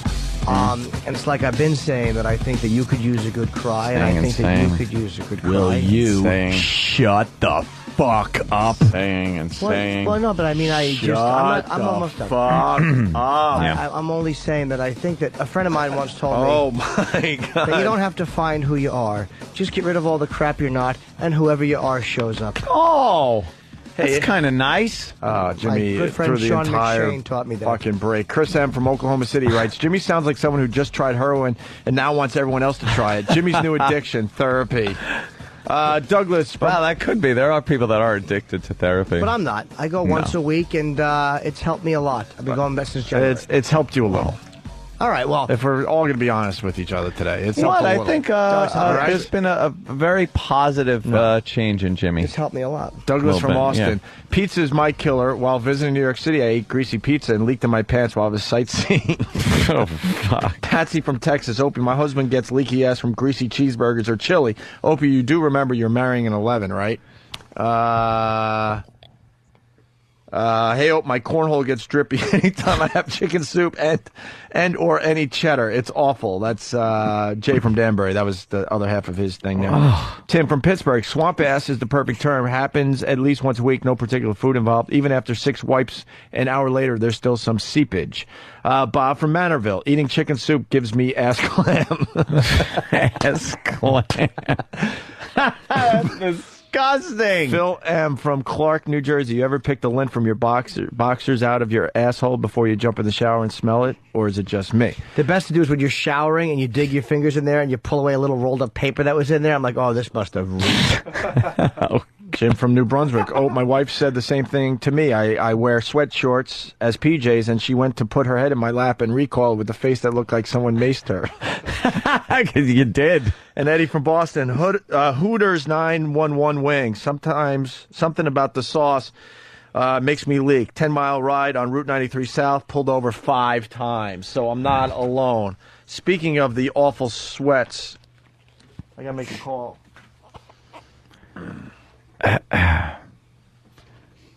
Jeez, what did you just say, Jimmy, about that? Because I had something to comment on. What? The last thing you said. About get rid of all the crap you're not? No. Wait. That's all the toilet paper. Let me yeah. get this. Did you wash the sweatpants? Yeah. Are they washed? All right, don't touch them. I'm bringing them. I am bringing them in. What's she gonna touch her with, a stick? She's screaming, "Don't bring them in! Don't touch them! I'm bringing them in tomorrow." Who's gonna have to smell them? Who's not? I see everyone on the staff wears them on their face. Oh God! It makes boogie noises. And don't touch the long johns either. I forgot to tell those guys about that. Oh, what's wrong with the long johns? Yeah, I do hang them around the house on hooks. They have to air out. All right, don't touch them. I'm bringing them in. The airing out doesn't get rid of the right, bacteria that All right, reactivates. Cool. All right, good news, guys. Moisture or heat. Good news, guys. Good news. The sweatpants have not been washed yet, and the long johns that were underneath that were just as bad. Because I forgot to tell you, I like to be warm in the winter, but I also like to work out. So I had long johns and sweatpants. Went to the gym and rode the exercise bike for about an hour. Wait, so the sweatpants that they smelled, were over the long johns? Yes. So the long johns have to be nuclear, man. And I got good news for everybody. I got them. They haven't been washed yet. Good news for everyone. Who's that good news for? Everybody listening. Hunting dog in case you go missing, maybe. Everyone in studio. Oh, Basset Hound. Yeah. Go find him, boy. Very good news. Good Yeah. news for everybody. How do I bring them in, though? With a stick, like fucking Snoopy running away from home over your shoulder. You would have to put those in multiple plastic bags. It might be too personal if I make interns smell my sweatpants. No, it won't be. What are you talking about? You should make them smell while you're wearing them. No, You're the boss. what's his face there? Pat Duffy? No, Jared. Big boy made a duty. Jared. Oh, Jared's back, right? Jared's for a couple back days for the a Christmas little while. break. All right, Jared, is he here today? Yeah. All right, tell Jared. It's Jared. Look at Jared. Jared's back. Hi, Jared. Hey, Jared. Look, it's actually good to see you. It kind of is in a weird way. Look, you're like, he almost fell off. Stupid asshole. He tried to sit down and almost fucking hit the floor. Yeah, he didn't realize that the chair with wheels would move when he pushed his ass into it. Let's, Sean from Monroe, New Jersey. him on a little I get the camera. ass leaks from the garlic butter sauce. Garlic butter sauce. I love the garlic butter sauce. Who doesn't like the garlic butter sauce? They're my favorite. You have to just almost get the C out. Garlic butter sauce. Jared, you're going to be smelling my sweatpants tomorrow, and it's good to see you. Okay. Thanks. Okay. I'm looking forward to it. Where is he? There he is. He's a good boy. How have you been? I've been great. Are you famous for Big Boy Made a Duty? Yeah. And the duty hat? Yeah, I actually, I was walking down the street in Syracuse, and this kid walked up to me, and he's like, "Holy crap, it's you. It's Cream Pie Jones." Cream Pie Jones. Yeah, but you were replaced by Pat Duffy. It happens. All right. So what have you been doing? Are you interning at our Syracuse affiliate? Yes, 95X. Do they like us up there? Yes, very much. They do? Yeah. You can be honest. I don't care. No, yeah. Alexis and Jim. Jim's the guy who does board op. Right. Likes you. Alexis loves you guys. Right. Is she hot? Oh, wow. What have you been doing? I've been doing. Maybe you don't like girls. Is she hot? She's attractive. Oh, that's a no. I've been doing production work. Production work. Yes. And what you're up there for school though? Yes. So you're going to school. Yes. Okay. And what do you do there? I go to Syracuse University. What do you do? Everyone just goes, they go to school. I don't know what everyone... No one knows what the fuck they take in school anymore. It doesn't matter. The thing is to be able to brag about the school you go to. It doesn't actually matter about what you do. Doesn't matter at what that you're school. going for, what you're looking to achieve once you leave that. Dude, you could basically be a janitor. Hallowed halls. You could be a janitor that's sweeping, the classrooms out at Syracuse University, and people go, "What do you do?" I go to Syracuse. But you're going to a job, but they don't have to know that. Yeah. And you're cool because that's an impressive university. How about this? Let me ask the way the young people talk. All right. What subjects are you taking, and how are your marks? I am. How are your marks? Are you getting high marks? Grandma, did you get promoted? I'm a psychology and anthropology major. Psychology and anthropology? Yeah. That's interesting. And you're like, well, what are you doing with the radio thing? Well, my whole logic Excuse me, was... let me interrupt you for 1 second. I wasn't. No one was saying, what are you doing with the radio thing? We're not your Failing fucking- miserably at it. We're not a fucking class that you're giving a motivational speech to. No, You're you all might be looking at me saying. going, hey, what is this guy doing? All right, now I'm going to tell you. Yes, what's this, Jared's infomercial? Why am I putting a shit hat on? Well, funny you should ask that, God, and everyone else on the planet. Okay. Now, what's with the anthropology? That seems like out of left field for you. Trying to find out what you are. I took anthropology of American life through literature and film my freshman. What the exactly? Really interesting course. What is interesting about that? Because we read a book called Culture Against Man. It was written by a guy named Jules Henry. He's a Care. douche. But what was the gist of that? That was so interesting. It's that you see you don't notice these things, but they exist. And it's just like what, the interesting part of this chat? Yeah, what you just... What are you doing? I thought anthropology was more the classic anthropology. Well, there are several different fields of study among anthropology. Yeah. Archaeology. There's linguistics. There's ethnology or cultural anthropology. Oh, of course, they got to throw that one in. Make everyone feel good. Then there's applied anthropology. We all know who tried to get that course put in the schools. And then there's what, the last one? Applied anthropology. Applied anthropology, which is like just all sorts of different... Anthropology you use on a daily basis, like when you write a check or go shopping. Or like CSI. Oh, CSI. He told you. See, that's interesting, We're then. gonna talk to Anthony like he's a dope. I'm sorry. Yeah. I wouldn't know. I didn't know what anthropology courses were like. There's so many of them. And how are you going to use that in your future? I don't know. See, that's what everyone says. That's what I was getting at. You don't know what the fuck you're going to do with your life. Well, my whole logic is... that I have none. Logic. Well, sometimes you start off doing something in college and it doesn't necessarily designate the career path you're going to follow. Oh. Like my mother, for example, she was a communications major. Oh. And now she didn't tell you to get closer than 3 feet away from the microphone?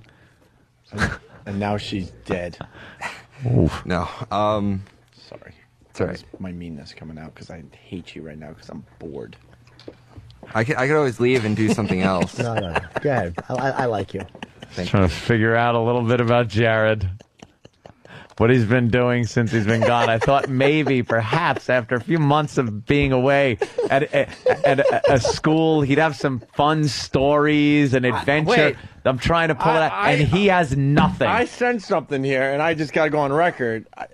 I'm not bored because of your participation in this. You did your job. Trust me. It's this zero. Oh, that his has nothing. Anyone that goes away from it for a few months, you would think would have something of interest to bring back to the people that he worked with. I used to, but this semester I kind of became a homebody. Ew. You got agoraphobia? I just didn't feel like going out. Uh-oh. Oh, it's cultural anthropology. Anxiety? How close are you to killing yourself? Not very close. No. Why don't you leave your house? I just didn't feel like going. I was really tired on the weekends. You're an odd bird, Jared. Is there a part of anthropology that an elder would come back to the village and discuss his what he did out there in the wilderness or something, and maybe linguistics or no, nothing like that? You should walk around with one of those long sticks on your cock. Yeah, like the tribesmen of the Kalahari. What is the definition of anthropology? It's the study of humankind. Mankind. Stop being PC. So that wouldn't That's apply? what they say in class. Who cares what they say in class? A guy coming back like to a village after being out and experiencing life and then somehow communicating that to his people isn't part of anthropology? I guess it would be. Holy mother of fuck. How much is your tuition? A lot. How much? How much is being wasted? 40 grand a year. Wow, awesome. 40 large. I'm gonna be paying that back the rest of my life. Oh, motherfucker! You're gonna have $160,000. You could open up a nice little anthropology shop and make your money back. Yeah, Has sell theories. Has your mom kind of given you any hints that she realized that it's such a waste of time? No. Grades good? Yeah. A's? What's your average? 3.2. 3.2. That's a That's a B. squeaking in. It's a low B. A little over. A little over. That a doesn't B. look good though on a transcript, a college All right. transcript, Well, does it? You're going to be sniffing my underpants tomorrow. Yeah. My long johns, which are Long considered johns. long underpants, and my sweatpants. The sweatpants worse than the long johns, though. These are the sweatpants. The sweatpants weren't washed. I just thought about it for at least 2 weeks of workouts. Just got lazy. What An can I tell you? entire family smelt ass from these. Yeah. Just in casual passing. Now you are going to hold it right up to your nose. Okay. Okay. All right. You got no problem with that. And then we'll talk to you more. Oh, all right. That's Yeah, more about your fucking anthropology. Jimmy, I never got to go to Chinatown, and I think that it has affected my life. Aw. No. You can go whenever you want. Yeah, but I was a kid at the time, and I was looking forward to the trip. Well, those little things do haunt us, but... And my mom took us all out of school. We were going to go down to Chinatown, the big day in the city, and we are going to have Chinese food and buy Chinese stuff. Buy back scratchers? Whatever. And it was going to be a nice day in Chinatown, and we got all excited. Woke up early and packed our little bags and our little lunch boxes for Chinatown. Aw. And then my mom's best friend, who's a raging alcoholic, obviously tied one on the night before and was too hungover to help my mom bring us all to Chinatown because there was about 5 to 6 of us. And my mom had to break the news that we weren't going to Chinatown. And I never went to Chinatown, Jimmy. You should go. And I think See? that affected me. It That's probably just did. a little thing that guides us and makes us the people we Sure, are. it makes us resentful of Yeah. people with afflictions, which would make me resentful of somebody who was a drunk. Mhm. If they cost me a day trip like that I've been looking forward to, Yeah. it fucking makes us prepared for little heartbreaks. Well, the excuse, she was sick, you know. but you knew. But we knew. We knew what sick meant back Sure. then. Alcoholism. That was her sickness. And We're we going to weren't allowed- Chinatown now. We weren't allowed to go to Chinatown. And we were going to reschedule. Guess what? We never rescheduled. So take your girl and go and look at the stuff you would have looked at. Why not? I'm 30 years old now. Give or take a few.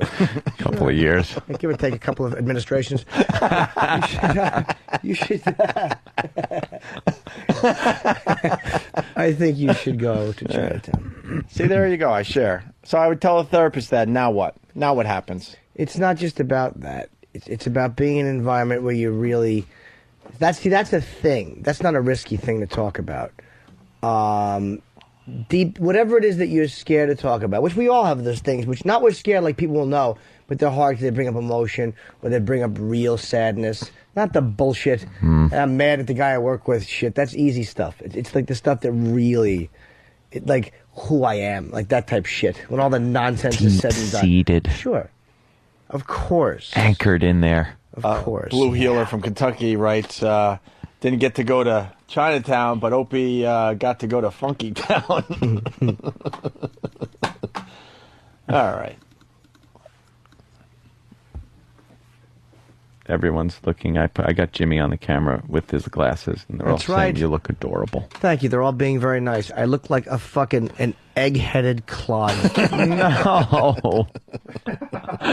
No. Let me see. Look at this. Who fucks me?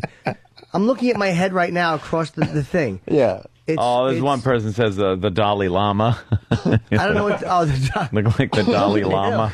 I'm actually not that bad. Without the thing, like if I do like this and I talk, I take them off. I can't see shit. But that's how I talk when I talk therapy. Like this. Oh, you take your glasses off occasionally. You make a point. And I do this to make a point. I close the one piece, like the one earpiece. Yeah. And I put the other piece in my mouth, and I go, my earwax tastes shitty. I shouldn't do that again.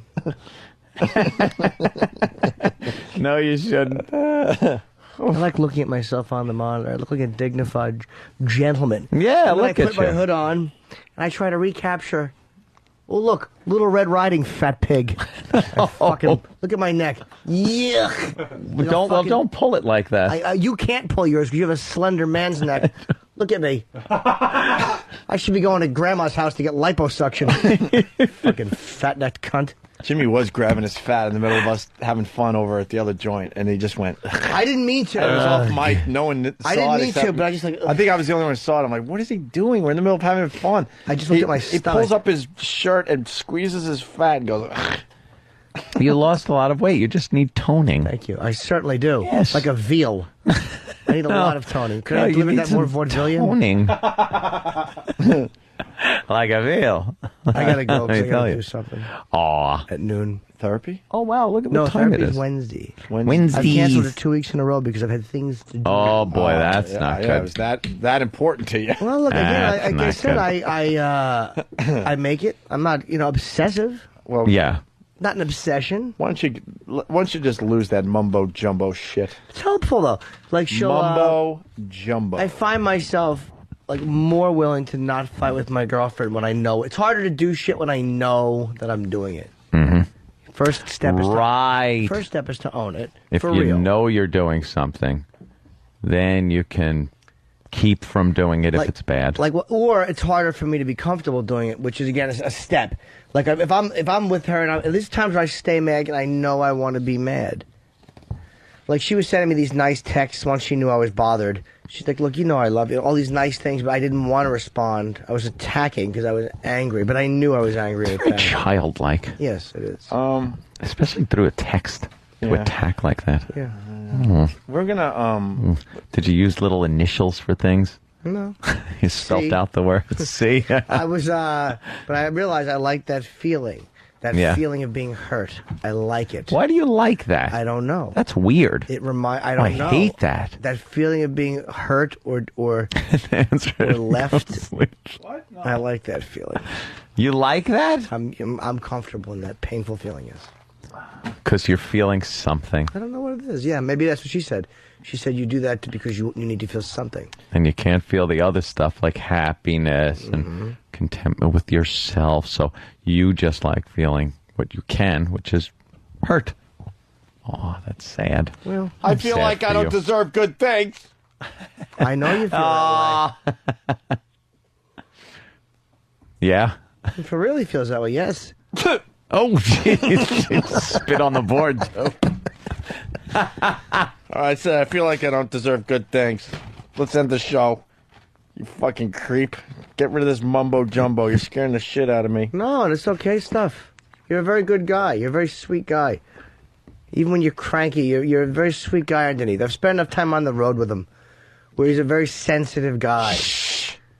He can be loud and break your balls. But I'm not loud. Shut up. He's a very sensitive Shut the guy. fuck up. Underneath all of it. Hidden under that cranky ass exterior. Exactly. hidden underneath that garbage scow he calls an asshole. He's a very sweet guy. Hey, there's a great linger longer coming in. Chris from Ohio. Hidden underneath the fucking gulls circling that fucking West Shore Expressway he calls underpants. That fucking old Staten Island sweats. Hey, they're coming in tomorrow. Wow. I'll find out if my fiance truly loves me, because if she threw him in the washing machine, a washer, that means she doesn't truly love me. Hidden underneath. She's got to allow those to make an appearance on the show tomorrow. That fucking stable you call an anus is a very gentle and sweet boy. Hey, that fucking slaughterhouse. that hidden beneath that August day on the corpse farm that you call a pair of long johns is a very kind man. Don't be fooled. The long johns aren't as bad as the sweatpants. Long johns only had about 2 days for me to kind of like marinate in. Yeah, marinate. Oh, that's wonderful. It's the sweatpants that will knock someone down tomorrow. Yes. Hidden beneath tank 1 at the sewage treatment plant. Right. Hidden beneath that fucking Mike Rowe season finale. Mike Rowe's going to do a dirty job. We're going to launder Opie sweatpants today. Wow, this is a bad one. This is a bad really one. bad.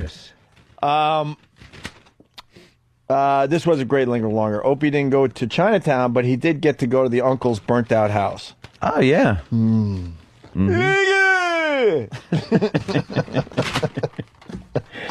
Hey, Legend of the Fall. This is a story we're obsessed with. I know we're getting ready for line of the day, but the window washer who survived falling 47 stories. Yeah. I've been reading everything about this fucking guy, and he's still alive. He's now moving his hands and his feet and trying to open up his eyes. He's in a coma. He's still in really bad shape, but he's alive, and this happened well over a week ago. Jimmy, we figured he fell around 470 feet because you said 47 stories times 10, right? No, it was over 500 feet. It was closer to 550 feet he fell.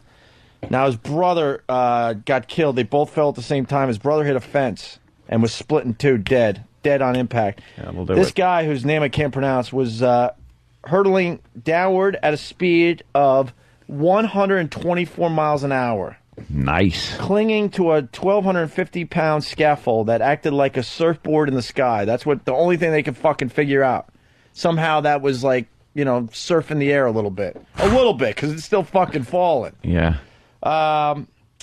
Those grappling with why he miraculously survived his plunge from the roof of a 47-story high-rise say the aluminum platform added air resistance that slowed his descent and blunted the tremendous force of hitting the concrete pavement in an alley below. Experts said a random air current, they're thinking this could have happened, a random air current rising between the Upper East Side buildings where Moreno plummeted slowed him the extra bit that spared his life. 50% of people who fall 4 to 5 lousy stories. What are we on, the 5th floor right now? Yep. Yeah. Falling right there, right, Ant? Outside your window. 50% of the people who would fall out that window behind Anthony would die. We should do that with 2 interns. Have them jump out and bet on which one lives or dies. Because if 50%... That's... All right. Yeah. So 50% from 5 stories. Ready for this? By the time you reach 10 or 11 stories, just about everyone dies. So they're like, how the fuck is this guy still alive? He landed in a tangle of cables, and the pictures in the paper, it's just like, just looking at... he landed... Okay, this is kind of key, too. He landed in a tangle of cables and bent railings that may have broken his 500-foot-plus fall or absorbed some of the shock. Yeah, So he anything landed on to some absorb shit. some of that shock. So, 500-foot fall. It's amazing. If it was a 20-foot fall or an 80-foot fall, a 500. And then it says, in a free fall, both men would quickly have hit a maximum speed of 125 miles That's an hour. terminal velocity? Absolutely, or terminal velocity. The point when gravity pulling a person down is balanced by upward air friction. But the scaffold's platform likely slowed this guy down significantly by pushing the air, he said. His landing position also could have made a huge difference. They're thinking he might have laid down on this thing to distribute. He wasn't doing it to distribute. He's just panicking and holding on, sure. Yeah, so he's like, fuck, and he laid You down. had a little bit of time to think like, wow. No, he wasn't What do thinking. I got to do now to maybe make it through this? No one's thinking. I think he just kind of... I think that's a long enough fall where you're actually going, I'm falling. It says... I think if you're 5 stories up, by the time you actually have a chance to think about it, you're already on the ground. The last part of this, if he was lying flat, not only would the scaffold act as a shock absorber, but the force to stop him would be spread more evenly over his body. If he came down on one point, the sudden shock could easily break the back or neck. Yeah. So they're still trying to figure this out because it's just amazing. It was God. It was God. The miracle It was the from finger God. of God. Finger of God.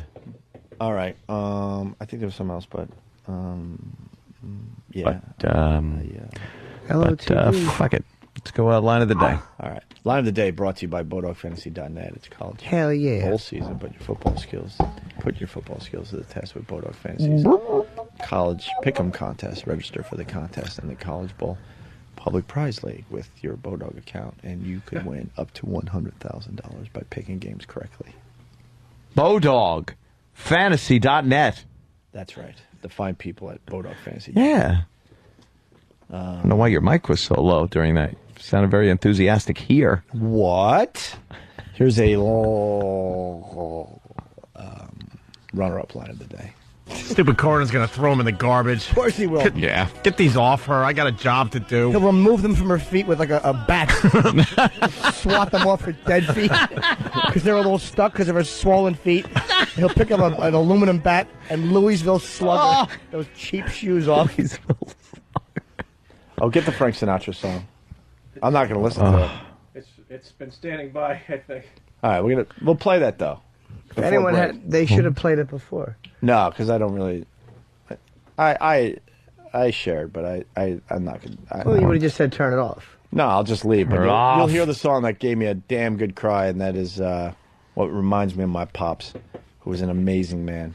Here's another runner-up line of the day. Yeah, Separate holidays. I don't think that's gonna. Last minute separate holidays. I don't think that's gonna happen. Why? Bring your pal talk and you'll be there in spirit. I did. They could put a pal talk screen where you would be sitting at the table, and there you are. It ain't gonna happen. You can even eat the same meal from the comfort of your warm mansion. That was more of a little, a little bit. Anthony staying at a hotel while his girl is at the house with the kids, The house with the family. and her mother, and everybody else. Yeah. Here's another runner-up line of the day. When Dan Fogelberg wrote about his cabinet-making father, I'm making a good living doing that, I'd imagine. You probably forget to put handles on it, all stoned. There's a cabinet that's all nailed in. No door. Giant piggy bank for plates. They just crash and break when you drop them in. A slot. Rotten cabinet maker. Yeah, it looks like dear old dad didn't pay attention in school. His cabinets suck. You forget to put bottoms in them. Right. So you put your plate, it just falls through. This guy's cabinets blow. He should die. And he did. That was so good, Jimmy. Just going off on fucking cabinets. I forgot about 10 minutes. How do you make cabinets funny? Jesus Christ. It was very funny. I'll say that I did cheat, though, because whenever there's a dead guy attached to him, you know, that's always the ace on the hole. Yeah.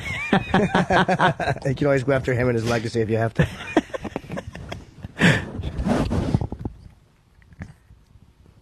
Oh, God. What are you trying to conjure up another pair of pants?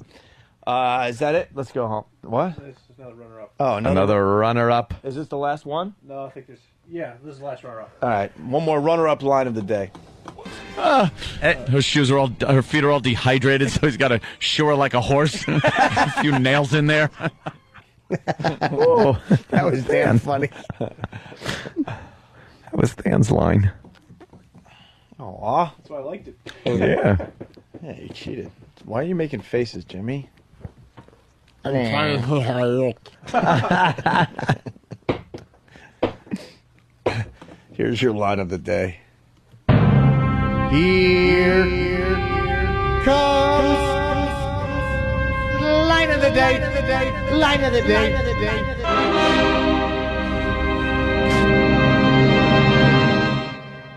That's embarrassing when you take a leak God and you're wearing damn it. nice light pants and you don't shake good enough, and then you walk back out to the dinner table with a little spot of piss on the front of your all the way pants. down your leg, and you're still going.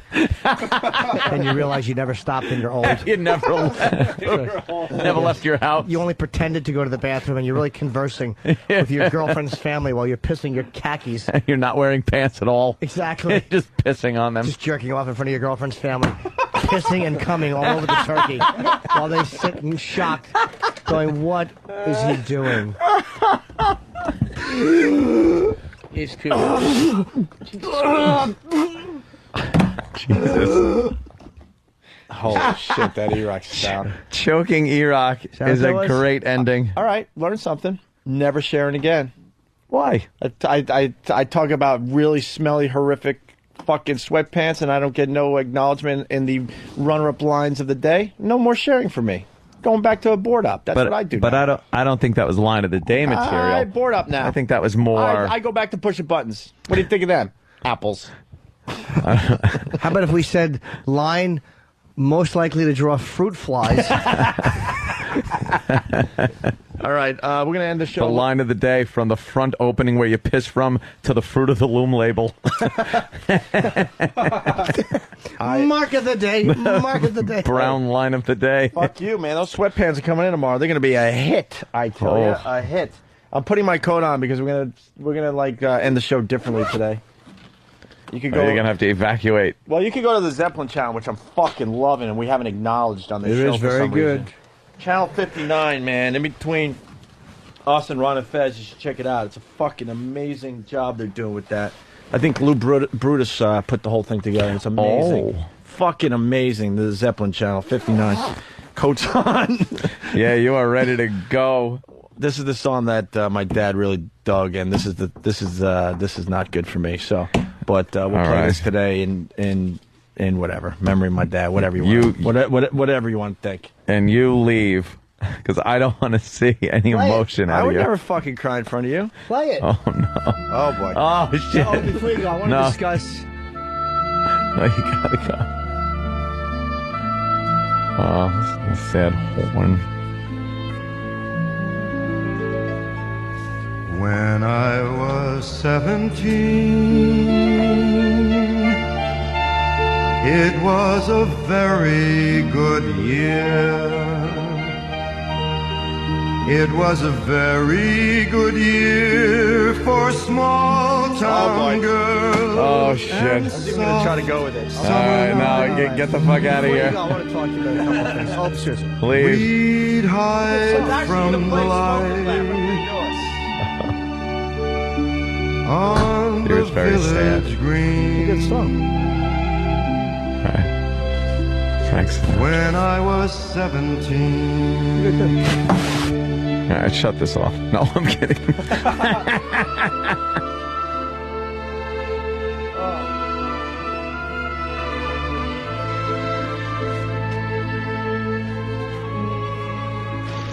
Don't you dare! When I was 21. Turn it off! It was a very good year. It was a very good year for city girls who lived up the stair with all that perfumed hair. And it came undone when I was 21.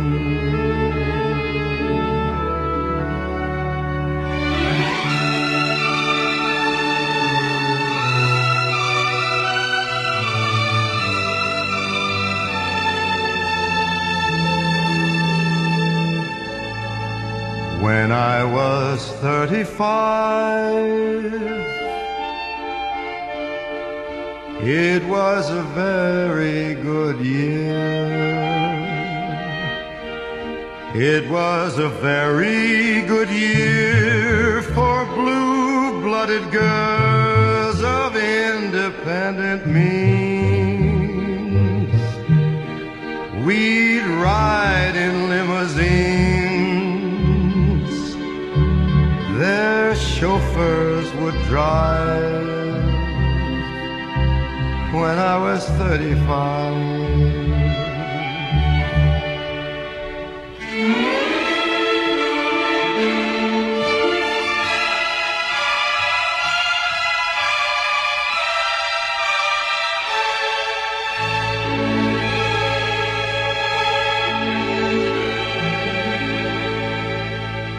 But now the days are short.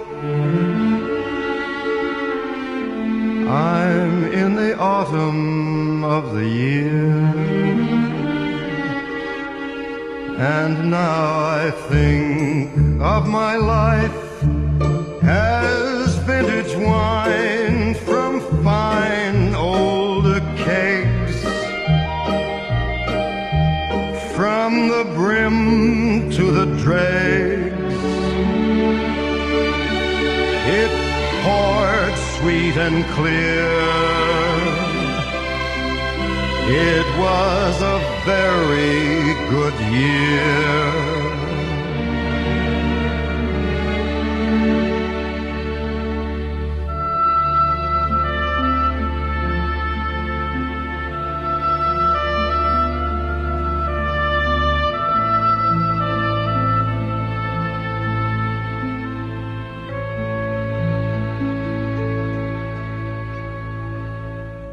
Hey, this is John C. Reilly, and you're listening to Opie and Anthony.